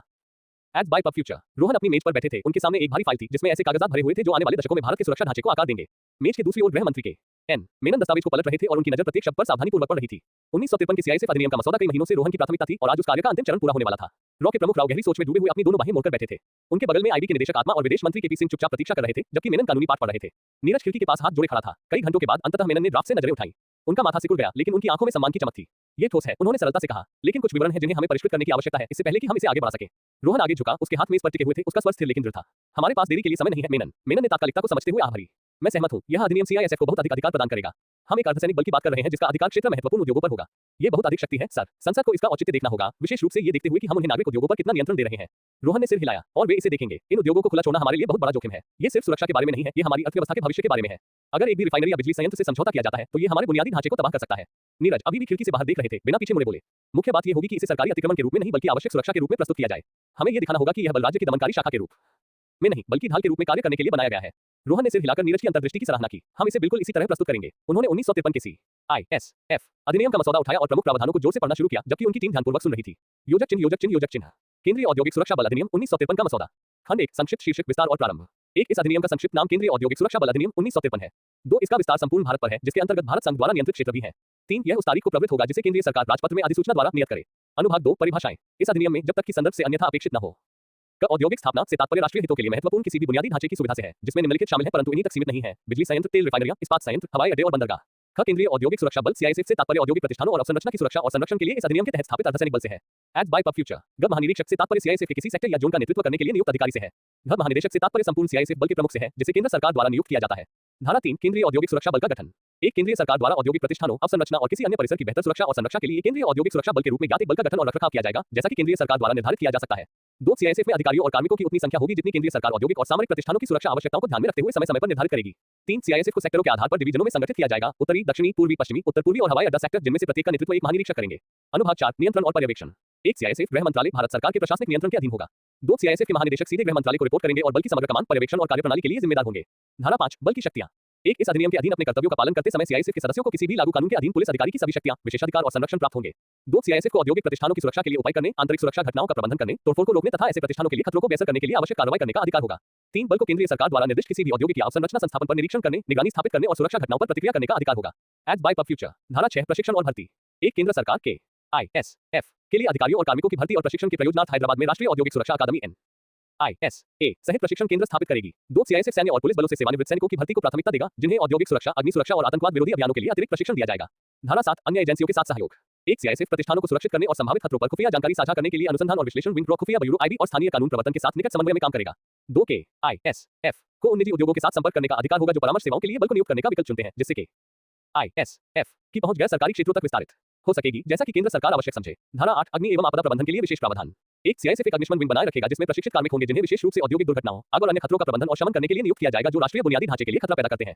2 अग्निशामक विंग को रिफाइनरियों, बंदरगाहों और इस्पात संयंत्रों सहित महत्वपूर्ण औद्योगिक प्रतिष्ठानों पर तैनात किया जाएगा, ताकि आगे अन्य आपदाओं की स्थिति में त्वरित प्रतिक्रिया प्रदान की जा सके। धारा 9 अपराध और दंड। इस अधिनियम के तहत अपने कर्तव्यों के निर्वहन में सीआईएसएफ के किसी सदस्य के खिलाफ बाधा, तोड़फोड़ या हिंसा का कोई भी कार्य कानून द्वारा आपराधिक अपराध के रूप में दंडनीय होगा, जो मौजूदा कानूनों द्वारा निर्धारित कारावास और जुर्माने के अधीन होगा। 2 सीआईएसएफ संरक्षण के तहत किसी औद्योगिक प्रतिष्ठान में तोड़फोड़ या तोड़फोड़ का प्रयास करने से संबंधित अपराधों को आतंकवादी कृत्य माना जाएगा और संबंधित आतंकवाद कानूनों के तहत मुकदमा चलाया जाएगा। धारा 10 परामर्श सेवाएं। 1 सीआईएसएफ औद्योगिक सुरक्षा, अग्नि सुरक्षा और आपदा तैयारी के मामलों में सार्वजनिक और निजी क्षेत्र के संगठनों को परामर्श सेवाएं प्रदान करेगा। 2 ऐसी सेवाएं केंद्रीय सरकार द्वारा निर्धारित शर्तों पर प्रदान की जाएंगी तथा के आईएसएफ सरकारी प्रतिष्ठानों से परे अपनी विशेषज्ञता बढ़ाने के साधन के रूप में अपने परामर्श कार्य के लिए शुल्क ले सकेगा। योजक चिन्ह योजक चिन्ह योजक चिन्ह। रोहन ने ड्राफ्ट पढ़ने के बाद कुछ देर रुककर कहा, यह एक व्यापक अधिनियम था जिसका उद्देश्य न केवल एक सुरक्षा बल बनाना था, बल्कि एक ऐसा ढांचा स्थापित करना था जो भारत की अर्थव्यवस्था के हृदय को सुरक्षित रख सके। विज्ञापन हटाकर अपने पढ़ने के अनुभव को बेहतर बनाएं। Ads by pub future. मसौदा तैयार होने के बाद रोहन को पता था कि अब बहस और मतदान का समय आ गया है। रोहन को यह सुनिश्चित करने में 1 सप्ताह लग गया कि ड्राफ्ट में कोई खामी नहीं है, और जब उन्हें यकीन हो गया कि ड्राफ्ट में कोई खामी नहीं है, तब उन्होंने ऐसा किया। 1953 का सीआईएसएफ अधिनियम सदन में पेश किया गया और उन्हें पता था कि यह बिना प्रतिरोध के पारित नहीं होगा। विपक्षी नेताओं ने प्रस्तावित केंद्रीय औद्योगिक सुरक्षा बल के दायरे और शक्ति के बारे में चिंता व्यक्त की थी और तर्क दिया था कि एक बल के हाथों में इतना अधिक अधिकार देना उचित नहीं है। लेकिन रोहन तैयार था। जब वे सदन में आए तो गृह मंत्री केन मेनन भी उनके पीछे पीछे आए और उन्होंने विधेयक का अंतिम संस्करण अपने हाथ में ले लिया। बिल को आकार देने में अहम भूमिका निभाने वाले नीरज पासी बैठे थे। रोहन ने अपनी सीट ली और गलियारे के दूसरी ओर बैठे युवा नेताओं के चेहरों को देखने लगा। ये विपक्ष की उभरती हुई आवाजें थीं, युवा और जोशीले, जिनमें से कई हाल की राजनीतिक उथल-पुथल से बचकर आए थे और अपना प्रभाव जमाने के लिए उत्सुक थे। कुछ लोगों ने स्वीकृति में सिर हिलाया, जबकि अन्य लोग पहले से ही कानाफूसी में गहन चर्चा में थे। यह कोई साधारण बहस नहीं थी, ये भारत की औद्योगिक सुरक्षा के भविष्य के बारे में थी। सदन के अध्यक्ष ने सत्र को शुरू करने का आह्वान किया और सदन में शांति छा गई। के.एन. मेनन विधेयक प्रस्तुत करने के लिए खड़े हुए। माननीय अध्यक्ष जी, सदन के सदस्यगण, उन्होंने कहा। उनकी आवाज पूरे कमरे में गूंज रही थी। आज हम केंद्रीय औद्योगिक सुरक्षा बल अधिनियम 1953 पर विचार कर रहे हैं। यह अधिनियम एक विशेष बल बनाने के लिए बनाया गया है, जिसका काम भारत के महत्वपूर्ण औद्योगिक बुनियादी ढांचे, हमारे बिजली संयंत्रों, रिफाइनरियों, हवाई अड्डों और अन्य की सुरक्षा करना है। Ads by pub future. ये सिर्फ प्रतिष्ठान नहीं है, ये हमारे देश की अर्थव्यवस्था की नींव है और उनकी सुरक्षा सर्वोपरि है। चैंबर में कुछ फुसफुसाहट हुई, लेकिन मेनन ने अपनी बात जारी रखी। दुनिया बदल रही है, हमारे देश के लिए खतरे अब सिर्फ बाहरी नहीं रह गए हैं। औद्योगिक तोड़फोड़, आतंकवाद और जासूसी असली खतरे हैं और हम बिना तैयारी के नहीं रह सकते। सीआईएसएफ किसी भी अन्य बल से अलग होगी, जिसे विशेष प्रशिक्षण दिया जाएगा और जिसका एकमात्र लक्ष्य हमारे देश की जान की रक्षा करना होगा। रोहन ने विपक्षी बेंचों पर बारीकी से नजर रखी। मेनन की बात खत्म होते ही विपक्ष के सबसे मुखर युवा नेताओं में से एक अर्जुन ठाकुर खड़े हो गए। ठाकुर 35 वर्ष के थे, उनकी नजरें तेज थीं और वे अपनी तीखी बयानबाजी के लिए जाने जाते थे। हाल ही में हुई राजनीतिक सफाई के बाद उनका प्रभाव तेजी से बढ़ा और उन्हें विपक्ष के भावी नेता के रूप में देखा जाने लगा। उनका लहजा सम्मानजनक था, लेकिन उसमें चुनौती की झलक भी थी। माननीय अध्यक्ष महोदय, मैं इस बात से सहमत हूं कि हमारे उद्योगों की सुरक्षा महत्वपूर्ण है, लेकिन मुझे इस अधिनियम के बारे में अपनी चिंताएं अवश्य व्यक्त करनी चाहिए। हम एक अर्धसैनिक बल को सार्वजनिक और निजी दोनों क्षेत्रों पर व्यापक अधिकार देने की बात कर रहे हैं। क्या यह सरकार का अतिक्रमण नहीं है? क्या हम एक ऐसे बल के निर्माण के खतरे में नहीं है जो अपने अधिकार क्षेत्र से बाहर जा सकता है? रोहन को इसकी उम्मीद थी। जैसे ही मेनन अपनी सीट पर लौटे, रोहन सदन को संबोधित करने के लिए खड़े हो गए। माननीय अध्यक्ष जी, मैं श्री ठाकुर को इन चिंताओं को उठाने के लिए धन्यवाद देता हूं। रोहन ने शांत किंतु दृढ़ स्वर में कहा, यह अधिनियम अतिक्रमण के बारे में नहीं है, ये संरक्षण के बारे में है। हमारे उद्योग हमारी अर्थव्यवस्था की रीढ़ है और वे लगातार असुरक्षित होते जा रहे हैं। हमने ऐसी घटनाएं देखी हैं, छोटी-छोटी, लेकिन फिर भी ऐसी घटनाएं हमें दिखाती हैं कि अगर इस प्रणाली को असुरक्षित छोड़ दिया जाए तो ये कितनी नाजुक हो सकती है। रोहन ने कुछ देर रुककर ठाकुर की आंखों से आंखें मिलाई, जो उसे ध्यान से देख रहे थे। मैं ये स्पष्ट कर दूं कि सीआईएसएफ ऐसा बल नहीं है जो निजी उद्योगों के दैनिक कार्यों में हस्तक्षेप करेगा। इसकी भूमिका पूरी तरह से सुरक्षात्मक है। यह शासन नहीं करेगा, ये तय नहीं करेगा कि व्यवसाय कैसे चलाए जाएं। इसका एकमात्र उद्देश्य ये सुनिश्चित करना है कि हमारे बिजली संयंत्र, रिफाइनरियां, हवाई अड्डे और अन्य महत्वपूर्ण प्रतिष्ठान खतरों से सुरक्षित रहें, चाहे वे खतरे हमारी सीमाओं के भीतर से हो या बाहर से। Ads by pub future. Thakur ने अविचलित होकर उत्तर दिया, प्रधानमंत्री जी, मैं सुरक्षा की आवश्यकता को समझता हूं, लेकिन हम ये कैसे सुनिश्चित करें कि यह बल नियंत्रण का साधन न बन जाए? सत्ता के दुरुपयोग को रोकने के लिए क्या सुरक्षा उपाय किए गए हैं? रोहन ने बिना किसी हिचकिचाहट के कहा, यह एक वैध सवाल है और हमने इसे अधिनियम में संबोधित किया है। सीआईएसएफ सीधे गृह मंत्रालय को रिपोर्ट करेगा और इसकी गतिविधियां इस सदन की निगरानी के अधीन होंगी। हर तैनाती, हर ऑपरेशन पारदर्शी होगा। इसके अलावा बल को स्थानीय कानून प्रवर्तन और खुफिया एजेंसियों RNAW और पुलिस के साथ सहयोग करने के लिए डिजाइन किया गया है। यह कोई अलग थलग बल नहीं है, यह जवाबदेही के ढांचे के भीतर काम करेगा। इससे पहले कि ठाकुर जवाब दे पाते, विपक्ष की एक और युवा और उभरती हुई नेता मीरा अय्यर खड़ी हो गई। अपनी तीक्ष्ण बुद्धि और बेबाक सवाल पूछने के लिए जानी जाने वाली अय्यर ने हाल के वर्षों की राजनीतिक उथल-पुथल से उभरने के बाद संसद में शीघ्र ही अपना नाम बना लिया था। उन्होंने कहा, प्रधानमंत्री जी, आपने स्थानीय कानून प्रवर्तन के साथ सहयोग की बात कही है, लेकिन क्या अधिकार क्षेत्र को लेकर भ्रम की स्थिति पैदा होने का खतरा नहीं है? सीआईएसएफ और स्थानीय पुलिस के बीच टकराव की स्थिति में क्या होगा? अंतिम अधिकार किसके पास है? रोहन ने इस सवाल के लिए तैयार होकर सिर हिलाया। यही कारण है कि सीआईएसएफ को इस तरह से संरचित किया गया है। सुरक्षा खतरे की स्थिति में औद्योगिक प्रतिष्ठानों के मामले में सीआईएसएफ नेतृत्व करेगा, लेकिन केवल स्थानीय कानून प्रवर्तन के साथ समन्वय में। कोई शक्ति संघर्ष नहीं होगा क्योंकि जनादेश स्पष्ट है। सीआईएसएफ औद्योगिक सुरक्षा से संबंधित है। कानून और व्यवस्था पुलिस के अधिकार क्षेत्र में है। हमने इस अधिनियम को इस तरह से बनाया है कि जिम्मेदारियों में कोई ओवरलैप नहीं होगा। केन मेनन रोहन के तर्क का समर्थन करने के लिए खड़े हुए। माननीय सदस्यों, ये स्थानीय अधिकारियों से शक्ति छीनने के बारे में नहीं है। सीआईएसएफ तभी हस्तक्षेप करेगी जब किसी महत्वपूर्ण प्रतिष्ठान को सीधा खतरा हो। उनकी उपस्थिति एक ढाल है, हस्तक्षेप नहीं। सदस्यों द्वारा स्पष्टीकरण सुनने के बाद कुछ देर के लिए मौन रहा, लेकिन तभी विपक्ष के युवा और अधिक आदर्शवादी सदस्यों में से एक विक्रम सेठी खड़े हुए। उन्हें युवा मतदाताओं और बुद्धिजीवियों का समर्थन प्राप्त था और वे अपने वाकपटु भाषणों के लिए जाने जाते थे। Ads by pub future. उन्होंने कहा, प्रधानमंत्री जी, मैं पूछ सकता हूं कि हम ये कैसे सुनिश्चित करें कि उद्योग, विशेषकर निजी उद्योग, सहयोग करने के लिए तैयार है? क्या उन्हें सीआईएसएफ की मदद लेने के लिए मजबूर किया जाएगा या ये स्वैच्छिक होगा? रोहन ने स्वर में आए बदलाव को भांपते हुए थोड़ा मुस्कुराया। उद्योगों को सीआईएसएफ की सेवाएं लेने के लिए बाध्य नहीं किया जाएगा। निजी उद्यमों के लिए यह पूरी तरह से स्वैच्छिक है। हम जो पेशकश कर रहे हैं वही परामर्श सेवा है, जिसे वे चुन सकते हैं यदि उन्हें लगता है कि यह आवश्यक है। सार्वजनिक बुनियादी ढांचे को निश्चित रूप से स्वचालित रूप से संरक्षित किया जाएगा, लेकिन निजी क्षेत्र को यह निर्णय लेने की स्वतंत्रता है कि वे हमारी सेवाएं चाहते हैं या नहीं। सेठी ने सोच समझकर सिर हिलाया और रोहन देख सकता था कि विपक्ष के कुछ सदस्य नरम पड़ने लगे थे। फिर भी कमरे में तनाव था। बहस कई घंटों तक जारी रही, जिसमें विभिन्न युवा सदस्यों ने वित्तपोषण, परिचालन व्यवस्था और राजनीतिक दुरुपयोग की संभावना के बारे में चिंताएं व्यक्त की। लेकिन रोहन और उनकी टीम के पास हर सवाल का जवाब था। उन्होंने प्रतिरोध का अनुमान लगा लिया था और पूरी तैयारी कर ली थी। शाम ढलने के साथ ही स्पीकर ने आखिरकार मतदान का आह्वान किया। लोकसभा के सदस्यों के मतदान करते ही सदन में सन्नाटा छा गया। रोहन अपनी सीट पर बैठ गया और अंतिम मतों की गिनती देखता रहा। उन्हें पता था कि उनके पास बहुमत है, लेकिन विपक्ष ने अपनी आवाज बुलंद कर दी थी। उन्होंने इसका सम्मान किया। ये क्रियाशील लोकतंत्र था और उन्होंने सावधानीपूर्वक जांच की सराहना की, भले ही इसमें तनाव के क्षण भी आए हों। कुछ मिनट बाद अध्यक्ष परिणाम घोषित करने के लिए खड़े हुए। केंद्रीय औद्योगिक सुरक्षा बल अधिनियम 1953 लोकसभा द्वारा पारित किया जाता है। पूरे कमरे में तालियों की गड़गड़ाहट फैल गई, हालांकि विपक्षी बेंचें ज्यादातर शांत रहीं। रोहन ने अंतिम बार सदन को संबोधित करने से पहले कुछ क्षण के लिए खुद को संतुष्ट होने दिया। उन्होंने कहा, माननीय सदस्यगण, उनकी आवाज में धीमी तालियों की गड़गड़ाहट गूंज रही थी। आपकी विचारशील बहस और आपके समर्थन के लिए धन्यवाद। यह अधिनियम केवल एक कानून नहीं है, ये हमारे राष्ट्र के भविष्य की रक्षा करने का वादा है। CISF के साथ हम अपने उद्योगों, अपनी अर्थव्यवस्था और अपने लोगों की सुरक्षा की दिशा में एक महत्वपूर्ण कदम उठा रहे हैं। रोहन जब कमरे से बाहर निकला तो नीरज उसके बगल में चला आया। उसने धीरे से कहा, बहुत बढ़िया सर। रोहन मुस्कुराया, हालांकि उसका दिमाग पहले से ही आगे बढ़ रहा था। बस एक और चेक पॉइंट कवर हो गया। नीरज, विज्ञापन हटाकर अपने पढ़ने के अनुभव को बेहतर बनाएं। Ads by pub future. 1953 में हैदराबाद की शुष्क एवं कठोर गर्मी में जहां तक नजर जाती थी, बंजर भूमि फैली हुई थी। धूल के बादल उन लोगों के समूह के चारों ओर घूम रहे थे जो फटी हुई धरती पर खड़े थे। लेकिन वे जानते थे कि यहाँ क्या हो रहा है। यह एक ऐसी इमारत है जो किसी महान कार्य की शुरुआत है। नीसे यानी राष्ट्रीय औद्योगिक सुरक्षा अकादमी सिर्फ एक परियोजना नहीं थी, यह एक दृष्टिकोण की नींव थी। ये भारत की अपनी औद्योगिक रीढ़ की रक्षा करने की महत्वाकांक्षा का प्रतीक थी। यद्यपि 1953 की दुनिया इसके लिए तैयार नहीं थी, लेकिन रोहन ने फिर भी प्रयास किया और इसे संभव बनाया। इससे न केवल भारत का दर्जा बढ़ेगा बल्कि उसे एक मिसाल कायम करने का अवसर भी मिलेगा जिसका अनुसरण पूरा विश्व करेगा। रोहन ने अपने हाथों को कमर पर रखकर दृढ़ संकल्प के साथ साइट का निरीक्षण किया। यह विश्वास करना कठिन था कि इस खाली जमीन पर जल्दी दुनिया की सबसे उन्नत सुरक्षा प्रशिक्षण अकादमियों में से एक स्थापित हो जाएगी।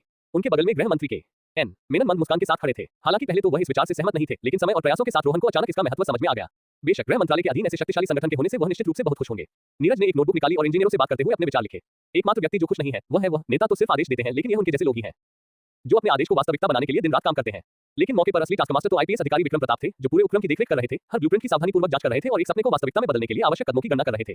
उन्हें बहुत आश्चर्य हुआ जब उन्हें इस नए विभाग का नेतृत्व करने के लिए बुलावा आया, जो पूरे भारत और विश्व में सनसनी बन गया। CISF अधिकांश लोगों की समझ से परे है, लेकिन जब वे इसे वास्तविकता के साथ गहराई से समझने की कोशिश करेंगे तो उन्हें इसका एहसास होगा। Ads by pub future. चाहे आप कितने भी शक्तिशाली क्यों न हो, एक छोटी सी रेखा भी दोष रेखा में बदल सकती है। रोहन ने उसे यह बात बताई और तब से वह इस नई नौकरी के लिए तैयार है। एक अजीब सी खामोशी के बाद मैंने कहा, हम यहाँ भविष्य का निर्माण कर रहे हैं सर। इस जगह को पीढ़ियों तक टिकना चाहिए। ये सिर्फ कार्यात्मक नहीं हो सकता, इसे वैश्विक मानक स्थापित करना होगा। रोहन ने सिर हिलाया। हमें सबसे अच्छे बुनियादी ढांचे की जरूरत है, ऐसा कुछ जो न केवल मौजूदा जरूरतों को पूरा करे बल्कि खतरों के बदलने के साथ विकसित भी हो। शॉर्टकट के लिए कोई जगह नहीं है। विक्रम ने आगे बढ़कर एक अस्थायी टेबल पर ब्लूप्रिंट का एक सेट तैयार किया। हम सिर्फ छात्रावासों और कक्षाओं से कहीं ज्यादा की बात कर रहे हैं। हमें ऐसे प्रशिक्षण वातावरण की जरूरत है जो वास्तविक दुनिया के औद्योगिक परिवेश, बिजली संयंत्रों, रिफाइनरियों, यहाँ तक कि बंदरगाहों की नकल करते हो। ये सिर्फ सिमुलेशन नहीं बल्कि पूर्ण पैमाने पर काम करने वाली प्रतिकृतियां होंगी। मेनन की भौहें थोड़ी ऊपर उठी, प्रभावित होकर। आप वास्तविक औद्योगिक स्थलों के बारे में सोच रहे हैं, यही? विक्रम ने कहा, बिल्कुल सही। विचार यह है कि आखिरी बोर्ड तक सब कुछ दोहराया जाए। भर्ती करने वाले सिर्फ अमूर्त परिदृश्यों पर प्रशिक्षण नहीं लेंगे, वे ऐसी परिस्थितियों में काम करेंगे जो भारत के महत्वपूर्ण बुनियादी ढांचे की रक्षा करते समय उनके सामने आने वाली परिस्थितियों से मिलती जुलती होंगी। रोहन ने जब सुना तो उसे योजना के पीछे की महत्वाकांक्षा समझ में आ गई। ये बहुत बड़ा था, लेकिन यह जरूरी भी था। इन साइटों के लिए क्या योजना है? उन्होंने पूछा। विक्रम ने ब्लूप्रिंट पर कुछ खास जगहों की ओर इशारा किया। यहाँ नो BJNN। उन्होंने एक हिस्से पर अपनी उंगली थपथपाते हुए कहा, ये वह जगह है जहां हम एक तेल रिफाइनरी की प्रतिकृति बनाएंगे। इसमें काम करने वाले पाइप, वाल्व, टैंक और नियंत्रण प्रणाली होगी, वह सब कुछ जो आप एक असली रिफाइनरी में उम्मीद करते हैं। भर्ती करने वाले लोग वहां चल सकेंगे, सिस्टम कैसे काम करते हैं ये सीख सकेंगे, कमजोरियों को समझ सकेंगे और सबसे महत्वपूर्ण बात यह है कि वे यथार्थवादी वातावरण में आपात स्थितियों के लिए प्रशिक्षित होंगे। और यहाँ पर विक्रम ने अपनी उंगली दूसरे हिस्से की ओर ले जाते हुए कहा, यह नकली बिजली संयंत्र होगा। इसमें एक कार्यशील टरबाइन कक्ष, नियंत्रण केंद्र और विद्युत ग्रिड होंगे। ये सिर्फ दिखावे के लिए नहीं है, पूरी चीज को इस तरह से जोड़ा जाएगा जैसे कि यह एक वास्तविक सुविधा हो। इसलिए जब हम बिजली की विफलता या उल्लंघन का अनुकरण करेंगे तो ये यथासंभव वास्तविक होगा। नीरज ने झुककर योजनाओं को ध्यान से देखा। और ये नकली साइटें क्या वे पूरी तरह से चालू होंगी? हम उन्हें यथासंभव यथार्थवादी रखते हुए सुरक्षा कैसे सुनिश्चित करेंगे? विक्रम ने आत्मविश्वास से जवाब दिया, हम पहले ही विभिन्न उद्योगों के इंजीनियरों से संपर्क कर चुके हैं। वे हमें नियंत्रित परिस्थितियों में काम करने वाली प्रणालियों को डिजाइन करने में मदद करेंगे ताकि हम छोटे पैमाने के रिसाव से लेकर बड़ी प्रणाली विफलताओं तक सब कुछ का अनुकरण कर सकें, लेकिन अंतर्निहित सुरक्षा उपायों के साथ। रोहन प्रभावित हुए बिना नहीं रह सका। उसने सोचा कि आने वाले सालों में भर्ती होने वाले लोग इन जटिल जगहों पर आसानी से कैसे पहुंचेंगे, हर वाल्व और स्विच के काम करने के तरीके के बारे में छोटी से छोटी जानकारी कैसे जान पाएंगे। Ads by pub future. उन्होंने लगभग अपने आप से कहा, यह सिर्फ एक प्रशिक्षण स्थल नहीं है, ये भारत के उद्योगों का एक कार्यशील मॉडल है। लेकिन ये सिर्फ औद्योगिक प्रतिकृतियों के बारे में नहीं था। जैसे ही वे साइट पर आगे बढ़े, विक्रम ने अकादमी के एक अन्य महत्वपूर्ण भाग, अग्नि एवं खतरा सिमुलेशन इकाई के लिए योजनाओं की रूपरेखा प्रस्तुत की। विक्रम ने खाली जमीन की ओर इशारा करते हुए बताया, हमारे यहाँ पूर्ण पैमाने पर फायर हाउस होंगे। यह क्षेत्र औद्योगिक आग का अनुकरण करेगा, विशेष रूप से रासायनिक संयंत्रों और रिफाइनरियों जैसे उच्च जोखिम वाले वातावरण में। हम नियंत्रित बंद यूनिट बना रहे हैं जो वास्तविक दुनिया की स्थितियों की नकल करेंगे, छोटी बिजली की आग से लेकर बड़े पैमाने पर रासायनिक विस्फोट तक सब कुछ। मेनन ने कहा, हमें इसके लिए विशेष उपकरणों की आवश्यकता होगी, असली अग्निशमन उपकरण। अगर हम उन्हें रिफाइनरी की आग से निपटने के लिए प्रशिक्षित कर रहे हैं तो उन्हें ये भी जानना होगा कि अत्यधिक ज्वलनशील पदार्थों वाले वातावरण में कैसे काम करना है। रोहन ने सिर हिलाया। और हमें खतरनाक सामग्रियों को संभालने वाले उद्योगों के विशेषज्ञों के साथ सहयोग की आवश्यकता होगी। वे आग या आपदाओं के प्रकारों के बारे में जानकारी दे सकते हैं जिनका हमें अनुकरण करने की आवश्यकता है। उनके दिमाग में बुनियादी ढांचे के बारे में सोचना शुरू हो गया था। नीसे सिर्फ एक अकादमी नहीं होगी, ये सीखने और अनुकरण का एक जीवंत सांस लेने वाला संगठन होगा। इसका हर भाग एक उद्देश्य पूरा करेगा। विक्रम ने जमीन पर एक ऊंचे स्थान की ओर इशारा करते हुए कहा, यहाँ हम निगरानी और नियंत्रण टावर बनाएंगे। उस स्थान पर जमीन ऊपर उठनी शुरू हुई थी। इस इमारत से हमें सभी मॉक साइटों का पूरा नजारा देखने को मिलेगा। हम रंगरूटों को औद्योगिक क्षेत्रों की निगरानी करने के लिए प्रशिक्षित करेंगे। नियंत्रण टावर नीसे का तंत्रिका केंद्र होगा। विक्रम ने कहा, भर्ती करने वालों को ये सीखना होगा कि तोड़फोड़ या अंदरूनी खतरों के शुरुआती संकेतों को कैसे पहचाना जाए। वे अनियमितताओं को पहचानने का अभ्यास करेंगे, बाड़ में एक छोटी सी दरार से लेकर महत्वपूर्ण मशीनरी के पास संदिग्ध व्यवहार तक कुछ भी। मेनन, जो ध्यान से सुन रहे थे, ने सहमति में सिर हिलाया। यही वह जगह है जहां हम खुफिया जानकारी को सुरक्षा के साथ एकीकृत करते हैं। हम सुनिश्चित करेंगे कि आईबी और रॉ को इस प्रक्रिया में शामिल किया जाए। यदि कोई विश्वसनीय खतरा है तो हमें भर्ती करने वालों को इसके घटित होने से पहले ही इसके बारे में पता होना चाहिए। बुनियादी ढांचे की योजनाएं बहुत बड़ी थी, लेकिन हर विवरण महत्वपूर्ण था। यह सिर्फ प्रशिक्षण के बारे में नहीं था, यह एक ऐसा वातावरण बनाने के बारे में था जो वास्तविक दुनिया की परिस्थितियों से इतना मिलता जुलता हो कि जब तक भर्ती हो वे देश के किसी भी औद्योगिक स्थल पर आत्मविश्वास के साथ काम कर सके। Ads by pub future. लेकिन इसमें और भी बहुत कुछ था। औद्योगिक क्षेत्रों, अग्निशमन केंद्रों और नियंत्रण टावरों के अलावा नीसे को आत्मनिर्भर होने के लिए डिजाइन किया गया था। लॉजिस्टिक्स और ऑपरेशन दिन प्रतिदिन की गतिविधियों का प्रबंधन करेगा और यह सुनिश्चित करेगा कि अकादमी सुचारू रूप से चले। इसके बगल में एक छात्रावास परिसर है।